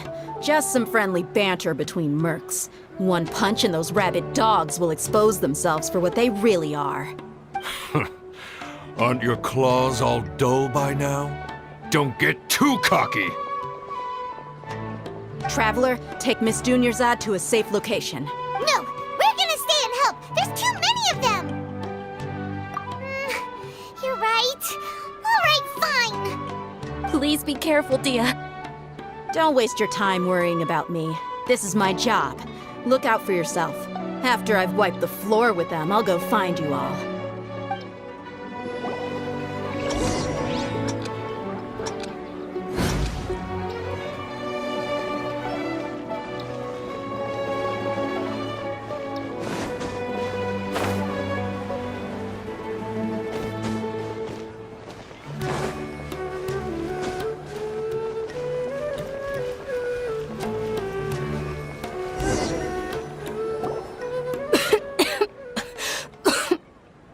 Dunyarzad, are you okay? You look a little pale. Are you in shock? I'm fine. My body always reacts like this whenever I exert myself too much. You sure you're okay? I'll be fine after some rest. I'm more worried about Dia. After all, none of this would have happened if I hadn't insisted on coming out today. Yeah, don't worry.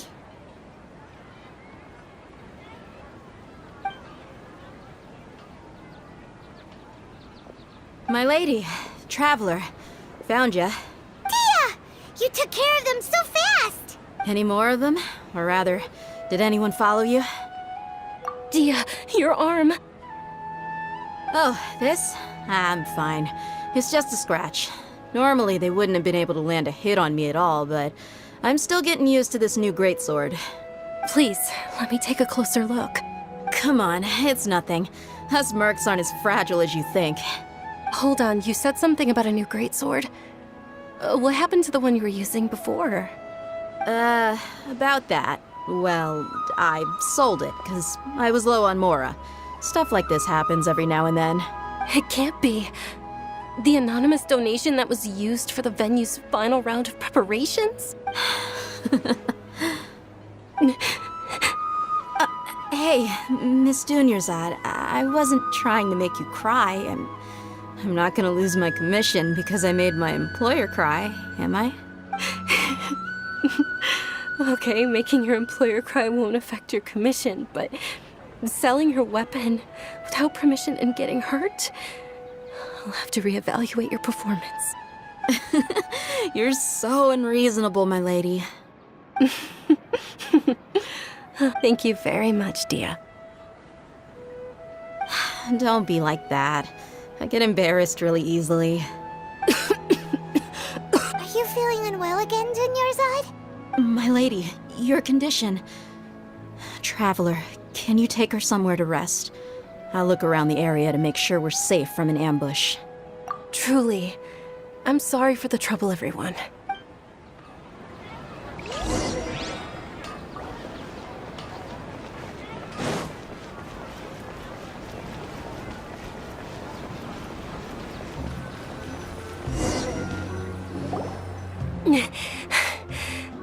Are you feeling better, Dunyarzad? Yes, much better. Just give me a few moments and I'll be good to... I didn't realize you were concerned about it. I guess I shouldn't continue to keep it a secret. I was actually born with Elazar. It's terminal now. Can't believe it's Elazar! Oh, you've already heard of Elazar. In that case, you probably know about its severity. Sumeru's current medical advancements still haven't been able to find a cure. The disease's progression can only be delayed through environmental therapy. Dunyarzad. There's no need to be sad. I've always lived with Elazar and I came to terms with it a long time ago. Compared to the simple fact that I'm afflicted with this, its effects on my life have been much more painful. I know that my family loves me dearly. They've done all they can to provide the best environment for me so that I can live for that much longer. However, I know I will one day succumb to this. Did you know? Before I ran away from home this time, the world outside of my home didn't even know that I existed. Since I was a child, all I could do was sit on my bed and stare at everything outside of my window. I'm sure my family's worried and disappointed in me for running away, but I just didn't want to have any regrets. I wanted to meet other people. To me, there's nothing more beautiful than being able to meet and speak with others. Not to mention the incredible time spent preparing for the festival. The joy on everyone's faces here, and all the support I've received from friends like Dia. This way, when my final day does arrive, it will be less sorrowful. At the very least, many people will remember that I once existed in this world, right? As long as you don't forget Paimon, Paimon also won't forget about you. No, even if you forget Paimon, Paimon will still remember you. Thank you two so much. I apologize for the depressing conversation. This is out of character for me. To be honest, Lesser Lord Kusanali gave me the courage to do all of this. If it weren't for her encouragement, I wouldn't have taken that first step. Thanks. There will always be frustrations in life, but I know that the point of living is not to leave behind any regrets. All right, isn't it almost time? Huh? Almost time for what? Isn't the Dance of Sub-Zeros about to begin? It's the part of the festival that I've been looking forward to the most. Nilu will recreate that legendary scene with her most splendid dancing. And the Sub-Zeros festival will conclude amid everyone's applause and blessings. And with that, my wish will also... Then what are we waiting for? Let's go to the stage! Yeah, we should still make it in time.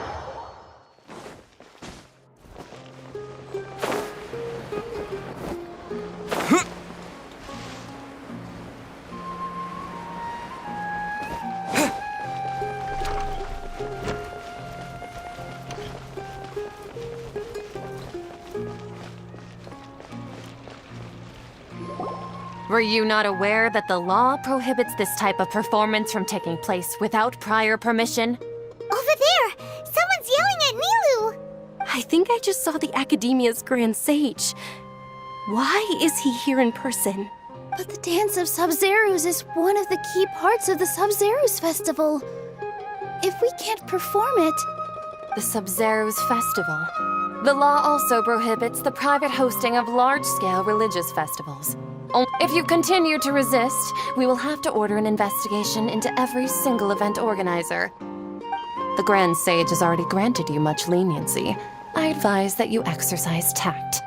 How did things turn out like this? The Academia was originally responsible for the Sub-Zeros festival, but they failed this responsibility for many years. I need to speak with them. This is a hard pill to swallow, but you're right. Things would only get worse. Art, dance. Aren't you ashamed of pursuing such frivolous and meaningless activities in this land of knowledge and reason? Our Archon created the utopia that is Sumeru City for all scholars who sought validity, verity, and truth, while people like you wish to defile it. No. I believe that our Archon never rejected the arts. Even the goddess of flowers dedicated a dance to her. With your lack of intellectual credentials, I do not believe you are qualified to debate with me. What you should be doing is finding workers to tear down this ridiculous eyesore. When we return, have the scribe draft an ordinance before the next Nyagarbha day that prohibits public art performances. We will announce it to the public later via the Akasha. Understood. I will inform him when I return.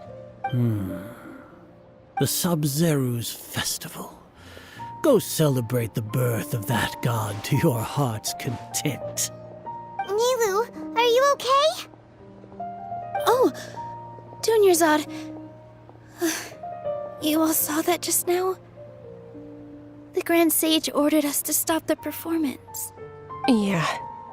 Let's go somewhere the Academia can't find us and perform there. But how do we let everyone know? And what about the atmosphere on the stage? Or we could get people to block them off so they can't interrupt the performance. No. They just threatened to investigate the organizers. If we were caught... Nilu, it's all right. Don't worry about it. But you've been looking forward to the Dance of Sub-Zero so much. And I know how important this festival is to you. It's okay. Seeing you care this much about my feelings is more than enough. It would be too risky to continue the Sub-Zero's festival at this point. I don't want to get everyone in trouble. If you say so. But you can sneak out for the next Sub-Zero's festival, right? We'll make sure the next one is a smashing success. The next one. Yes. Okay. It's a promise. It will be a smashing success. I can't believe this is how things turned out. Those heartless geezers. It really is okay. There's nothing we can do about it. Still, I'd be lying if I said I had no regrets. I would have loved to see Nilu's dance.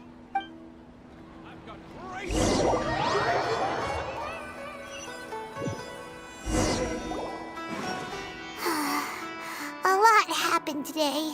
It's a shame the festival ended the way it did. Nilu and Dunyarzad promised to make the next Sub-Zero's festival a success, but Dunyarzad is running out of time. Yeah. All connections have been secured to construct the most stable framework possible. The project has entered its most critical phase. Power has begun to flow from...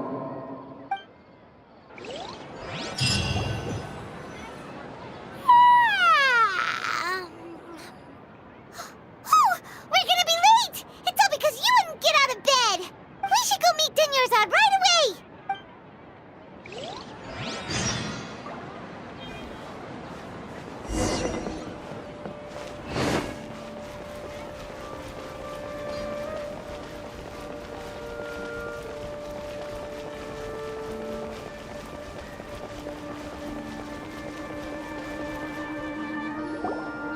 Good morning, Dunyarzad.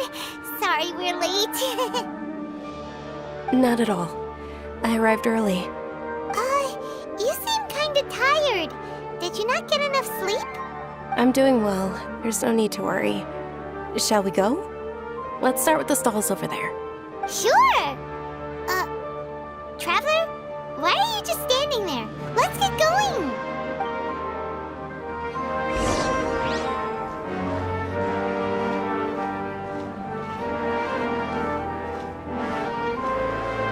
Ooh, they're selling food over that way! Let's go take a look!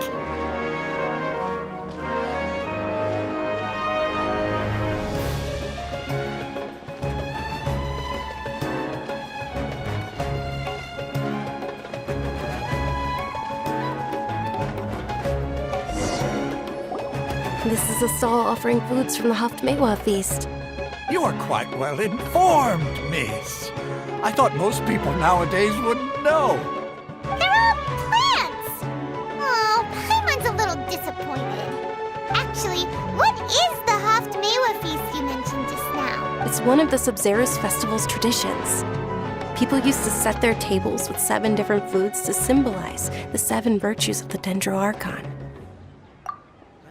Appear to be in the form of the moon. Really? Paimon thought it looked like some kind of food. The moon signifies... It's escaping me for now. Is he really looking it up in a book? Oh, right. It means illusions and lies. But if you trust your intuition and overcome your fears, the sun will surely rise. Understood. I'll keep that in mind. Oh, it's nothing. I'm just learning as I go. Guess that was still pretty interesting. Okay, on to the next stall. So, where to next?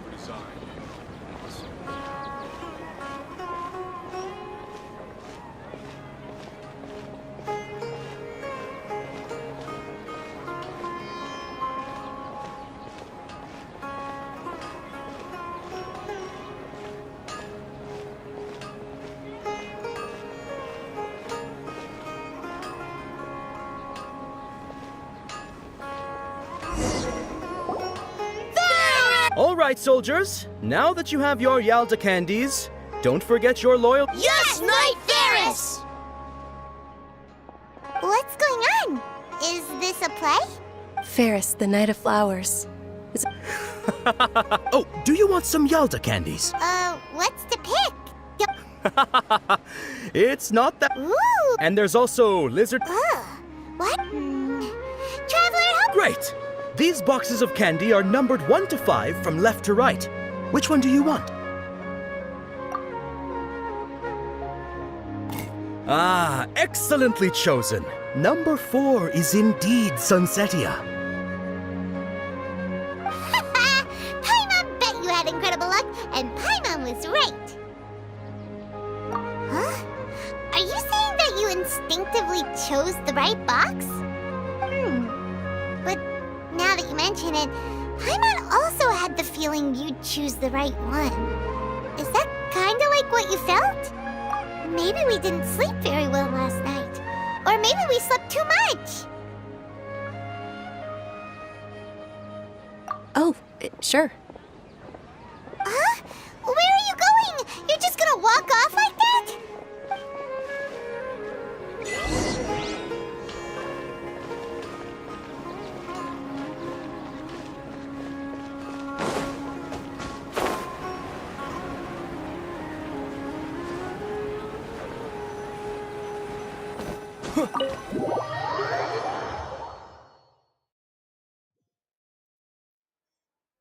A feeling of deja vu? Oh, Paimon knows what that is. It's when you feel like you've already experienced whatever is going on. In that case, Paimon also felt something like that today. But that's just our brains playing tricks on us, isn't it? So why'd you run here in such a hurry? So that's it! You're intentionally doing things you usually wouldn't and seeing if you still get that same feeling of deja vu. Welcome, you two! Are you here for lunch? What would you like to eat? Got it! You don't look like you're from these parts, but I gotta say, you've got good taste. I'll give this order to the kitchen. Coconut charcoal cake? Isn't it that burned thing that didn't look tasty at all? Oh, Paimon understands what you're trying to do now. You'd never normally order something like this.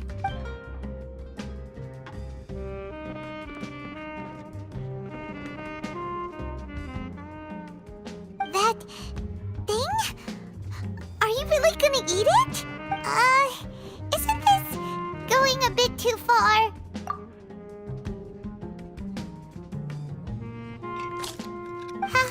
How was it? The look on your face is telling Paimon that it tasted awful. Then, you mean... That's impossible! We were just talking about how gross it looked! So, would this be a case of taste bud deja vu? Paimon also gets the impression that we've been here many times, even though we aren't regulars. How about we go out again and try something else?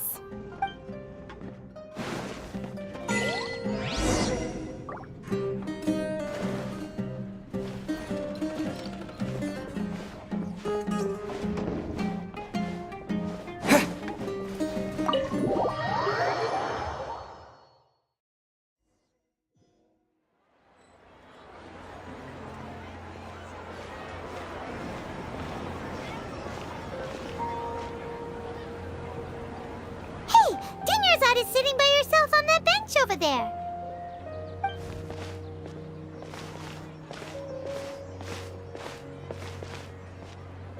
What a coincidence, Dunyarzad!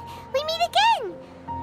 Oh, I ran into some kidnappers just now, but thankfully Dia came to my rescue. I started to feel unwell after that, so I sat down here. Kidnappers? Oh my goodness, are you hurt? I'm okay. Dia's arm got scratched, but it isn't serious. Whew, that's a big relief. But, Dunyarzad, you seem a little down today. It's the Sub-Zero's festival, and you've been looking forward to it so much! Not at all. I've always been like this. Excessive physical exertion or strong emotions tend to aggravate my illness. Besides, no matter how amazing today may be, it is but a single day. After however many more days, my time will come to an end. Paimon doesn't quite follow you, and Paimon feels like something's really got you down right now. It really is fine. I don't mind. Huh? Did something happen?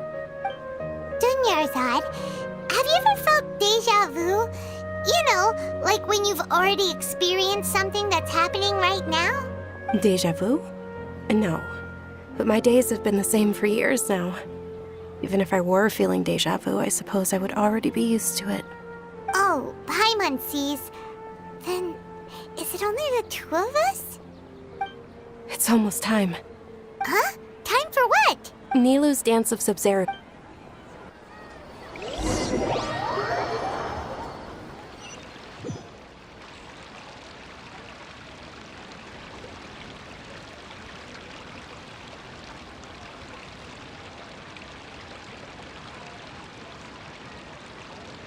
With your lack of intellectual credentials, I do not believe you are qualified to debate with me. What you should be doing is finding workers to tear down this ridiculous eyesore. When we return, have the scribe draft an ordinance before the next Nyagarba. Understood. I will inform him. The Sub-Zero's festival. Go celebrate the birth of the...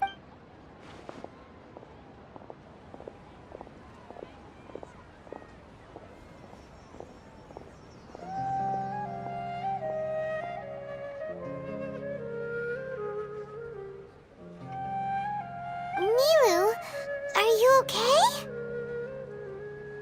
Oh, Dunyarzad. The Grand Sage ordered us to stop the performance. It's okay. There's nothing we can do about it. But you've been really looking forward to this. I don't want you to have any regrets. It truly is unfortunate, but I don't want to cause trouble for anyone. Didn't the Grand Sage say that he might investigate the organizers? True, but...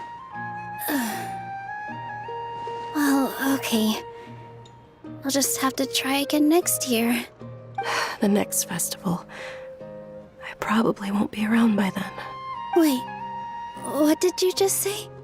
No, nothing. I'll be heading back to rest. Thank you for your help, everyone. Paimon can't believe what those heartless geezers did!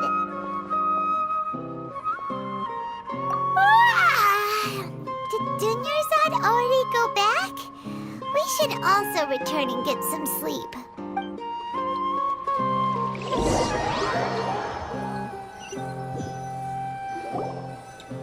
So, in the end, you still couldn't figure out what that deja vu feeling was all about? Maybe it really was because of exhaustion. Same here. That's why Paimon stopped thinking about it halfway through the day. Then, how about we settle in and get a good night's sleep? For now, we can chalk things up to exhaustion. We could do more thinking tomorrow. Observing a modest drop in the output of jnana energy, but values still remain within normal parameters. Continue to monitor for variances in the data and find the cause as soon as possible.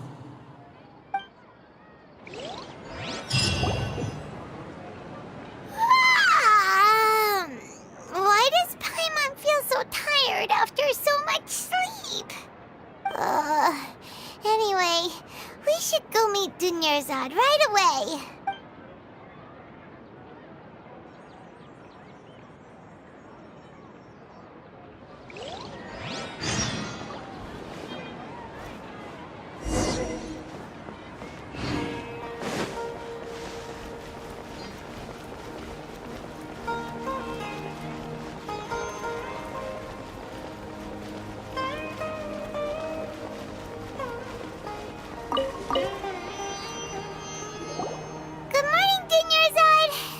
Keep you waiting.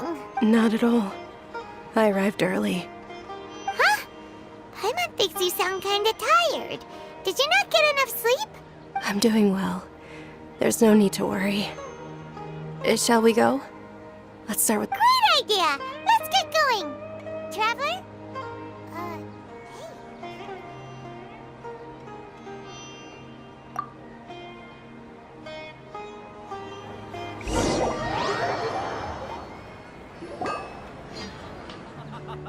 It's all thanks to Miss Dunyarzad's sponsorship that the children can enjoy.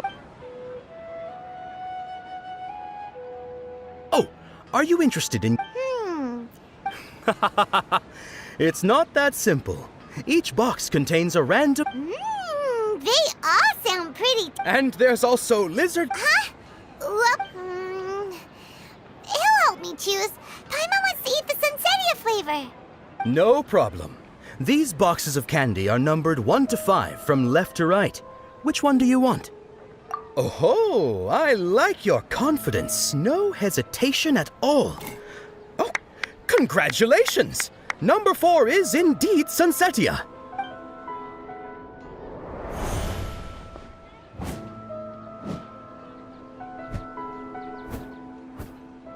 Ha-ha! Paimon knew he always had incredible luck. Paimon's not really interested in the other flavors. Wait. How did you know? Don't tell me that you already knew which flavor was in each box. What? He was right about all of them? That couldn't have been luck. How is this possible? I packed all those boxes this morning and they've been sealed ever since. You couldn't have known beforehand. Mind reading? X-ray vision? Or some kind of magic trick. This is way too freaky. Tell us what's going on. Since when did you get superpowers? Traveler?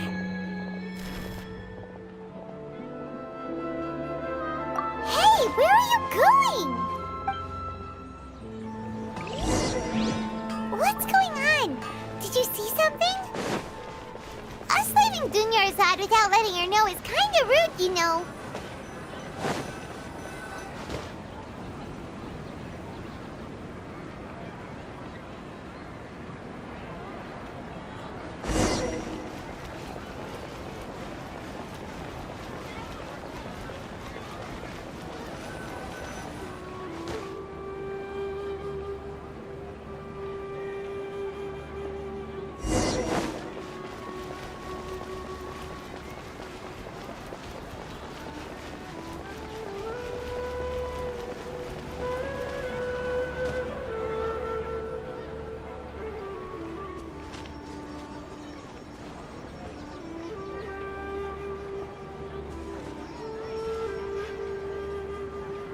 What are you looking for?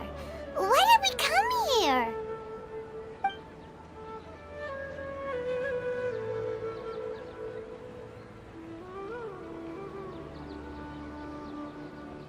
Traveler?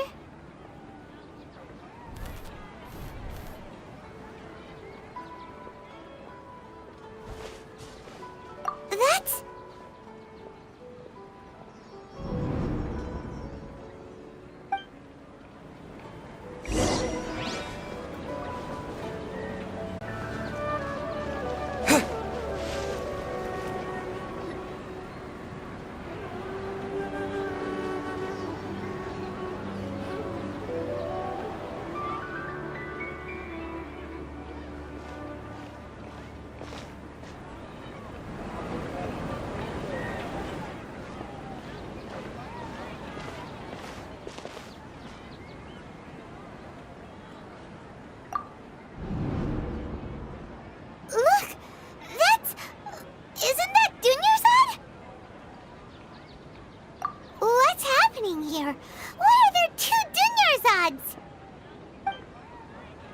already know that this isn't your first Sub-Zero's festival, don't you?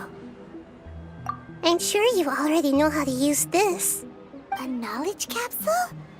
Where did you get it? What's inside? You should use it too, Paimon. You know Paimon? Well, this seems kinda sketchy, but Paimon feels like this is what we should do.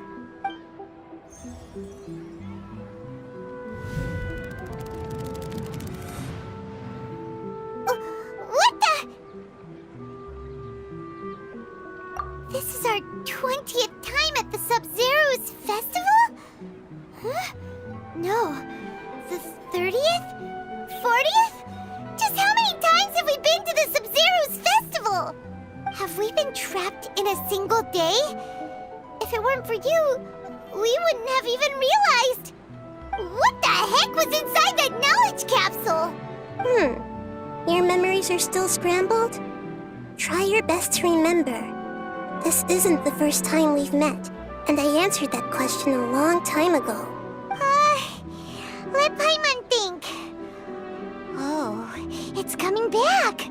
Meeting you was the real catalyst for restoring our memories, and the knowledge capsule was just your means of showing our minds the way.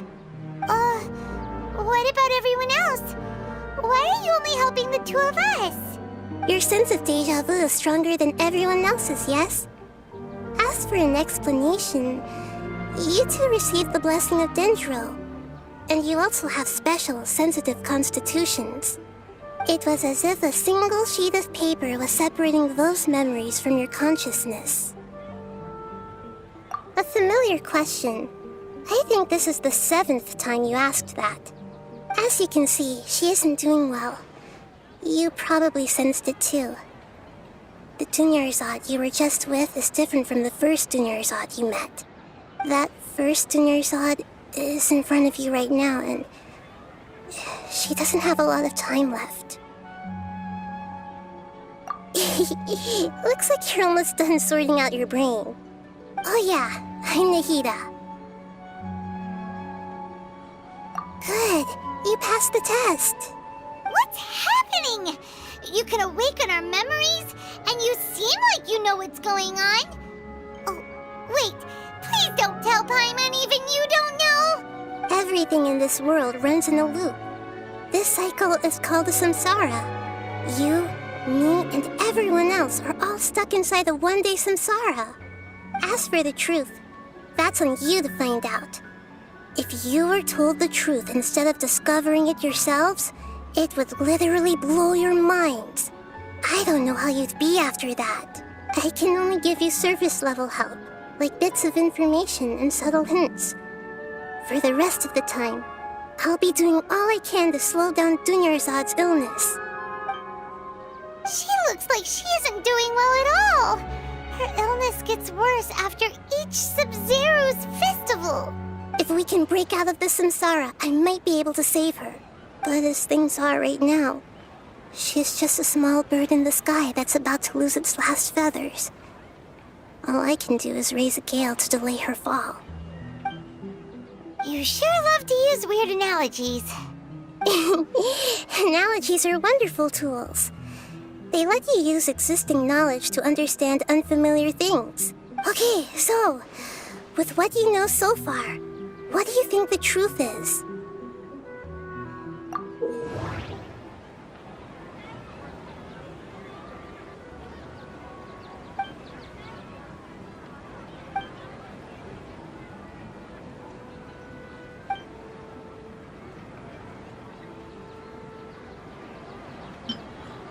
The Grand Sage said, "Go celebrate the birth of that god to your heart's content." Did he mean something more? That doesn't sound right. I need to carefully think things through. My mind feels exhausted, even though I haven't done too much thinking. What is going on? What's happening right now seems to have happened before. This feeling has been getting stronger and stronger. The moon, illusions, and lies. What do they all mean? We've already experienced the Sub-Zerus festival many times, and the day of the festival seems to be in a perpetual samsara.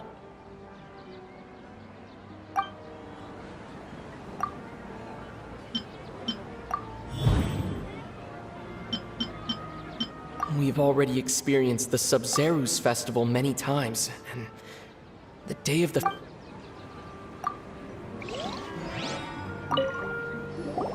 Okay, so, with what you know so far, what do you think the truth is?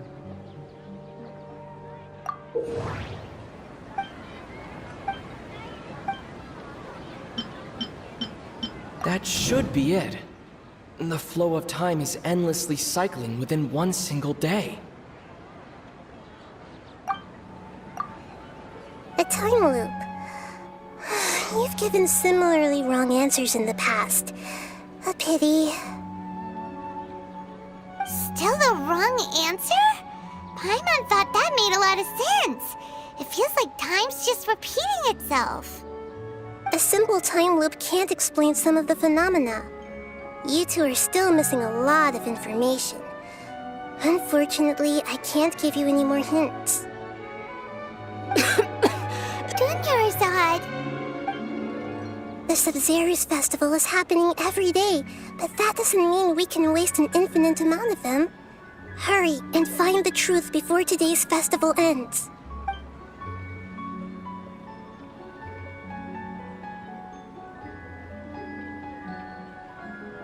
Let's think about our current situation.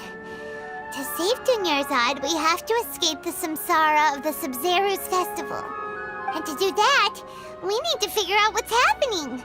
The truth. Nahida rejected the idea of a time loop, so we must have missed something, right? Paimon's memories say that we've already done this many times, but let's go talk to people again. It's more productive than sitting here and scratching our heads.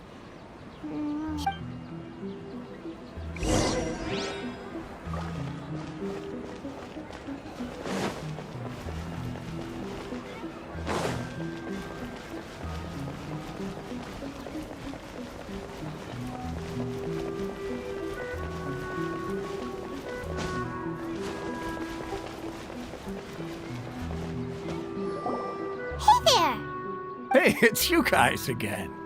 Where's your cultured friend? She's feeling a little unwell. I see. Did you come back to buy something? I guarantee the freshness of my products. I harvested them from the forest just yesterday. Huh? What brought this about? I hurried back from the forest yesterday, and I'm selling produce here today.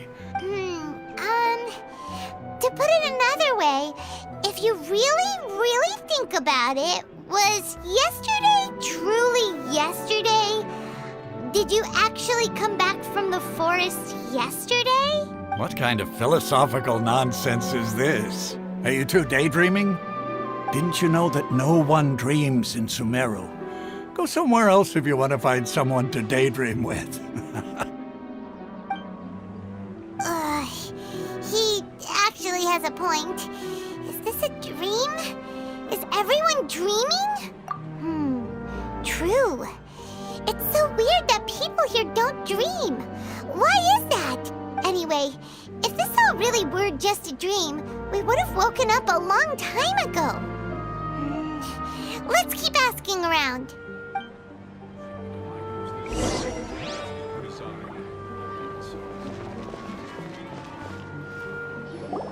Oh, it's you two.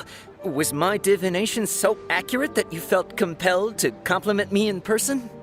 Ooh, I knew it! I told you, the god's divination is highly accurate. You just hadn't fully understood its significance yet. You're really excited about this, huh? That's exactly why we came back. Help us better understand it. Help you? So, you're admitting that you don't have a clue? Anyway, what kind of situation did you get into? Huh? Hold on a second. I thought you guys just lost your wallet or fell for a scam. What you just said, are you serious? Does that kind of thing actually happen in real life?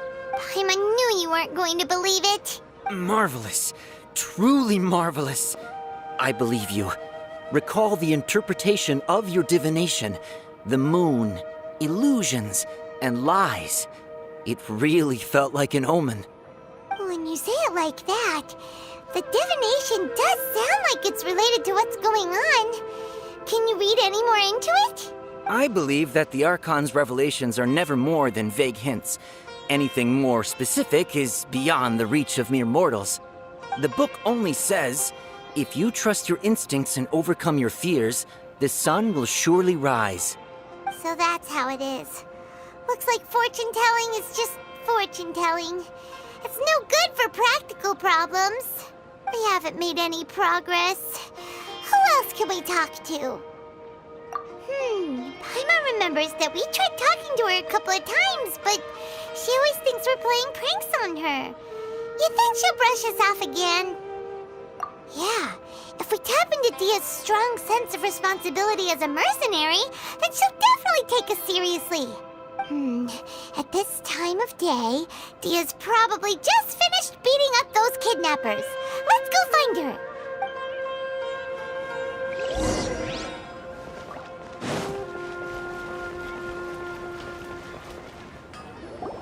I'm fine, my lady. It's just a scratch. Perfect timing. Both of you are here. Paimon, Traveler, you came at just the right time.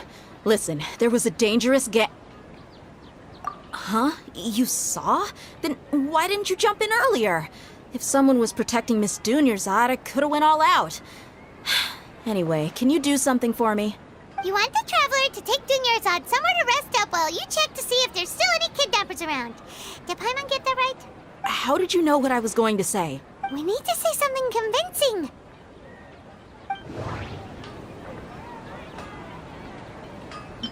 Dia sold her greatsword to raise additional funds. And then she was injured because she wasn't used to her new weapon. Tell her, Traveler! I didn't tell anyone about that. Including Miss Dunyarzad. You couldn't have known. And just now, you literally took the words right out of my mouth. What's going on? All right, so this is the situation. It's kinda hard to believe what you just told me. First, let me make something clear. Most of us desert dwellers might not be the scholarly type, but we do have basic common sense. She's quieter than usual. Uninterested in anything and really gloomy. Yeah, she isn't the same as before, but her parents said that this is how she was like at first. Huh? At first? I don't quite understand what you're all talking about. I'll go rest on the bench over there. My lady, are you angry? All right, I'll give you the benefit of the doubt since you knew about my greatsword. Let's make this a quick trip. Miss Dunyarzad isn't completely safe here.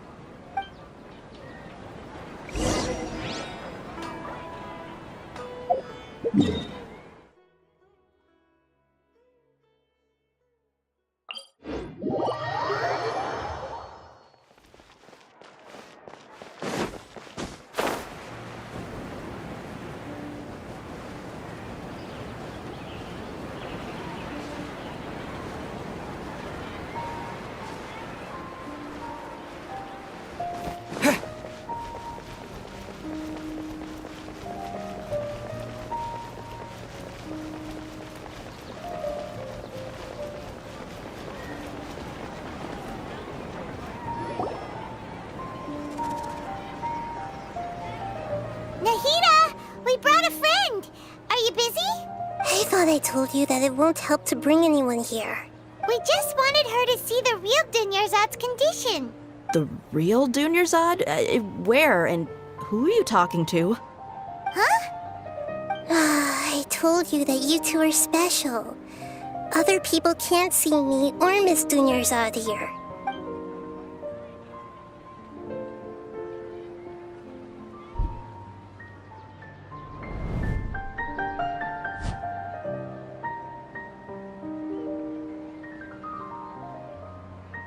Hold on. Over there. Is that? Wow. How perceptive. Does she have invisible antennae?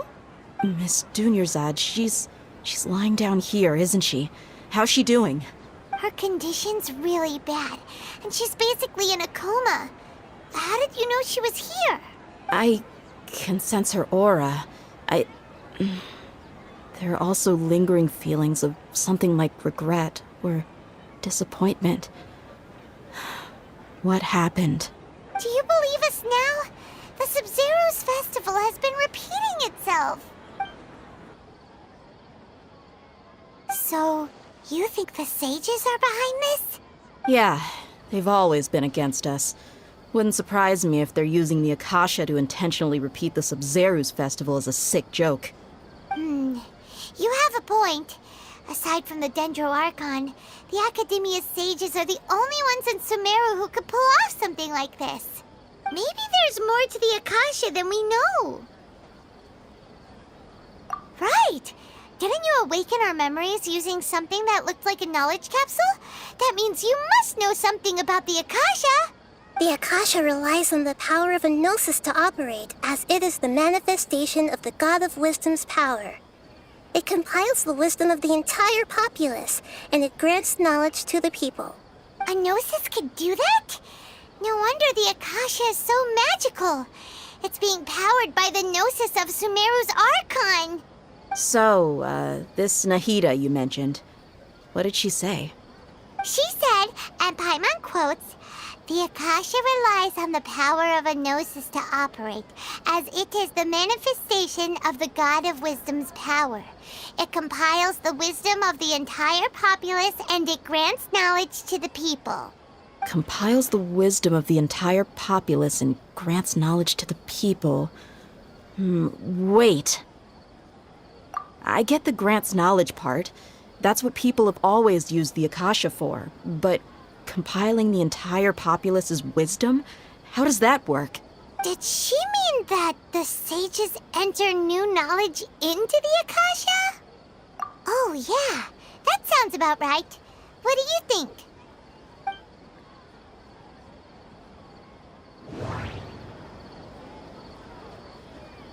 People in Sumeru don't dream. What a strange phenomenon. Okay, Nahida said the Akasha relies on the power of a gnosis to operate, as it is the manifestation of the God of Wisdom's power. It compiles the wisdom of the entire populace, and it grants knowledge to the people. My mind feels exhausted, even though I haven't done too much thinking. What is going on?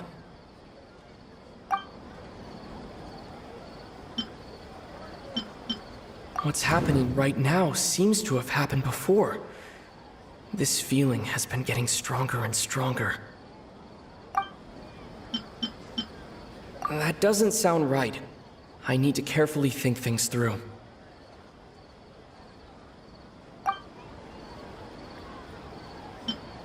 That doesn't sound right. You mean the Akasha is causing our mental fatigue? Huh. Now that I think about it, my head's been feeling unusually heavy. When the desert dwellers set off on their quest for knowledge, a sage once said, knowledge always comes at a price. Compiling the entire country's knowledge. You think the Akasha pulled a 180 and is extracting information from us? Who knows? The Akasha can put knowledge into our heads, so who's to say that it can't also poke around in there? We don't know any specifics. What's the point of doing something like that? Just think about it. If you could combine the knowledge of every single person in Sumeru, then you can basically turn Sumeru City into a single massive brain. This hive mind could make breakthroughs in problems that even the smartest geniuses can't crack. An excellent deduction. And the analogy comparing Sumeru City to a massive brain? I love it. In that case, we should take off our Akasha terminals right away. Maybe that'll solve this problem.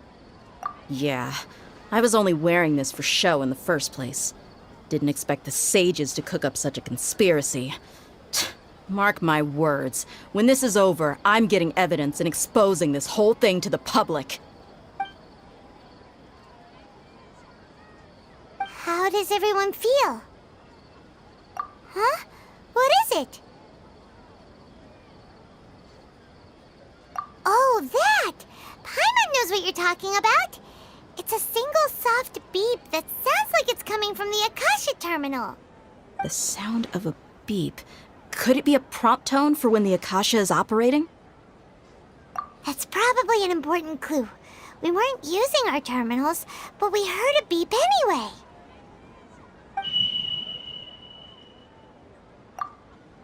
Traveler, did you hear that? I heard it too. Our ears aren't messing with us. There was definitely a beep, but it sounded like it was coming from inside my head. We took off our Akasha terminals.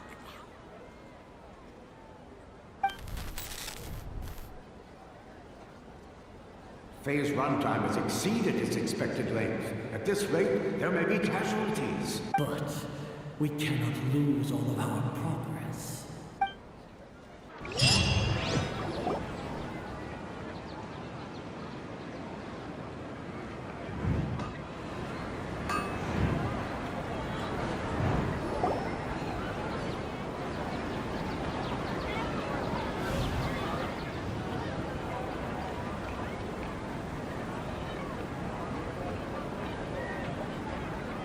Paimon remembers everything! Good. You adapted quickly this time. We definitely took off our Akasha terminals last night, but we still heard that beep. Why is that? But now we can at least confirm one thing. The Akasha definitely has something to do with whatever's trapping us in this cycle. Oh, Paimon doesn't get it. Why would the Akasha go this far if all it wants is everybody's wisdom? It's extremely difficult for lab rats in an experiment to understand why they're being treated the way they are. If we're lab rats, then what are you? Nahida, you've never told us anything about yourself. I guess I'm the moon. The moon? Wasn't that the result of our divination? Anyway, knowing who I am won't help you get closer to the truth, so you should focus on other things. Don't get distracted and miss any clues. Okay then. Dia helped us a lot yesterday, so let's go find her. If Paimon's reading the time correctly, those kidnappers should be showing up soon.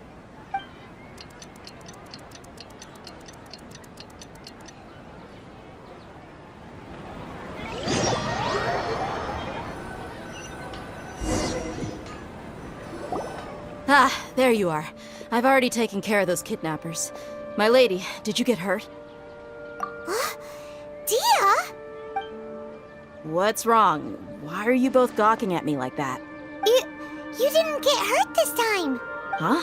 What do you mean this time? Why are you so surprised that I managed to get out unscathed? Those kids were amateurs.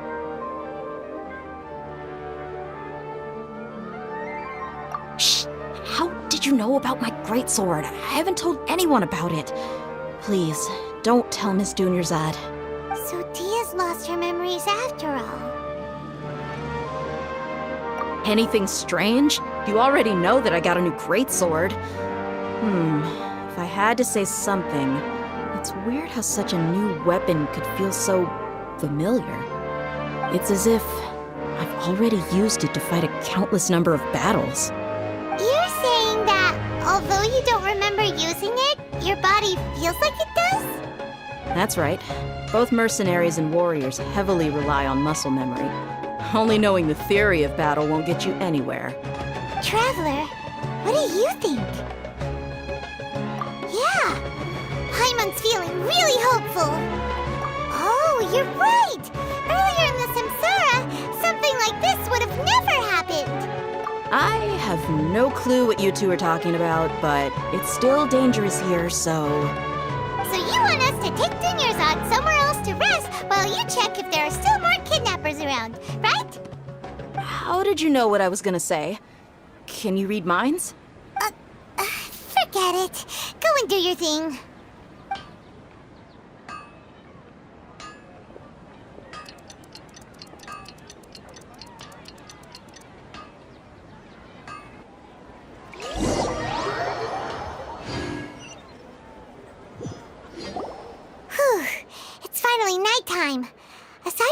Dia not getting injured, everything seems to have stayed the same. Listen, Nahida, we found out that Dia got out just fine today, even though she got injured every other time she fought the kidnappers. Do you think the Samsara has been broken? Have we saved Dunyarzad? Really? Good job on all that progress. Get some good sleep tonight. Hey, what kind of an answer is that? Tomorrow will come. Everyone assumes this is common knowledge, but the only way you can know that for sure is if you experience tomorrow. How many todays has it been? Is it possible that today will be followed by yesterday? Does tomorrow truly exist as anything beyond a made-up concept? It's even possible that this entire world is a lie, and the history of the whole world has just been one endless Sub-Zero's festival. Okay, no more. Paimon's brain is already shut down. That's why it makes no sense to waste your energy thinking about things you will learn tomorrow. Get some good rest. You know, use the bathroom and flush your anxiety dookie away. Huh? Hold on, what did you just say? Did Paimon hear you correctly? Huh? People always say they feel a sense of relief after they take a duk-duk. That's why I suggested you could try that. Is that so strange? It's so strange and so against common sense that Paimon's at a loss for words. You were sounding kind of smart just a minute ago. Yeah, even though it's happy and lively at the Sub-Zero's festival every day, it feels like it's been a long time since we've really gotten to relax. Let's go back to our room. Continue the harvest. Compared to what we stand to achieve, these sacrifices are trivial.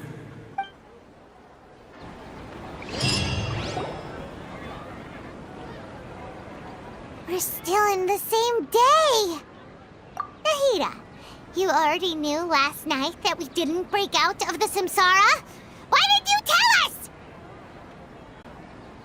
us? Would there have been a point? You would have spent the night with new worries, with tomorrow still out of reach. In that case, you might as well rest within that brief moment of hope. An opportunity like that doesn't come by often, and I thought it might help you clear your minds. Paimon thought the Duke did that! Whatever. Guess you were looking out for us after all. Of course. In the time we've been together, you two have been everything to me.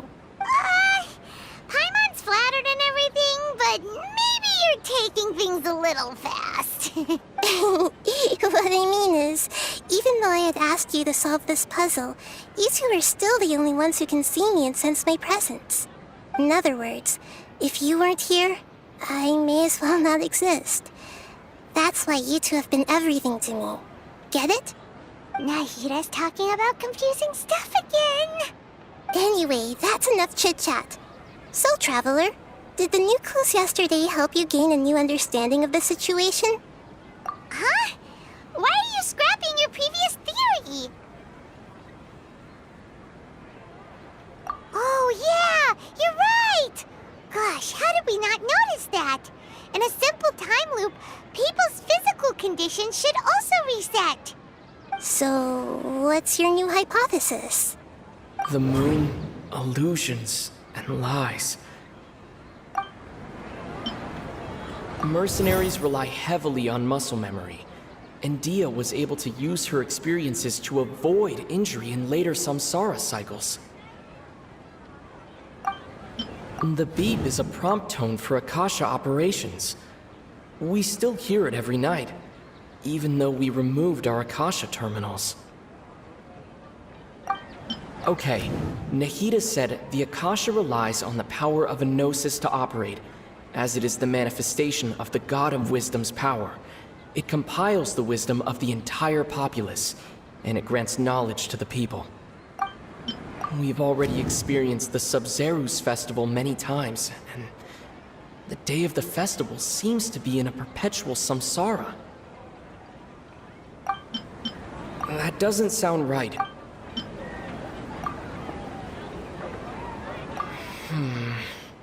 I can't seem to I can't.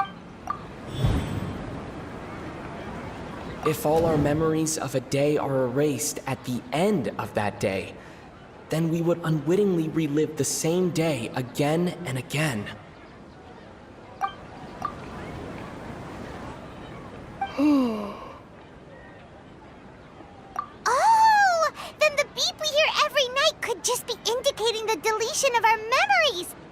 That's why when we wake up, everyone thinks the Sub-Zero's festival hasn't happened yet!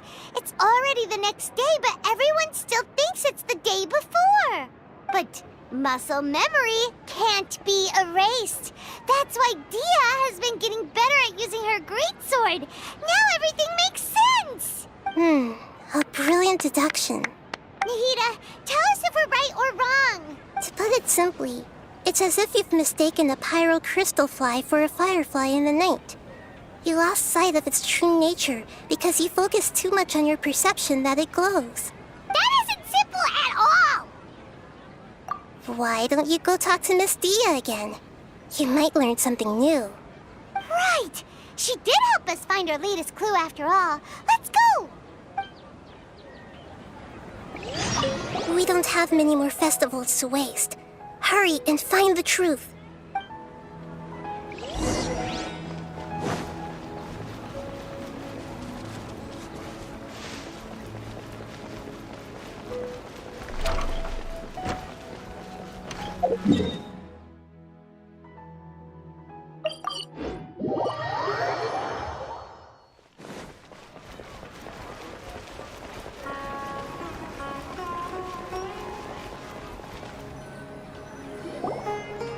There you are.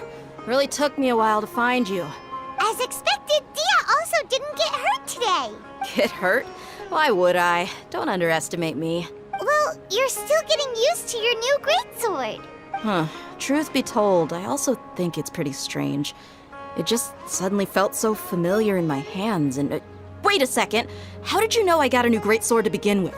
I didn't... Traveler, could you explain the situation to her today? Paimon's gotten a little sick of doing it. Oh, that works!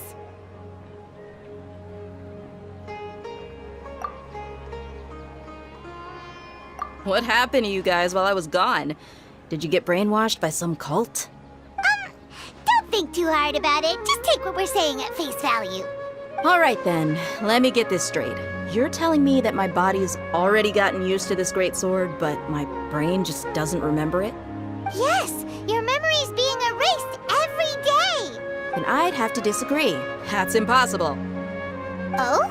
Why do you think that? If we've actually been reliving the Sub-Zeru's festival day after day, then what happened to the things we used, the money we spent, the food we ate? Common sense says my wallet should have emptied itself a long time ago. There's no way I wouldn't have noticed that. Right!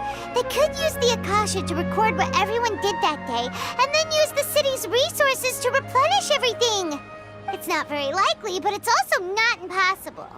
No, it is impossible. I've got proof. You have proof? Where? You two are surprisingly serious about this nonsensical discussion. Fine, I'll play along for a little longer. Come with me, Miss Dunyarzad. Please come along as well. I still can't guarantee that this area is safe.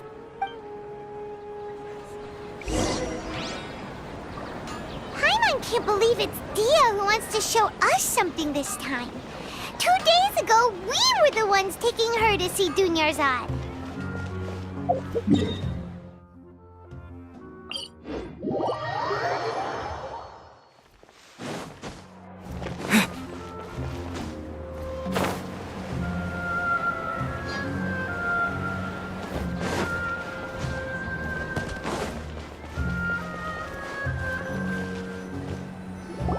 This is it.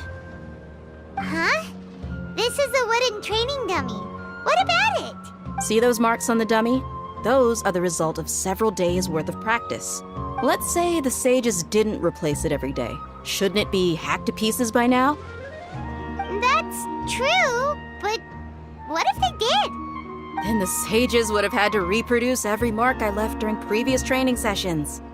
I'm a professional fighter. My martial school has always emphasized the importance of refined control. The force, angle, and entry point of each strike is calculated and deliberate. That's why I remember every mark on the dummy, as well as my state of mind as I made each strike. It's just as they say, each swordsman has their own unique style, and even the same swordsman can't make the same cut twice. It would be impossible to copy these marks. Is it really impossible? What if they used some fancy machine to carve every single mark? People often say that a camera's photo can never replace an artist's painting because the former has no spirit to it. The same thing applies here. At a mere glance, I can differentiate carved marks from the results of combat training. Whew, I hope that cleared things up for you.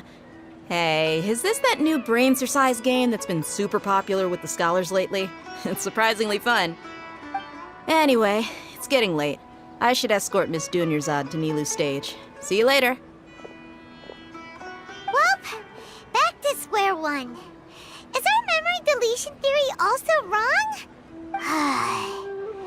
But at least we've reached some other conclusions in the meantime.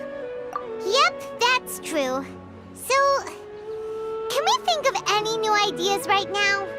Strange? Paimon feels like everything's been strange lately. Huh? Leaving the city? You're right! It's really strange how we never thought of such a simple solution! Many things should become clear if we can confirm the flow of time outside of the city. Paimon can't believe it!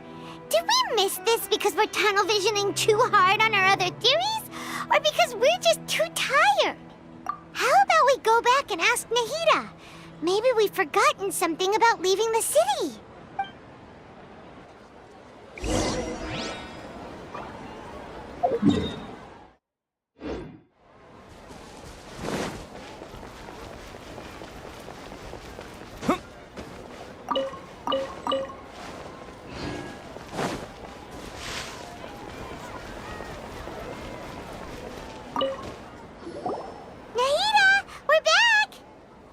Early today. Did you find something new? Sort of. We're mostly sure now that we're not in a time loop. And we also aren't in the real world. But at the same time, we have a new question. Leaving the city. As far as I remember, you've mentioned your plans to do that twice before. We did? But we don't remember anything. What happened after we talked about those plans? What did we say when we got back? Let me think. I don't think you ever actually told me what the outcome was. Oh, it's probably more accurate to say that both times you never came back the whole night.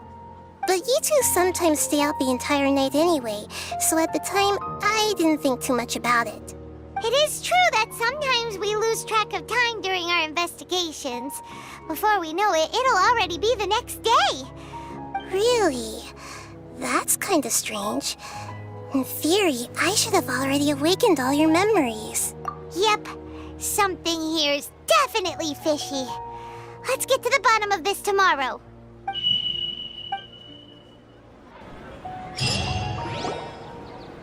Our memories are back! About that... Well, where should Paimon begin? Traveler, aside from your memories that were just restored, I have another message for you. Listen to it and you'll understand. Can't go back. There are countless spaces here. Our Sub-Zeru's festival in Sumeru City is just one of them. Traveler, you should be missing 2 days' worth of memories. Paimon will fill you in. It's time to carry out our plan from yesterday. Okay, let's go!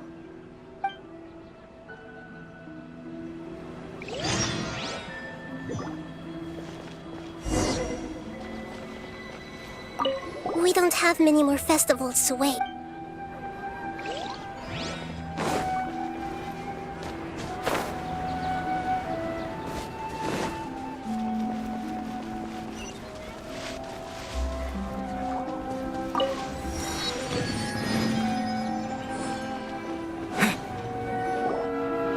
Why can't we leave the city? What is the Academia up to now? Don't ask me. It's not like I can tell you anything. This is a direct order from the Grand Sage. Just wait until tomorrow. I have a real emergency. My goods have already arrived at Port Ormos. If I don't hurry, they'll be stolen. That's your problem. Make sure you make a request in advance next time. But it's not like you can just predict business matters in advance. It looks like the Academia already announced a lockdown for Sumeru City today. How completely unsurprising. Let's go and question them. Hello, sir. Why can't we leave the city today? Here we go again. Don't ask me. I don't know either. We just received an order that no one is allowed to enter or exit Sumeru today. They didn't tell us anything else. Angering me won't get you anywhere. If I had that kind of insider info, I would have left this stupid post long ago. It looks like he really doesn't know. If we can't get anything out of him, let's take matters into our own hands. Why don't we climb over the walls? Those guards can't be everywhere at once. This is a good spot, and the guard hasn't noticed us at all. Let's hurry! Huh? Why? Are you going to leave Paimon behind? But what if things get really weird out there and you get into some trouble? Then Paimon won't be able to help you. Oh, Paimon knows that Paimon can't do much, but we've always been together. Okay. Paimon will wait for you. Promise Paimon that you'll come back as soon as possible. Just a quick look. And please, be careful.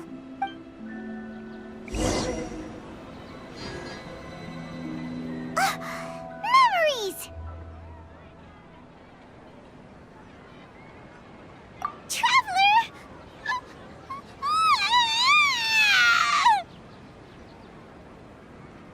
Paimon would never see you again! You just disappeared!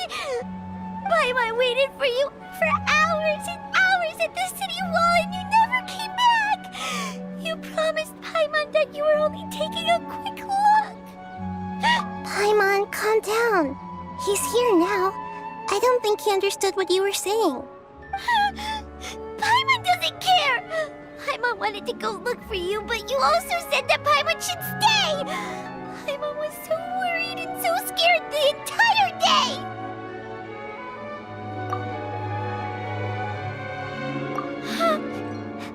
Okay. Paimon will forgive you. The most important thing is that you didn't actually disappear. Oh, Paimon was so scared that you had gone into another world. Okay, Paimon, can you tell us your perspective of what really happened yesterday? I see. Using two people's different perspectives. After that, you left the city. Paimon kept her eyes on you the whole time, but then you disappeared in an instant. No way! Paimon was watching you with the fullest attention. What's your perspective, Traveler? You sure you don't have any memory of this? I guess that explains everything. You also lost your memories the last 2 times you tried to leave the city. So, if we leave the city, our memories will be completely erased? It really sounds like something big outside of the city is being hidden on purpose. But this way, we'll also never discover what's outside. Something like a message? But how can we send it back? Don't look at me like that. I'm not used to being stared at. Well... Okay. You want something that can pass on messages, right? Give me some time and take care of Dunyarzad for me. Yep, now we're talking.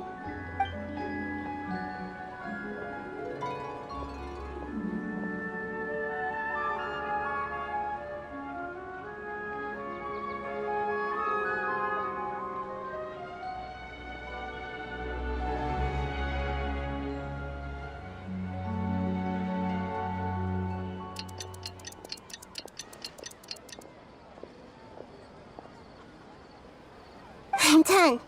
Here you go. What? Isn't this just an Akasha terminal? I made some little changes. Akasha terminals are already capable of sending messages. I just tweaked it so that it could connect to any node. To make something like this? Nahida, you really know the Akasha like the back of your hand. Anyway, we can use this now to record a message, right? Yep. I'll help you save the messages. It should be pretty easy to use. I just can't guarantee the user's status and signal coverage when they're outside the city. We'll never know until we try. At least we're taking the initiative now. Let's go then. Let's expose those sages. All right. Paimon isn't as worried about being separated since it happened once yesterday. But Paimon still isn't happy about it. Okay, see you tomorrow, Traveler. That covers everything that's happened so far. Yes, although the signal was choppy and had some interference, we still managed to receive 2 messages from you when you were outside. Okay, now that you understand what's going on, let's hear the messages together.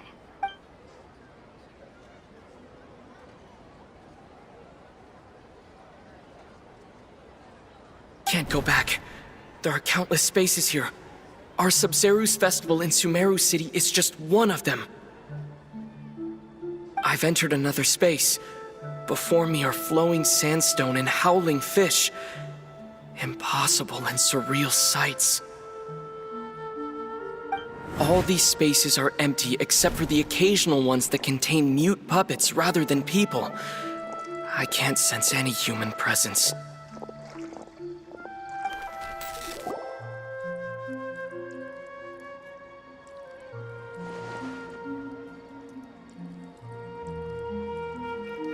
That's one heck of an info dump. It sounds like you left the Sumeru City space when you set foot outside of the walls. But everything looked completely normal when Paimon was looking out from the inside. That's unbelievable. And if we take your word for it, the other spaces all had very weird contents. There's another part here. We only received it last night. These spaces have been disappearing one after the other, absorbed by something like a sun in the sky. And now, even the final space has also disappeared. Behind me, a lot of spaces just appeared again from thin air. I get it now! Those spaces are actually...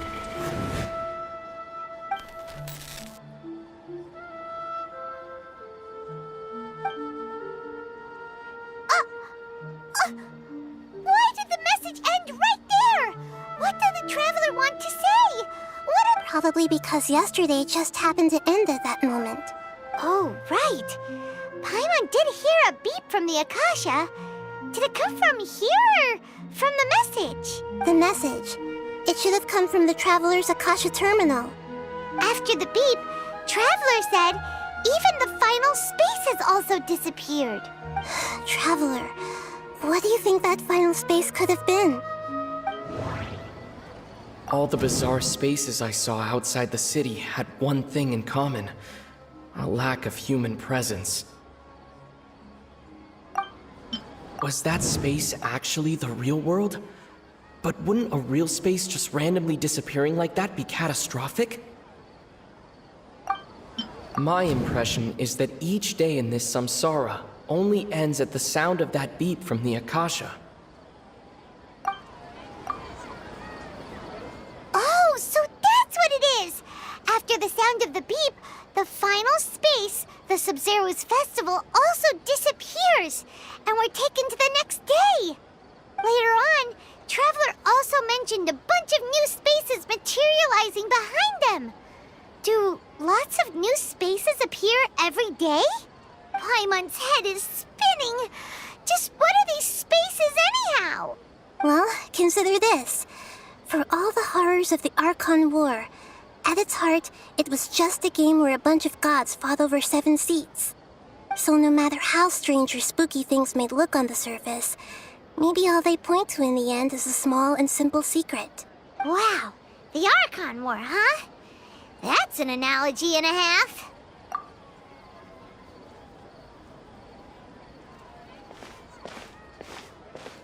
Hey, where are you going?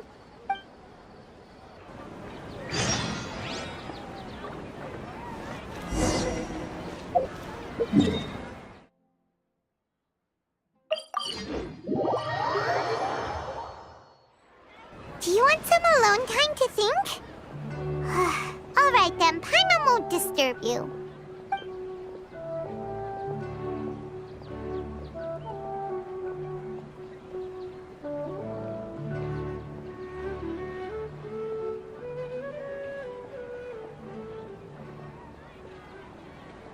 The dance of Sub-Zeros is about to begin. I'm going to go watch it. Okay. Why don't you go ahead, Dunyarzad? We still have some other stuff to do first. Okay then. See you later. Have you figured it out yet, Traveler? Time is ticking away. Awesome! What is it? Paimon wants to know. Oh, wait, no. Let's meet up with Nahida first. You can tell us both together. Then...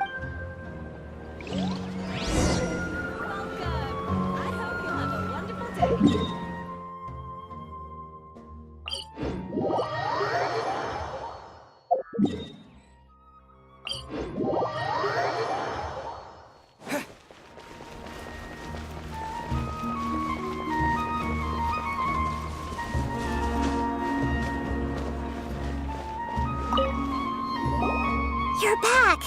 I've been waiting forever for you two. Judging by the looks on your faces, are you ready to take your Sub-Zero's exam and graduate from the festival? Okay, first off, have you discovered the hidden truth?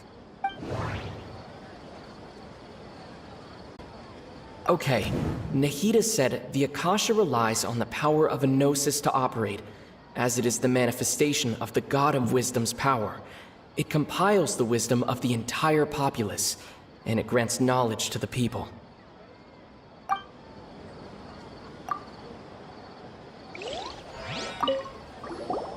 You're back!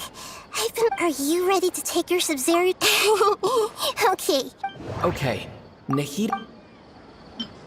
We've already experienced the Sub-Zero's festival many times, and the day of the festival seems to be in a perpetual samsara. All the bizarre spaces I saw outside the city had one thing in common: a lack of human presence. The moon, illusions, and lies. What do they all mean? People in Sumeru don't dream. What a strange phenomenon.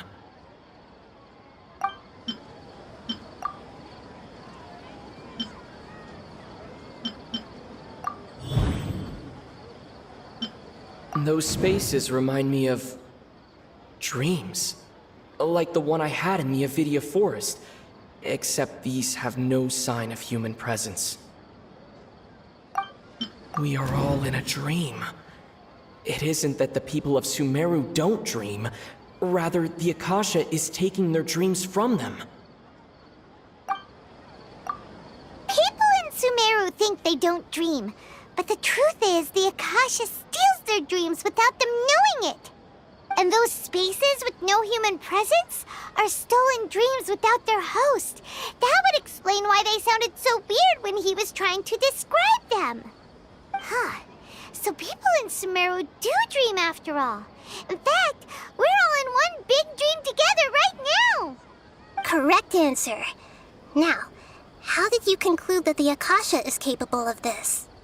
The Akasha relies on the power of a gnosis to operate. The Akasha relies on the power... It is the manifestation of the God of Wisdom's power. It compiles the wisdom of the entire populace, and it grants knowledge to the people. That doesn't sound right. It compiles the wisdom of the entire... That doesn't sound right. It is the manifest... Oh, okay. Those dream-controlling creatures in the forest also get their power from the Dendro Archon, right? That would explain why the Akasha has the ability to control people's dreams, too. But is stealing everyone's dreams really how the Akasha compiles their wisdom? Isn't there anything more to it? Dreams are fantastical, complex, and full of imagination. People's brains are the most active when they're dreaming. In other words, dreams are rich bundles of human wisdom. So, in other words, the complete opposite of how Hypatia understood it. Paimon remembers her saying that the sages think dreams are foolish delusions, and the fact that no one dreams is a blessing from Greater Lord Rukkhadevata. So it was all a dirty trick?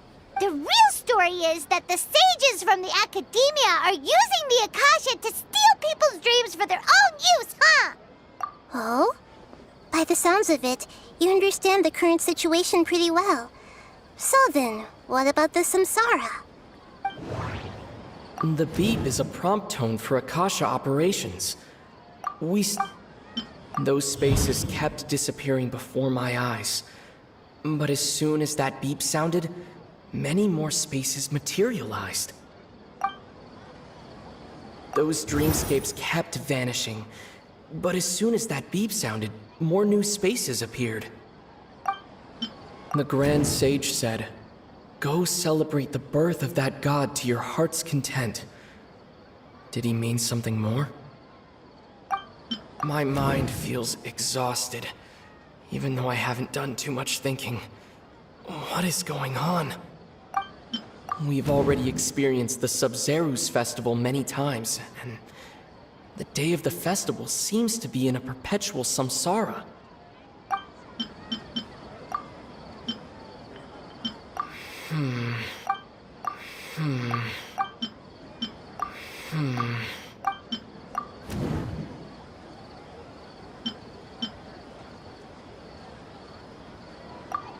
Correct.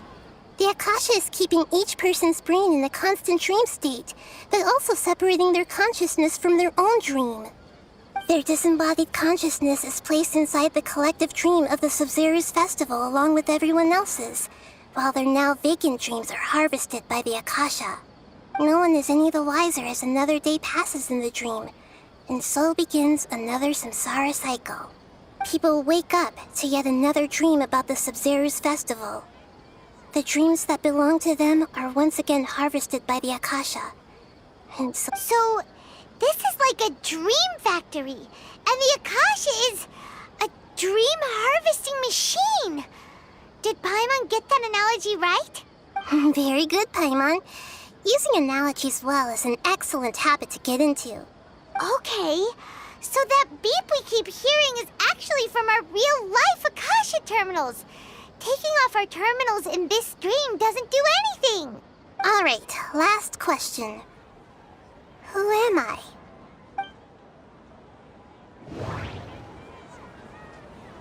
They say that alchemical divination is the Dendro Archon's divine revelation. So then, if Nahida has referred to herself as the moon...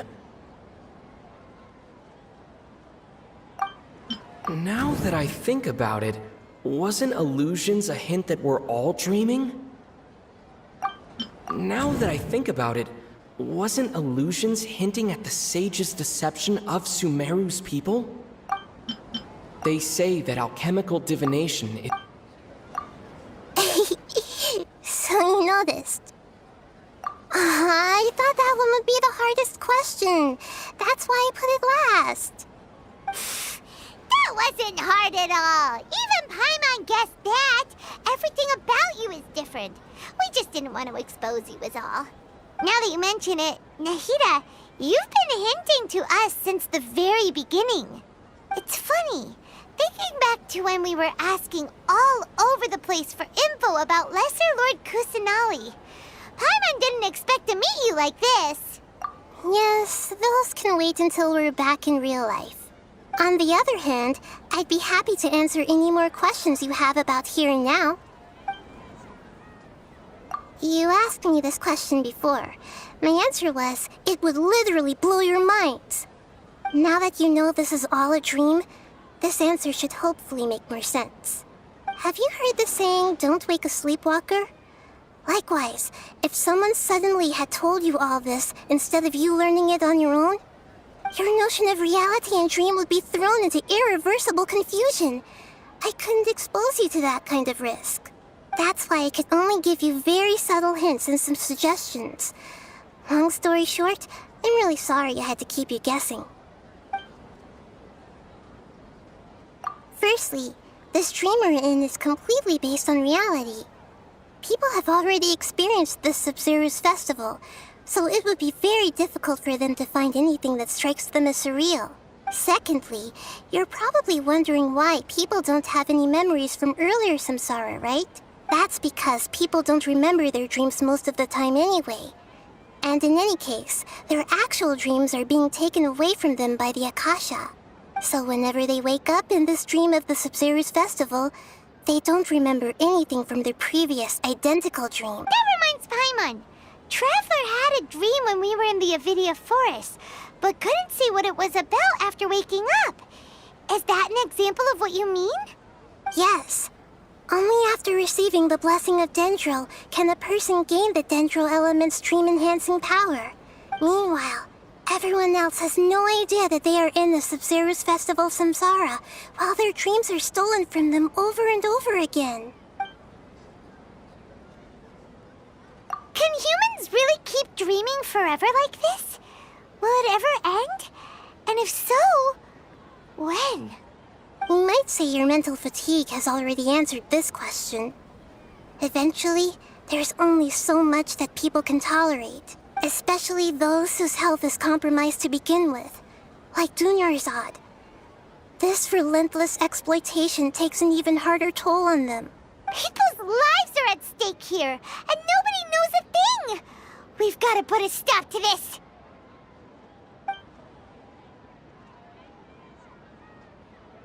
I know, right? Why did they have to base this dream on my birthday? Could it really just be a coincidence? Even you don't know the reason? Wow, now that's strange. The Academia sages are determined to harvest lots of dreams in a short time, no matter the cost. They have to be up to no good. Unfortunately, I don't know anything about it. Traveler, do you have any information? Those spaces remind me of dreams. Like the one I had in the Avidia forest. Except... Okay, Nahida said the Akasha relies on the power of a gnosis to operate, as it is the manifestation of the God of Wisdom's power. The Grand Sage said... Celebrate the birth of that god? Could it mean...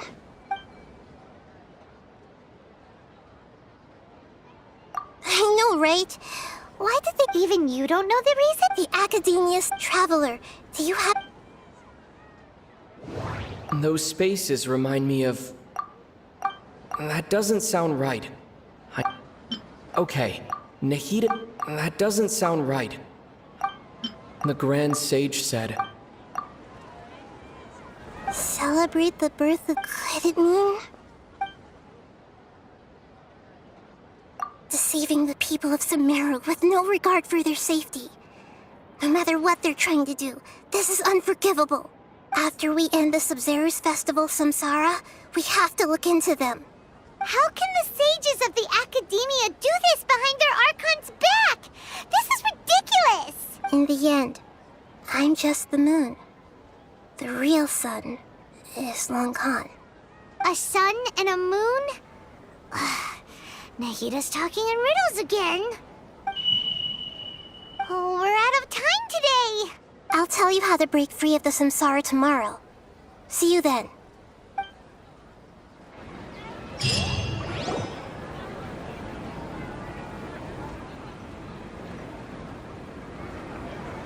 Good morning, Nahida.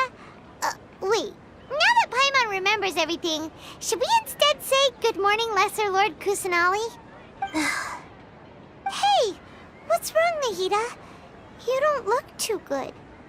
I'm afraid that what you're thinking right now is correct. Dunyarzad already disappear? No way! Are we too late? The real Dunyarzad's consciousness has indeed disappeared. It can no longer endure the constant dream harvesting. Paimon can't believe it. Wait, so what about that other Dunyarzad? Just what is she? She's actually something like a puppet, but not completely. The real Dunyarzad's consciousness could no longer keep playing her role in this dream. So another Dunyarzad appeared to replace her in the dream. Just like the grass and the trees, that Dunyarzad is just a building block of the dream that helps to keep it going.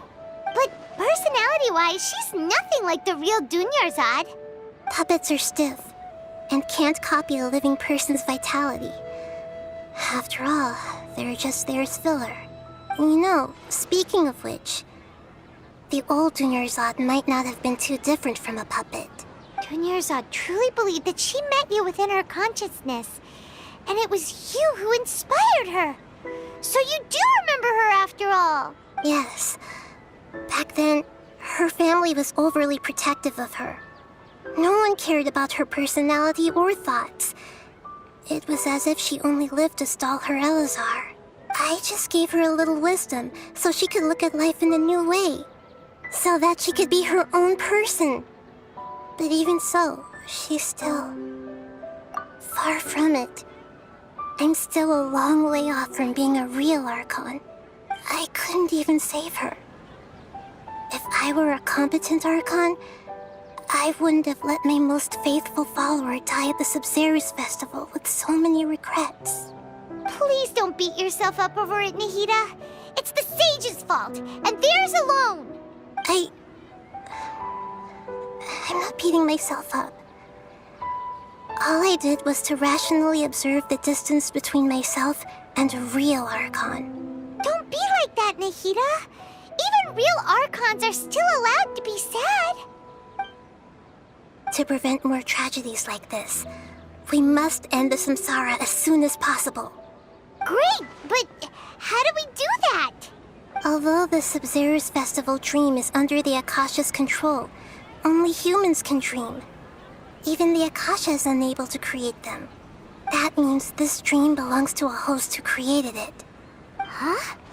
So, how should we find that person? Well, if this is someone's dream, then everything here must come from deep within their consciousness. Which means, with the power of imagination, they can change anything in this dream. Imagination? What do you mean by that? Imagination means breaking through what you perceive as normal. Like when a server at a tavern brings a plate to you, you'd naturally assume that food is on it. However, if you're the dream's host and you become aware that you're dreaming, when you imagine gold and mora on the plate, the dream will respond in kind. And the server really will bring you gold and mora. But right now, our host is unaware that this is a dream. No matter how many times they're served, it will always be food. Find some way to make that person realize that they're dreaming. Usually, once that happens, the person will wake up and the dream samsara will be broken. How are we going to find them, though? If it could be anyone, it'd be like looking for a needle in a haystack. And even if we did find them, how are we supposed to make them realize they're dreaming? After all, like you said, don't wake a sleepwalker. It's extremely difficult, yes. But the only ones who can do it are you two. Remember, everything you've achieved up to this point has all been for the sake of finding the host and ending the samsara. As for me, during this time, I'll be out of town. Out of town? Are you going to that place full of dreams where the traveler went? Yes. I want to try something. There must still be a small wisp of possibility. Hurry and go. Dreams are supposed to be fantastical, romantic, and full of pleasant surprises. Unnecessary things like this samsara need to end. Paimon's still a little upset that we've come this far only for Dunyarzad to... She was such a good person, with such a simple wish. But fate was against her. Yeah, Saving Dunyarzad is what kept us going this whole time. But we mustn't lose hope, Traveler. Dunyarzad would definitely want to see us save everyone else. So let's break the samsara for her sake. Paimon's wondering, do you think the sages would get one of their own to be the host of this stream? Feels like it would be easier to control it that way, no? Huh. That's true. Plus, the sages probably weren't counting on there being other factors beyond their control, like Nahida and us. So, who do you think the host of the dream is?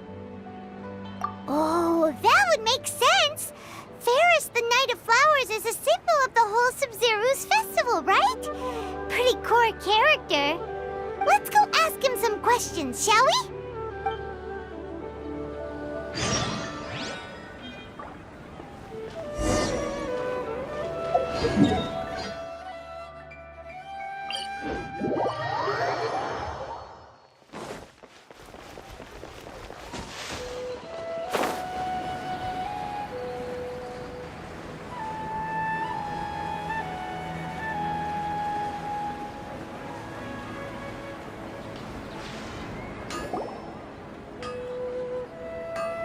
You're back. You left in a hurry last time. Is everything okay? Everything's fine, just... it's a little hard to explain. Would you mind taking part in a little experiment with us? An experiment? That came out of nowhere. I'm listening, though. What do you need me to do? Could you make a wish? You want me to make a wish? Is that a new Sub-Zeru's festival tradition or something? Less questions, more wishing! Okay. My wish. Okay. I'm a little nervous saying this out loud, but I want Miss Dunyarzad to be happy. Oh. I noticed earlier that she looked a bit down, and she wasn't really talking to anyone. She just doesn't seem like herself. She's always so gentle and kind, and all the kids love her. I've also wondered if the reason she asked me to be Ferris Knight of Flowers is because I'm special to her, or... So, you have a crush on Dunyarzad? Oh, is it that obvious? After what I just said, when she placed the hat of the Knight of Flowers onto my head, she said to me, I want everyone to have a happy Sub-Zeru's festival. What she didn't realize was that I'm not that interested in how everyone else feels. In that moment, I just wanted to be her Knight of Flowers for the rest of my life. 50 years? 100 years? I'll serve her till the end of time. Okay, yeah, that was a bit much. Felt like the right moment to get it off my chest, but that was pretty embarrassing. Okay, I'm ready to make my wish. I would like Miss Dunyarzad to appear in front of me right now with a smile on her face. Here goes. Please come true. I'm gonna open my eyes. Oh, you're... What? Fucky? Sorry, but only one portion of Yalda candies per person. Back home you go. Nice try, you two. Anyway, never mind. I don't need to see her appear right in front of me. As long as she's happy. Guess he isn't the host of this stream after all. Should have expected it wouldn't be this easy.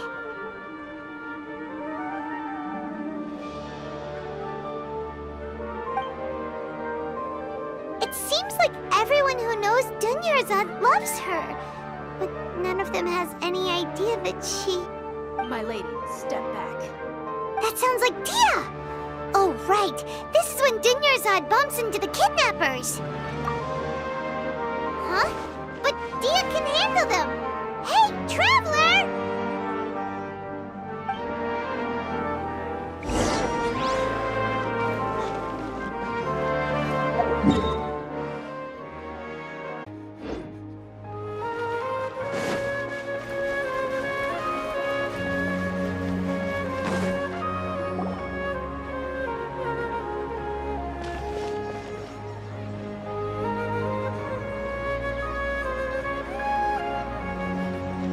Oh, It's you. Great timing. Please take...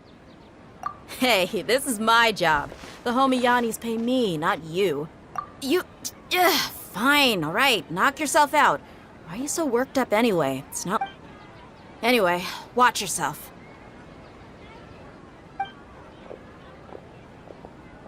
So you got yourself some backup. Suit yourself. You're going down!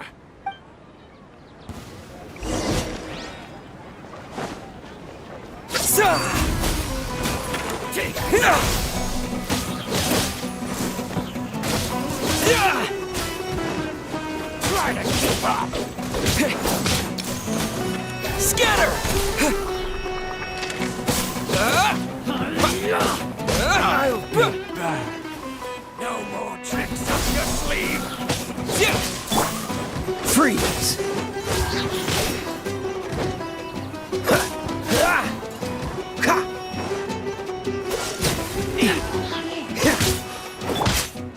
Propagate! That's close enough. You want this one.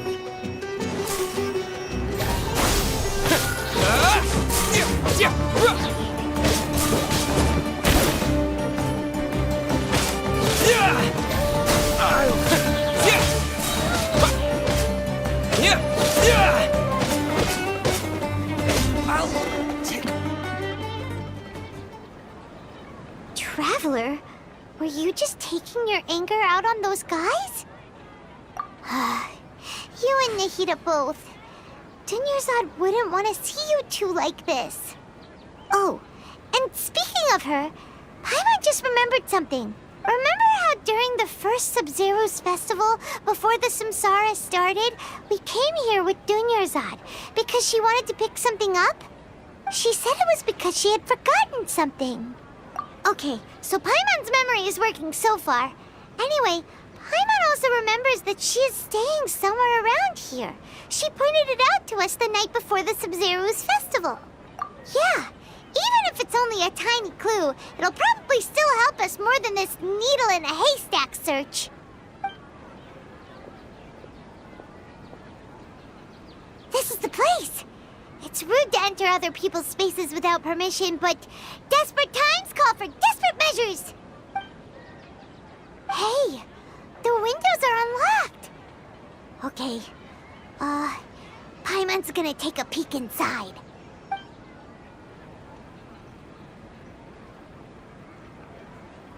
This was only a temporary residence, so there was pretty much nothing inside except this book on the table. Should we open it? Wow, Dunyarzad wrote all of this. Sounds like she was always thinking of us even while we were away. Even though she was also busy preparing for the Sub-Zero's festival and had all her health problems to worry about. She must have wanted to give this to us as a gift on the day of the Sub-Zero's festival, right? If we hadn't found this book, we never would have known. But now that we know, we can't even thank her. Hey! Where are you off to now?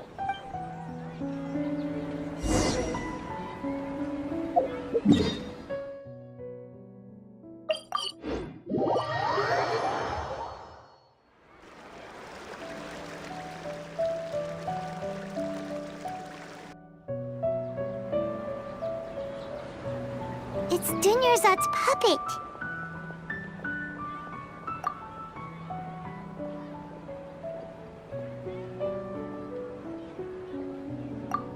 Traveler? You must be exhausted. Come to think of it, we've been stuck in this place for a really, really long time. Heck, even the last time we were chatting happily with Dunyarzad feels like an eternity ago.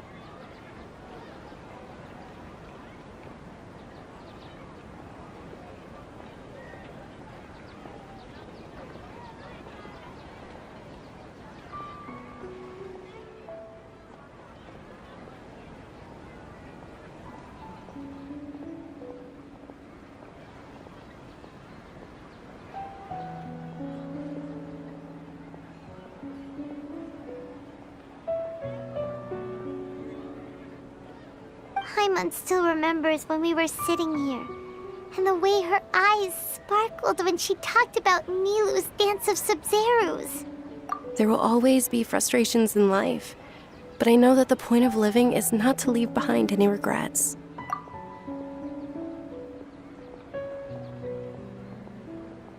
That was what the real Dunyarzad said, wasn't it? Does that mean... Yes, Traveler. Oh, so she's still just a puppet. But just now, how come... What? Where are we going this time?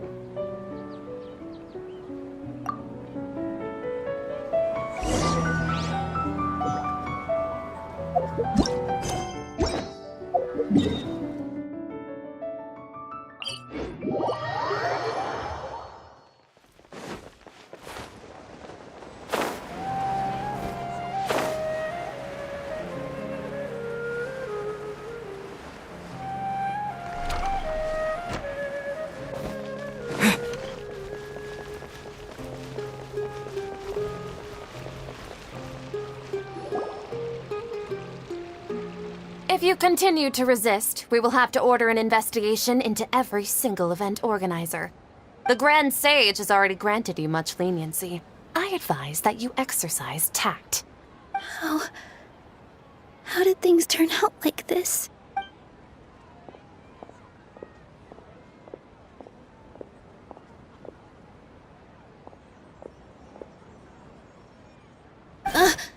Traveler? You don't have to get involved. He's a sage from the academia. I don't want to drag you into this. Traveler? Traveler? What the heck are you doing? If you get arrested by the academia, that's another day gone to waste!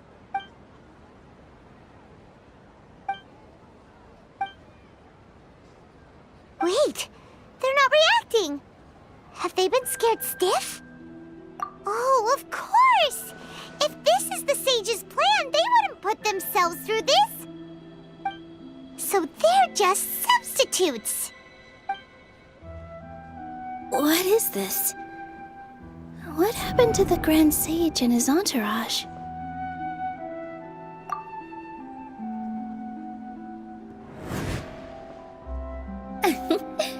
Like I said, they symbolize the goddess of flowers. It's just a shame that all the real Padisaras went extinct after her death. Yes. The Greater Lord brought forth new Padisaras in memory of the goddess of flowers. But she ultimately could never truly replicate that beautiful shade of purple.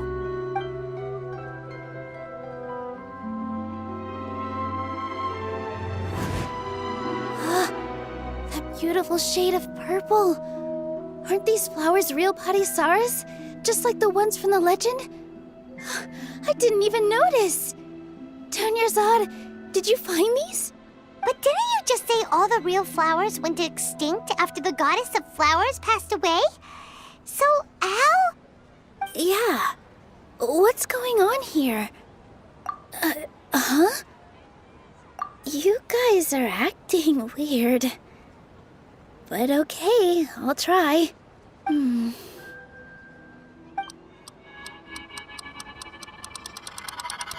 Hey! They disappeared! So Nilu's the host! What a surprise! Purple Padisaras don't exist in the real world anymore. But in Nilu's subconscious, they can appear as decorations on the stage. It's just like the example Nahida told us. People assume there will be food on a plate, and Nilu assumed there would be real Padisaras in the flower pots. So when you saw the flowers, you instantly knew it was Nilu? But if we want to end the samsara, we need the host to become aware that they're dreaming. How should we make Nilu realize that? Am I dreaming? Huh? So I'm right. Is this Lesser Lord Kusanali responding to our celebration of the Sub-Zerus festival? Wrong guess, but you aren't completely wrong either. The point is, what made you think this is a dream? As far as you know, people in Sumeru don't dream, right? Yeah, but have you heard the tale of the first sage? To prevent a calamity, he went on a journey to find the Dendro Archon. Ooh, sounds familiar. Dunyarzad told us a story like that when we first arrived in Sumeru City. So it was about the first sage, huh? Yep, but in the part you heard, he hadn't become the first sage yet. There's more to the story. His piety and wisdom were acknowledged by the Dendro Archon, and she finally gave her blessing to him. All kinds of spectacular scenes appeared in front of the first sage, as if all the knowledge in the world was being painted onto a canvas right before him. He was captivated. After who knows how long, he mastered all the knowledge he could comprehend. Afterward, he said to the Dendro Archon, "I miss my parents, my wife, and my children. I've been away from home for far too long. They must be worried." The Dendro Archon smiled. The next second, the sage found himself lying in his bed, as if he had just woken up from a dream.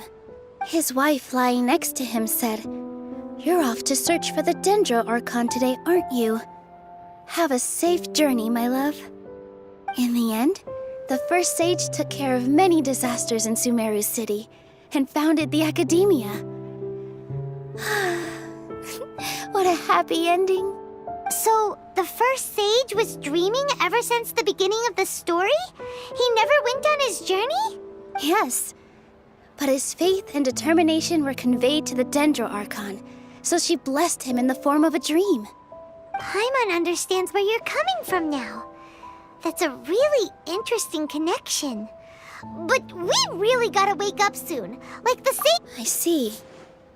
Well, it just so happens that today's Sub-Zero's festival is almost over too.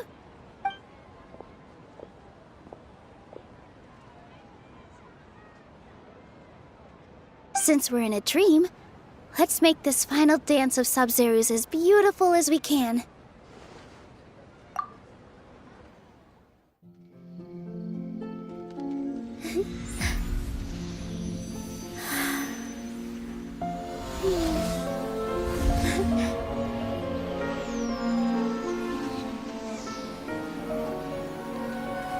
The wait is over, everyone. I dedicate this to our god, the Dance of Sub-Zero's.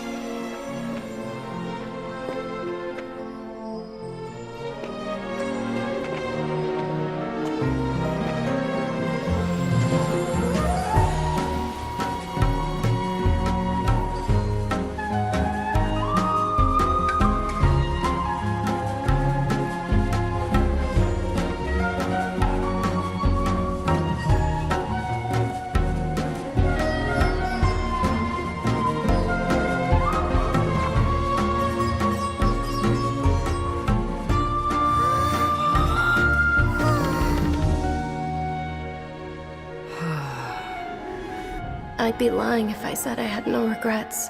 I would have loved to see Nilou's dance.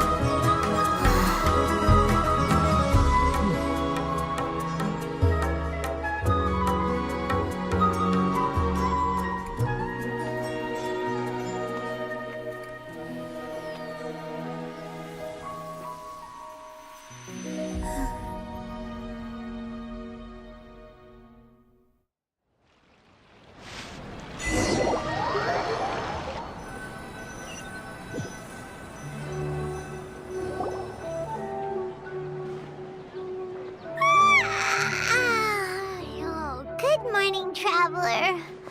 Oh, Paimon feels like she's been asleep for the longest time. Paimon's head feels super heavy. Did we oversleep? Do you even remember going to sleep last night? Paimon thinks it was after the Sub-Zero's festival. The Sub-Zero's festival! Have we finally escaped from the Sub-Zero Samsara? Quick! Take off your Akasha terminal!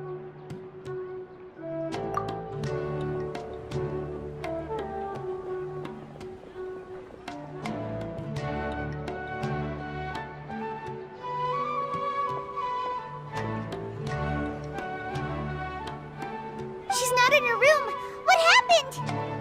Huh? What usual spot?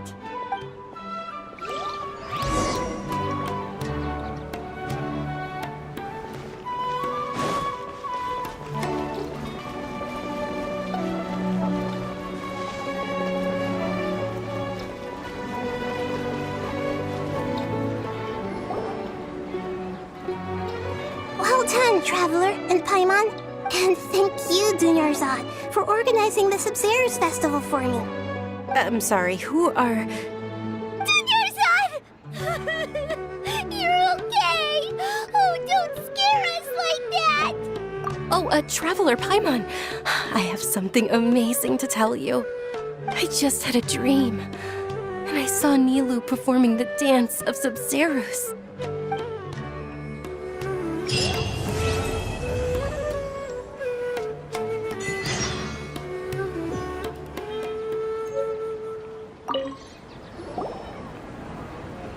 You're actually Nahida, aren't you? Paimon felt like Catherine was acting weird when we met at the Sub-Zero's festival. And Dunyarzad, did you save her? It's a really long story. We shouldn't disturb her. Her consciousness is still weakened. Let's chat somewhere else. How about by the Traveler's favorite bench?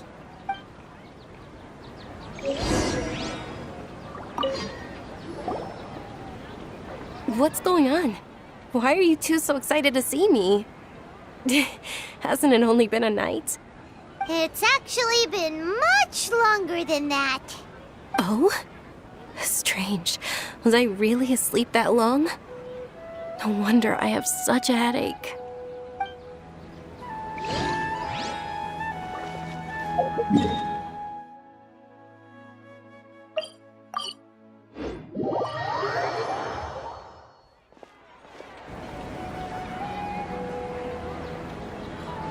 Let's talk about Dunyarzad first. It's such a relief that she's all right. After we parted on the last day of the Sub-Zero's festival, I left the city and saw what the Traveler had described. Among the countless dreams, I found one that was growing fainter and fainter. This proved my suspicion. Once Dunyarzad could no longer bear the Akasha harvesting her dreams, her consciousness began to dissipate. But this also meant it escaped the Akasha's control. Such a small fragment of consciousness can't last for very long, though. It will return to its original dream, where both will gradually fade until they completely disappear. I used all the power I had to keep her dying dream alive as long as possible, but it still wouldn't have lasted for much longer if it hadn't been for you two breaking the samsara. So it looks like we did manage to save Dunyarzad in the end. And not a moment too soon. Huh? Why are you two smiling so happily? I thought you'd be so moved that you'd start crying. I need to spend more time observing human emotions. Both are fine. Everyone reacts differently. All right. You two must have a lot of other questions for me, right? After all, you saved my faithful believer. As you're at the Avidia forest, there was this incense that made the Traveler fall unconscious and dream of a huge tree and a red sky. You also heard someone's voice, right? It said world and forget me. Yeah, so you do know. We've been wanting to ask you what that was about, and if the red sky was related to Conria. It seems like the Traveler established a connection to Irminsul. That was a message left by Greater Lord Rukkhadevata's residual consciousness in Irminsul. Perhaps her last memory before she died. As you two probably know, Greater Lord Rukkhadevata disappeared after the disaster in Conria. The timings of these events do line up, so your suspicions are reasonable. A message from Greater Lord Rukkhadevata? We thought it was from the Scarlet King. The Scarlet King? That god who died even longer ago? Some present-day desert dwellers still worship him. You probably just heard some of their conspiracies. Okay, so what does the message mean? I still haven't managed to decipher it. Even the Akasha isn't currently capable of doing that. Greater Lord Rukkhadevata's residual consciousness in Irminsul seems to be contaminated with something that has a very dangerous aura to it. Many devoted scholars go mad as soon as they connect their consciousness. I've warned the academia about this many times, but people still keep falling victim to it.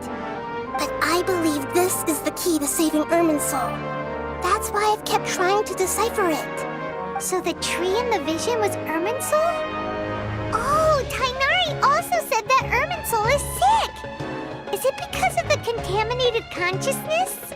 But even if you can't figure out what that vision was all about, it seems like our search for you was all in vain. The traveler wasn't affected after coming in contact with that consciousness. I've never seen anyone like that. With you here, we may have a chance at deciphering it. No, we must decipher its secrets. I've already eliminated all other factors that might affect Irminsul. This is the only one left. This puzzle has life and death at stake. It could determine Irminsul's fate, as well as Tevat's. To be accurate, I'm using the Akasha as a medium to occupy Catherine's consciousness. How did you do that? Poor Catherine. Does this mean you can also occupy other people's consciousnesses? Theoretically, I can enter anyone's mind as long as they're wearing their Akasha terminal. The Akasha is the legacy of Greater Lord Rukkhadevata. As Lesser Lord Kusanali and the first Akasha terminal, my consciousness has always been linked to the Akasha. I've always respected my people's free will, so I've never actually occupied their consciousness. When necessary, I just borrow this bionic Snezhnayan puppet. Hold on. Did we just learn some deep, dark secret? So Catherine is... No wonder Paimon felt something was off about her. What about your own body? Why do you need to borrow other people's? Don't you live in the sanctuary of Surasthana? That story begins a long time ago. After Greater Lord Rukkhadevata disappeared, the sages found my newly born self and took me back to Sumeru. At that time, I was young and weak. The sages kept me in the sanctuary of Surasthana, ostensibly for the sake of protecting me. But I've hardly heard from them since. However, I do understand that they had hoped to find Greater Lord Rukkhadevata instead of me, a symbol of her passing. So, the sages basically put their new Archon under house arrest? How dare they! Why don't you teach them a lesson, Nahida? In some ways, they aren't wrong. Greater Lord Rukkhadevata was omniscient and omnipotent. Even after her death, the Akasha is still empowering this nation. And I'm still really far away from being able to call myself the God of Wisdom. Moreover, the academia is also more proficient at governing this country. My existence has little meaning.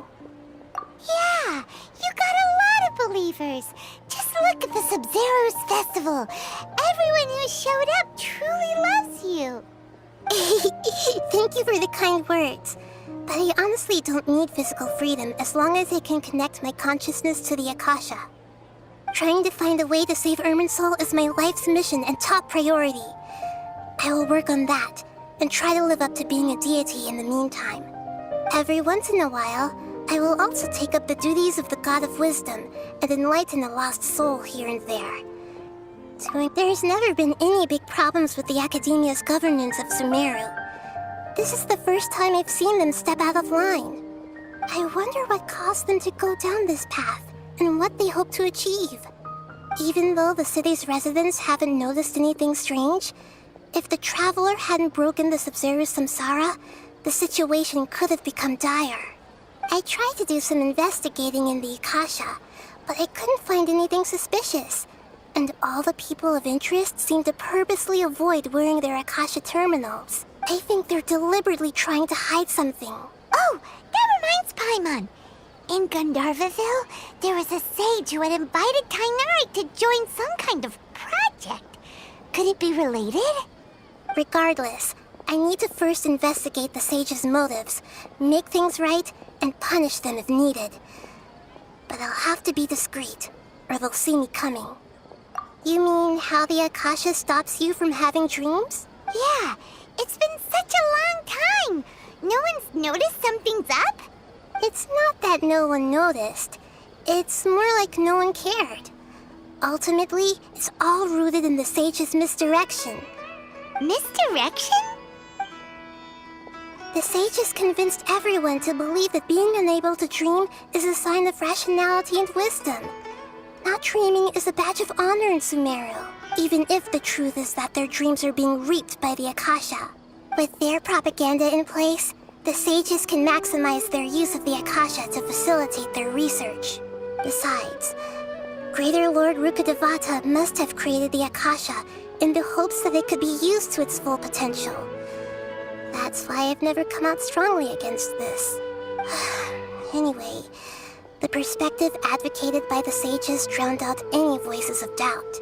By now, even those who never use Akasha terminals find it too shameful and embarrassing to talk about their dreams. Got it. I hope my answers were satisfactory, seekers of knowledge. To be honest, maintaining Dunyarzad's fading dream took a lot of mental energy.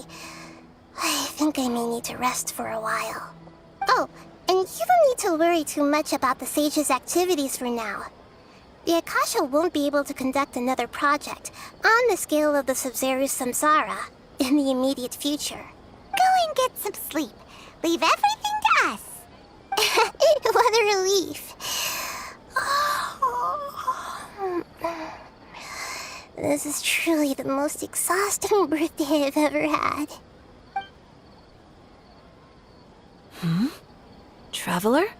Paimon? Why am I here? Do either of you know? Maybe you were sleepwalking. You know you can't wake up a sleepwalker. We happened to walk by, so we thought we'd wait for you to wake up. I see. Huh. I should visit my maintenance personnel sometime. Oh, I'm fine. I better go. Thank you.